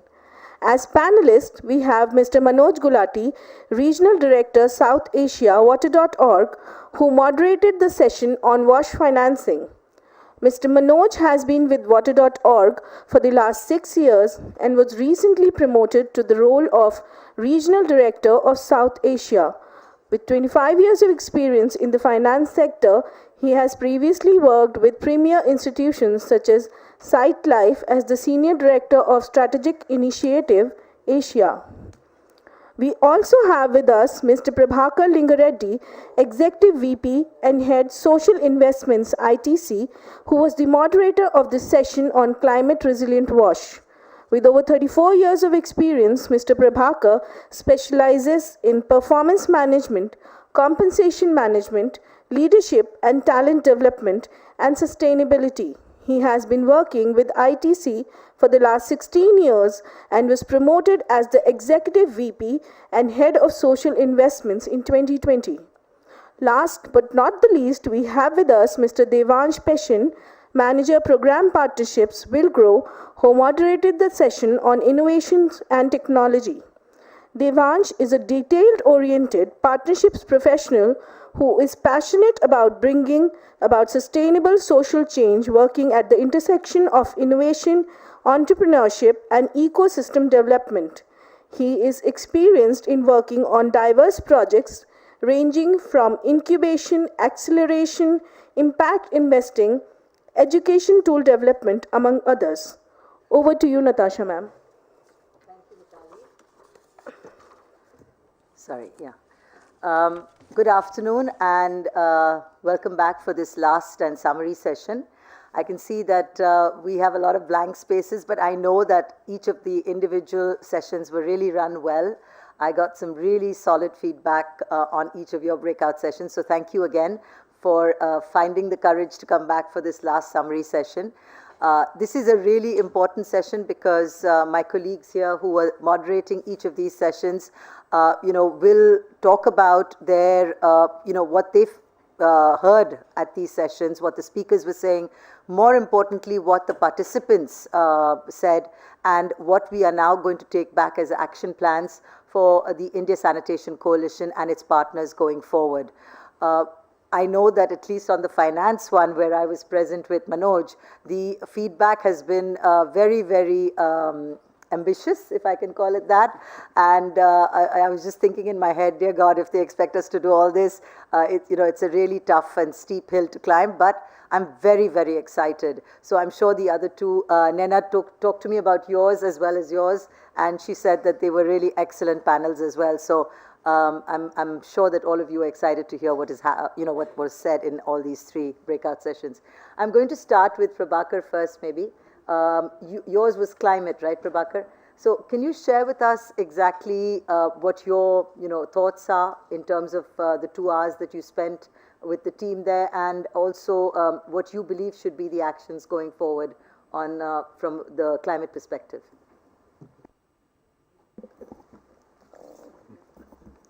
Thank you, Natasha. So we didn't realize how 2 hours actually flew. Very often you think 2 hours kaise time nikalenge karke, and before you realized it was already sort of 2 hours. So I think that explains the intensity with which all the panelists participated. And to me also the other very encouraging and positive sign, while the number of participants in the hall were not very large, but through body language you can make out that each one of them was very, very actively engaged and listening to the deliberations. It was not just a physical presence, but actually connecting with the deliberations. So for the benefit of others, the panelists that I had a very diverse panel. So I had Romit from HSBC, Sunil Kumar, Dr. Sunil Kumar from NIRI, Asad Umar from Aga Khan Foundation, Dr. Ligi Philip from IIT Madras, and Sahil Sharma from Water for People. So it was a very diverse set of panelists. We started off by actually first looking at what do we mean by climate resilient. And as we said, let's actually first get a hang of what does it entail. Two things that came out was climate, when we are looking at from a WASH perspective or any other aspect, it's a combination of the climate hazards and the vulnerability of the society and community. It is this combination and the multiplier effect of these two together is what sort of creates a climate risk. Then we also looked at what do we mean by resilience, and we felt that resilience will be felt when the best happens in a good situation, or you minimize the damage or losses in a bad condition, and therefore how do you sort of keep the standard of deviation very, very narrow. So the way we structured our thoughts was, we said, what are those two main elements when we are looking at climate? One was water, the other was emission. And that is where Asad touched upon the aspect of how water contributes to WASH and how a good WASH impacts the water.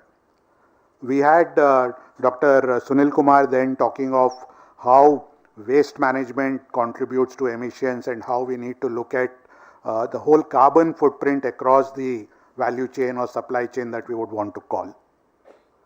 Then we said we can talk everything, but it has to be ultimately implemented on ground, and that would mean people, and that's where we looked at what is the capacity creation, capability building models, and that's where Sahil shared in terms of how they are going about in terms of involving the community both for adaptation and mitigation. We knew that there is an entire session on technology, but we still wanted to hear from Ligi as to what role technology can play in climate risk, and she shared some very, very interesting examples of what IIT Chennai professes and more importantly how they have actually implemented within the campus. And finally, Romit in a way helped me put everything together and looked at how could we design climate smart interventions or climate resilience. So that broadly was the flow. Coming to some of the key aspects that we discussed and which in turn lends themselves to sort of action points. And I think Sanjeev has walked in at just the right moment because a lot of action points he actually noted and he said, you sort of put my plate full. I think the biggest challenge that all of us are grappling is the siloed thinking and siloed approach. Very often it is still fragmented in terms of our thought, design elements, and the entire spectrum of activities. What I mean by siloed is, while there is some sort of an integration happening at the government level in terms of how the cabinets are structured, but actually when you come down to ground, people look at toilets separately, water separately, waste management separately, and each one is pursuing action plans in their respective areas. But where is that convergence happening? I think that's extremely critical because each one feeds into each other. And in the absence of that convergence, today it's becoming a vicious cycle. I'll blame water for something else, waste will blame water. So each one is sort of going round in circles. Challenge and the action area for us is how do we convert this vicious circle into a virtuous circle, where each one feeds into each other in terms of helping get the best.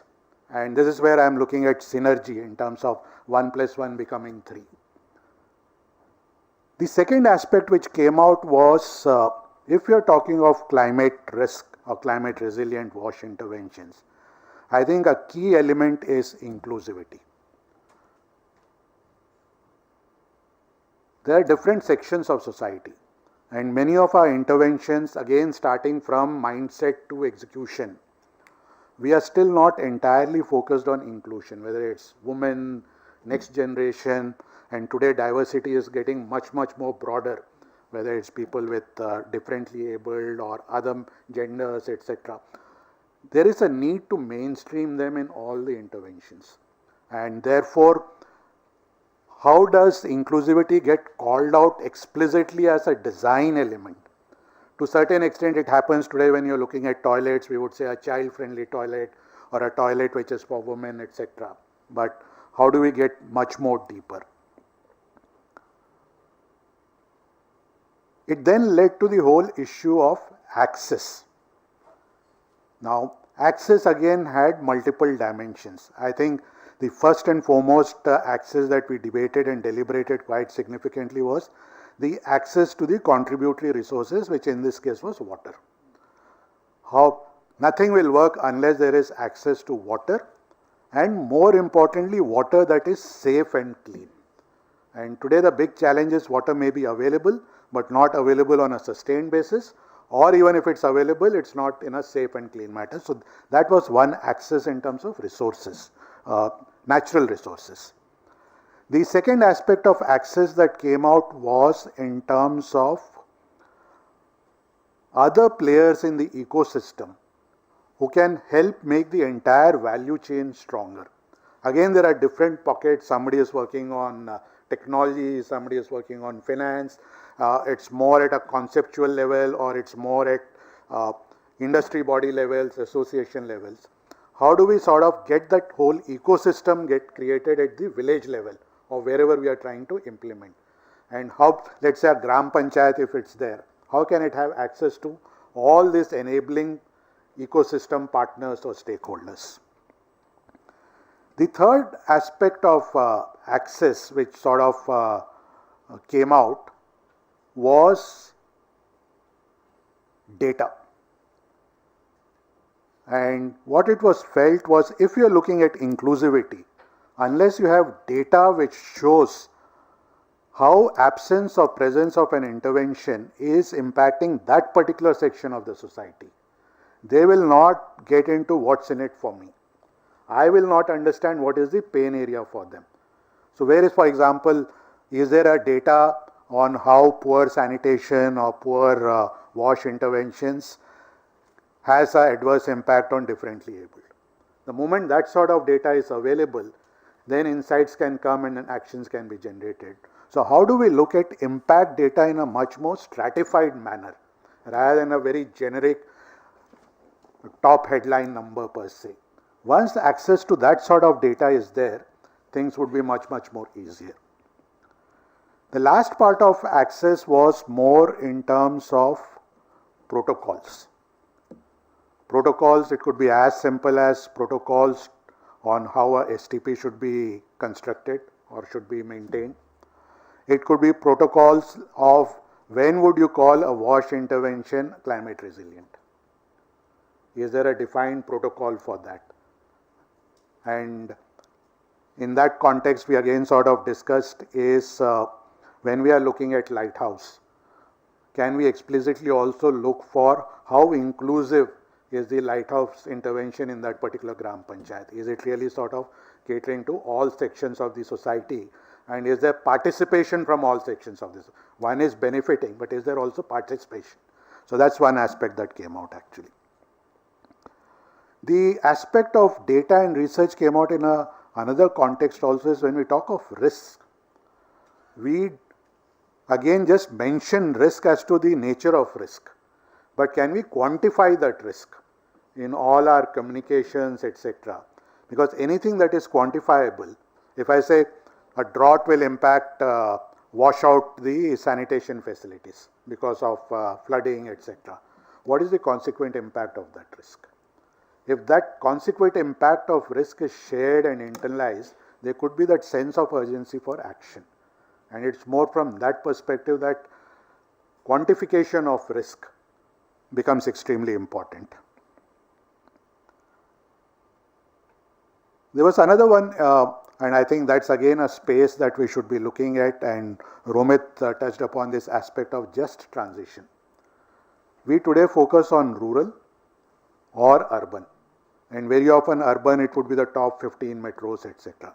But lot of erstwhile rural areas are slowly and gradually getting urbanized, and these are still in the nascent stages of urbanization.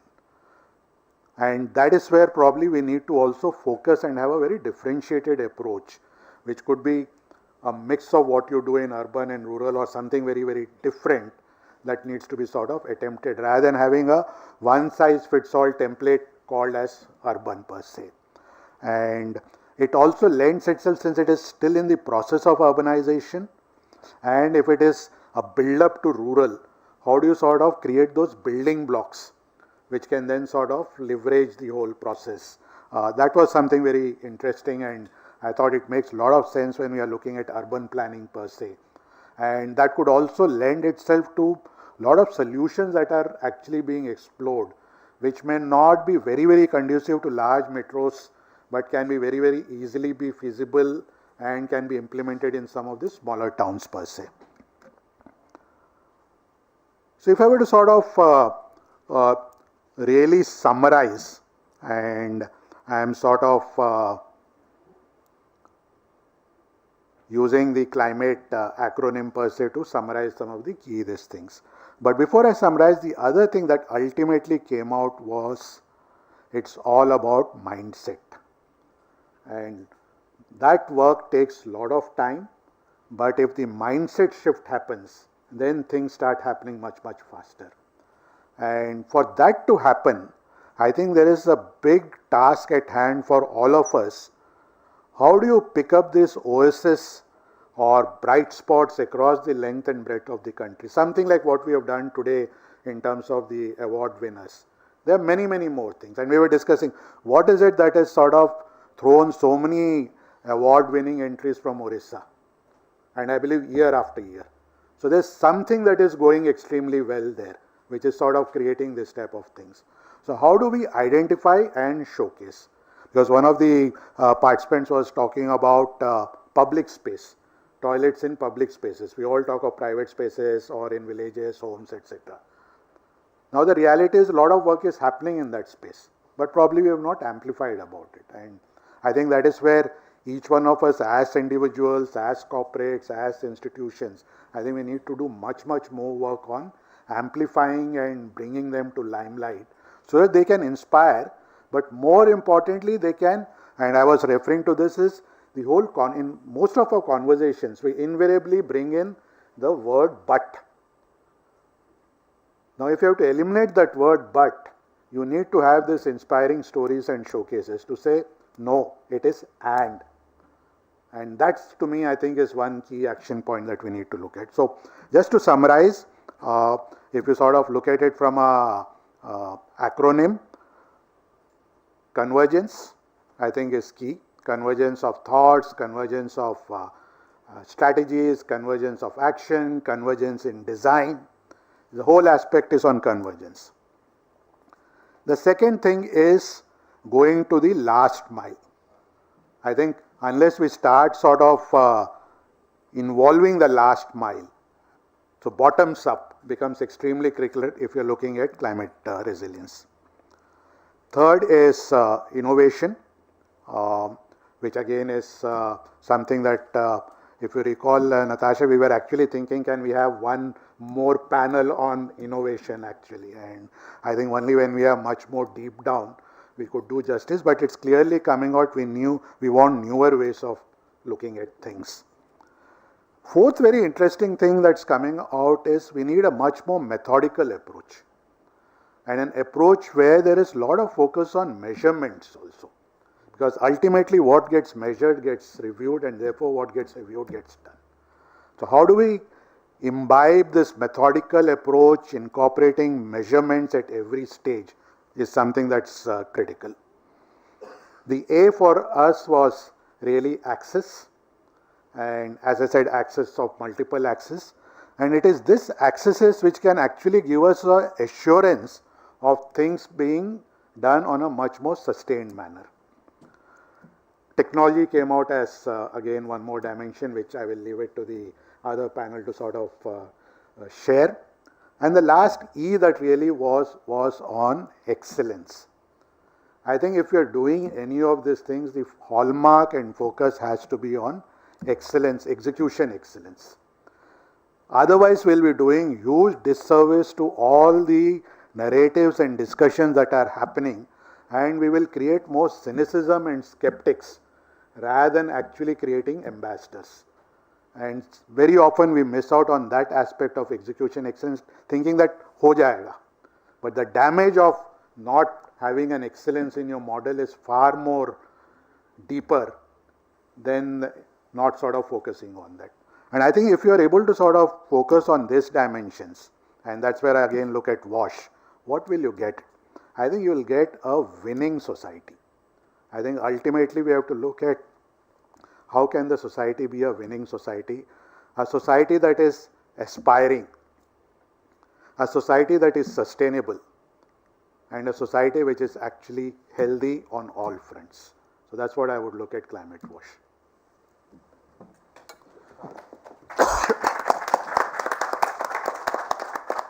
Thanks, Prabhakar. That's really very, very inspiring, I must say. You obviously had a fantastic session.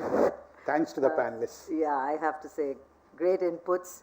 I think the one piece that I've taken away from here, which maybe I hadn't focused on earlier, was maybe the excellence part.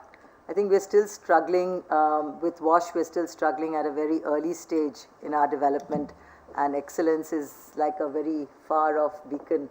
But you're right, one has to keep that in focus if we have to reach it. So thanks again. It's not an end goal, but it should get into a design element. Into the design elements right from the beginning. You're absolutely right, yeah. And I think it came out in a way when Dr. Mashelkar was saying, when he looked at the assured framework, right. In a way it's translating to excellence. Excellent. It is that conviction that what they are doing is excellent is actually made them the winners. Yeah, yeah. No, good. Thank you so much. You know what, I'm going to maybe ask the audience if they have any questions that they want to ask this moderator. If you feel that there could have been other areas that may have been covered in under climate, which you were expecting to see, and then maybe we'll go to the next or maybe what we could do, Natasha, because there could be something that would have come up in the other maybe you're right, panelists. yeah. Okay. And is everyone okay with that? Gaps. We'll go through all three reflections and then, yeah? Is everyone okay with that? Yeah? Okay, good. Right. So I'm going to come to you, Devansh, next, because I love to keep finance for the last. Yeah, tell us about what you heard, what you felt, what your, what for you came through with regards to technology and innovation. So my panel as a background was comprised of one, Ravi Bhatnagar from Reckitt, a corporate, Athena Infonomics, Malini, who has a more academic background, and three innovations, all different in their own way. One, okay, better. One working in the space of waste to value, converting plastic waste, demolition waste into a construction material. One working specifically in the waste management, which is reducing manual scavenging, having robotic systems that go into machine holes, as what they are called now. And one specifically working in water recharge. What has come out essentially is, as it's an industry adage of old, as first you have invention, where you have a technology development. Innovation is when there is a business model or market realities that are contextualized to an innovation, and then there is a diffusion. At early stages of diffusion, you are dependent on the better angels of people, some good commissioners, some good CSR folks, but that is not a model that can be templatized. So what was seen to be lacking in some of the startups, and what the corporates and what Malini also reflected, was how do we have a standardized framework of evaluating a startup. Let's say there are multiple startups working in this fecal sludge model. How can one say that this is the best one? Someone like a Mahua, it has to direct to someone, it needs to know what is the framework on which this has been evaluated with a longer term scope over a multiple years of time. One is that. how if corporates have to take stewardship from the government in terms of supporting more innovations, how do they evaluate the impact of these innovations? Because in the initial years, innovations don't create a lot of impact. So how do we contextualize that in terms of a metric like a social return on investment that can be carried through, and that on which basis you can evaluate what is the kind of impact being created? That is another one. It was also came out of the multifaceted role of corporates, not just as a funder, but someone who can then disseminate technologies as well. If you are nurturing innovations, let's say someone like a corporate like Reckitt who is doing a lot of implementation projects, the innovations that have been nurtured over a 1 or 2 year period can then be deployed at scale by these corporates, either that, or what is criminally lacking in this ecosystem is awareness about these innovations. I want to point out just a small example. Everyone has a bias that international audiences show India in a specific light. There's Business Insider, which is a YouTube channel, which has a series on called Worldwide Waste, which videos are around 4 million, 5 million for Indian startups. We had recently reached out to those, and they wanted to do videos on 5 startups, and they were surprised that no one is coming forth to them to pitch these ideas, because there is obviously people wanting to know, but there is obviously a gap. Now these gaps startups cannot fulfill because they don't have the wherewithal. Ecosystem players like FICCI, and there are other associations of commerce as well, will have a crucial role to play in awareness of these technologies, and some of the multinational corporates can even disseminate these technologies outside the boundary languages of a country. Another interesting facet that has come out, that in terms of finance as well or revenue offsets, is the startups have tried to explore plastic and water credits. It's expensive to get into it. Measurement is expensive, so measurement of impact has come out to be a key area where, especially for waste, it's easy what all waste you are doing, but metrics that are evaluated based on some formulas, let's say how much water is being recharged or how much carbon is being mitigated. Standardization has to be there if you want to get into these offset markets, or at least have a role to play in showcasing the actual impact that you are creating on ground, which is a large barrier in terms of these startups having some initial traction to really making it big. And this is my appeal to all. Let's not hope that any of these will become unicorns. Let's have a terminology that if a startup saves 100 billion liters of water, that's a unicorn in the water space. We should have these kind of terminologies for these kind of startups. Yeah. So you're basically talking about a redefinition of... Yes, because I heard earlier that when you are going to become a unicorn, these startups are not going to become unicorns. These are startups that are going to become better than unicorns because they'll actually impact the lives of people on a much larger scale than the unicorns we see in newspapers today. So there are these gaps in terms of monitoring of the impact that is being created, creating awareness about these innovations, and dissemination of these innovations that needs to be played a lot by the corporates, the industry bodies, as well as a lot of ecosystem enablers like incubators as well. Yeah. Thanks, that's really good. I think the whole concept of creating a framework for what a startup should look like kind of incorporates everything that you've said afterwards, right? So if that framework was to be created, was to be universally accepted, then it would be easier also for those coming into the startup sector to take the jump. I'm sure that given the complexity of of WASH, it becomes very hard for people to also want to put their toes into that space because it's kya milne wala hai isme se. Actually, I want to point out 3 years ago we would not touch WASH. Incubators would not touch WASH because VCs, venture capitalists, till date do not touch WASH. Touch WASH, right? Yeah. So good. I think that's really insightful. Yeah. Okay. So, are you going to create the framework for us? No, I just want to know because then we'll be happy to. I don't have any other answer but say yes. Yeah, okay, good. Excellent. So we have one commitment here already, right? Excellent, excellent. Okay. Thanks, Devansh. Let's turn to the finance panel now. You've got to stitch this all up together for us, okay? Where's the money going to come from to do all this? We want to develop the framework. No, this is just fantastic. I thought we had a great time. I think you guys had even better time than us. So I was really impressed, Devansh, by your panels, the NEER-Con idea. to have a water corn rather than having a unicorn. Fantastic. We made the most of our 2 hours, and surprisingly it went very fast. We started the conversation in a very simplistic way of just validating between ourselves as a group. We had panelists who were actually doing wash lending to understand what is the, is this a concept that we are talking which is alien? Is it something which is just one-off? Luckily, we had on our panel Purvi from Pehel, who's last year's award winner, ISC award winner for financial institutions. So we had a level of confidence that we are coming in with. And the journey was pretty good. I mean, it showed that 99% repayment rates, there's around 3% of her portfolio was there.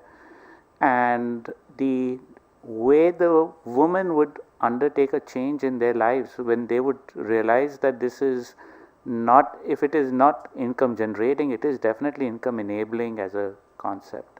It allows you to have, you and your families have better health, better education, better livelihood opportunities, just having the access to this. And COVID was a little bit of a challenge, but very quickly that is also now moved forward to it. And we were lucky to have, along with that, Bonani, who was from NAB Smriti, which is part of NABARD, the lending arm to it. And again, it gave us a sense of the confidence that is there at the term lending level, at the larger level for when they're bulk lending it to other institutions. Is there an opportunity for them? And the answer was yes, not just for large institutions, but even for very small micro institutions that are taking it. Bottom line, wash borrowing is impact creating, and it is something which is for financial institutions to look at it seriously, because the returns are there for them. It's not a risky proposition. We then got into more details about getting into the MSME space, because a lot of it is at the household level, the impact has happened. The MSME level still remains, for wash in particular, remains a challenge, both in terms of the number of, the way it is perceived in most cases. Generally MSME, and one of the comments was, generally MSME is considered as an unorganized sector. But within the unorganized sector, people look at it in finding some kind of, finding a rational within the madness. So finding the clusters, finding solutions that by which they can evaluate it in a much more effective way. Wash doesn't have that. And that makes it, it's very dispersed in its way it is. If you have ring manufacturers, just as an example, if you're having ring manufacturers, you're not going to have all the ring manufacturers in one part of the country. You'll have it dispersed. So it becomes a different, it's not an easier way to look at it. That's one of the issues to come into it. The MSME then also went into the idea of, how do you create a better value chain out of it? And looking at it from not just one of the attempts, but what is the entire ecosystem for that we are trying to solve, and where are the financing needs along the way. We got into a little bit of also into assessing the CSR funding pools, because that's another source of it. And one thing which came out very clear was that CSR funding at best can only be catalytic in nature. You cannot create large solutions which are sustainable out of CSR pools. So you can pilot it, you can help in creating it, and then it has to have an alternative solution. And along with the government solutions, one of the key question was, is that enough to have just with a lot of government funds that are available for both SBM and JJM, what is the big picture to it coming? And the answer was, you've got to plan and you have to create that sustenance in your models as you're building it. If you're not doing it, then you've kind of 3 years down the road, when your CSR pool is over, at that time you can't say, I'm sorry, but we are going to another project and we don't have an alternative solution. That's like you already created a problem for yourself. How do we do that? Is by making sure that they understand that eventually ownership and bank linkages, financial linkages are their responsibility. There was a question which we then we went about is, but CSR funds are, when we are looking at it, they are not easily available to get.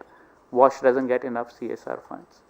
And I think one of the earlier comments which Naina raised in the morning was very pertinent to this conversation, that look at WASH as an horizontal. The minute you start defining it, in your CSR plan, when you're going for a funding, if you're looking at a larger one, that means WASH is, even if you look from an SDG point of view, it just doesn't touch one SDG. It touches water, lack of water means gender inequality, it means health, it means education, it means climate. So many things are getting touched through it. And that's when you start making a stronger appeal using this combined lens put together. It's very important for those who are, always asking, I don't get enough funds for from CSR. We looked at it also from the whole idea of, the lending for MSMEs, the lending rates are high. How do you come to, what are the solutions available to build into it? How can interest subventions be brought into place? Especially in MSMEs and in infra projects, can we actually create, for instance, a big part of the conversation was, can we create carbon credits? And just similar to what was being talked about is, we got to measure the impact at every unit level, whether it is at an individual level, and there were some very exciting updates coming along the way of how Gujarat government is moving in that direction. But we have got to look at it from a unit level, for the individual, for the infra, for the MSME, so that those can be then used for, and it's a way, if you look at it, if you start measuring something, and Prabhakar, you talked about it, that if you start measuring that level of, your funds can, when you are actually can get your cost of borrowing much lower at it against exchanging those. But one of the major problems in that is, we don't have standards, and we need to create those standards back to it. And I think that to me was one of the most standing points for the conversation. If we create it, technology, MSME improves, climate is the beneficiary, the individual and the house and the MSME infra projects are the beneficiary. And we can actually be surplus in that position at one point. And I think we need to integrate those issues now in our policy, and we need to take it to and bring it back to it. I know there's a lot of activity happening in that area, but that's the way to move forward in ensuring that we have. So I want to actually, and we also talked about the idea of having impact bonds, and can we use tax credits or give tax credits, some similar to NHI bonds, and give tax credits to solve the problem. Again, that's innovation from a financial point of view, to establish more funds becoming available complementary to the government's funds that are already being exercised. And we have to recognize the government is doing its part, but the project or the issue is much bigger from a financial point of view. So alternative solutions are required. I want to actually end with something which is close to myself, that it's not important that the person or the individual or the MSME takes a loan. That's not important. What is important is that they have access to credit when they need it. If we give them that, if we stitch that in our framework, it actually solves the problem for emergencies, for when we need to move forward, and it doesn't require us to be dependent on the government for each and everything. Thank you. Back to you, Natasha. Maybe I did half of what you wanted. No, you said it all. So I think, thanks, Manoj. I think we did have a very, very animated discussion at the finance level. It's always animated with money is concerned. Everyone has a view on money. But I think what was really good was that in this session, there was one very sure, viewpoint that all of us had, which was that this sector needs to have both the government and the private sector. It cannot succeed if only one or the other is going to finance, because the numbers are so vast and the needs are so varied that both have to come together. Now, how they come together, I think we got some really good examples from both Prabhakar and Devansh. We need to actually put all those items, into one pot, if I can call it that, and boil that up to be able to figure out how we're going to do that. I think there are exciting times ahead for us next year. Lots of ideas that I've taken away. What I will do is, for those of you who are interested, we will bring out a small concept note at the end of, by the end of this year, which we're more than happy to share on our website. So you can actually get in there and take a look at what ISC's plan is going to be for 2023 and onwards. And that is going to be something that I hope to be able to publish every year from now onwards, because I think transparency is very important. If we consider ourselves as an ecosystem player or a facilitator, which allows for different intermediaries who work in WASH to come together and participate, in this sector, then it's important for us to also establish our timelines for the various actions that we wish to undertake. So please look out for it. It should be out there in the beginning of January. And if you feel that I've left out anything or that there is something else that needs to be included, we are more than happy to get your inputs. So again, thank you very much for being such a wonderful audience today. Look forward to having you all there tomorrow. Tomorrow is a very, very action-packed day, more from an implementation perspective. We've got Of course, we've got the unveiling of the compendium, which is important. You've seen the accolades. The compendium is really our best practice sharing that we do every year. And I won't say anything more about it because I know Mithali will get very upset with me. But trust me, this year's compendium is really quite, it's different. It's really taken the compendium up several notches. We also have a very, very interesting discussion around sanitation workers. I think we kind of glossed over that issue this morning because sanitation workers, and I will make no bones about it, is the one big, dirty, dark secret of India. It is something that we should be completely ashamed of having in our country. We talk about it, the newspapers talk about it.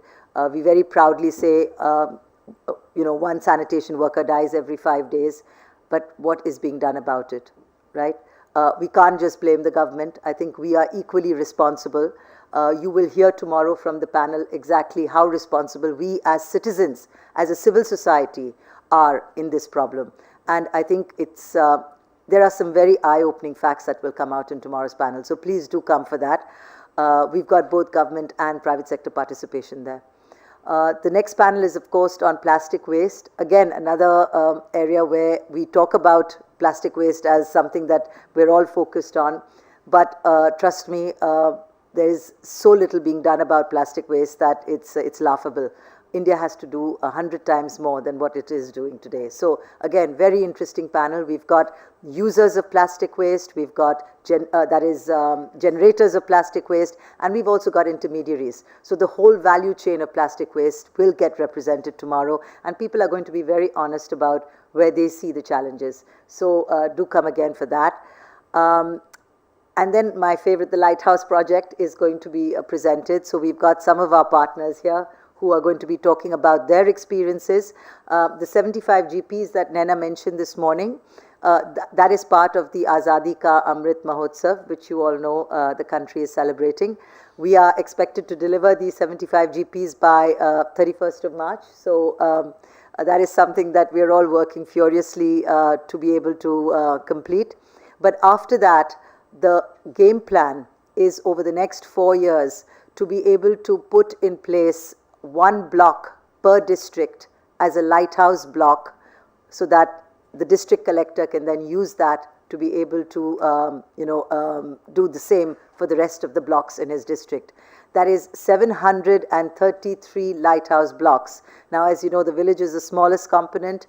Then you have the GP, then you have the block, then you have the district. So there's a lot of work for all of us to do. And just so that you know, the government is committing to 6.6 lakh villages getting solid and liquid waste management facilities in place. Again, a bit of a siloed approach, frankly, if you ask me, but at least that is something to aspire to. So I'm quite excited about that. You'll hear our corporates and our SMDs talking together, so it's a joint approach. And then we have another session, but that's a secret. I'm not going to divulge it today. They will come, they will talk, and it's a very exciting one because this is where we've involved younger members of our society, and they're going to come and debate around a very interesting topic which relates to water and sanitation.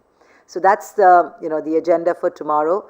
I do hope that I will see you all there tomorrow. So thank you again.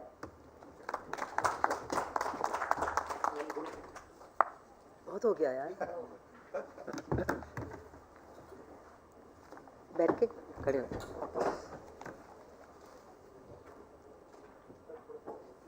I won't bite you there. Thank you. Thank you. Thanks so much. Thank you, guys.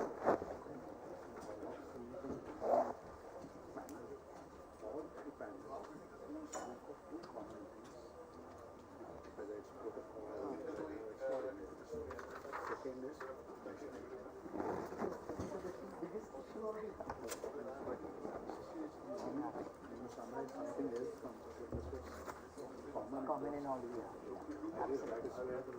Real problems are. And awareness. Yeah. And the solution is everybody finds out my answer. Yeah.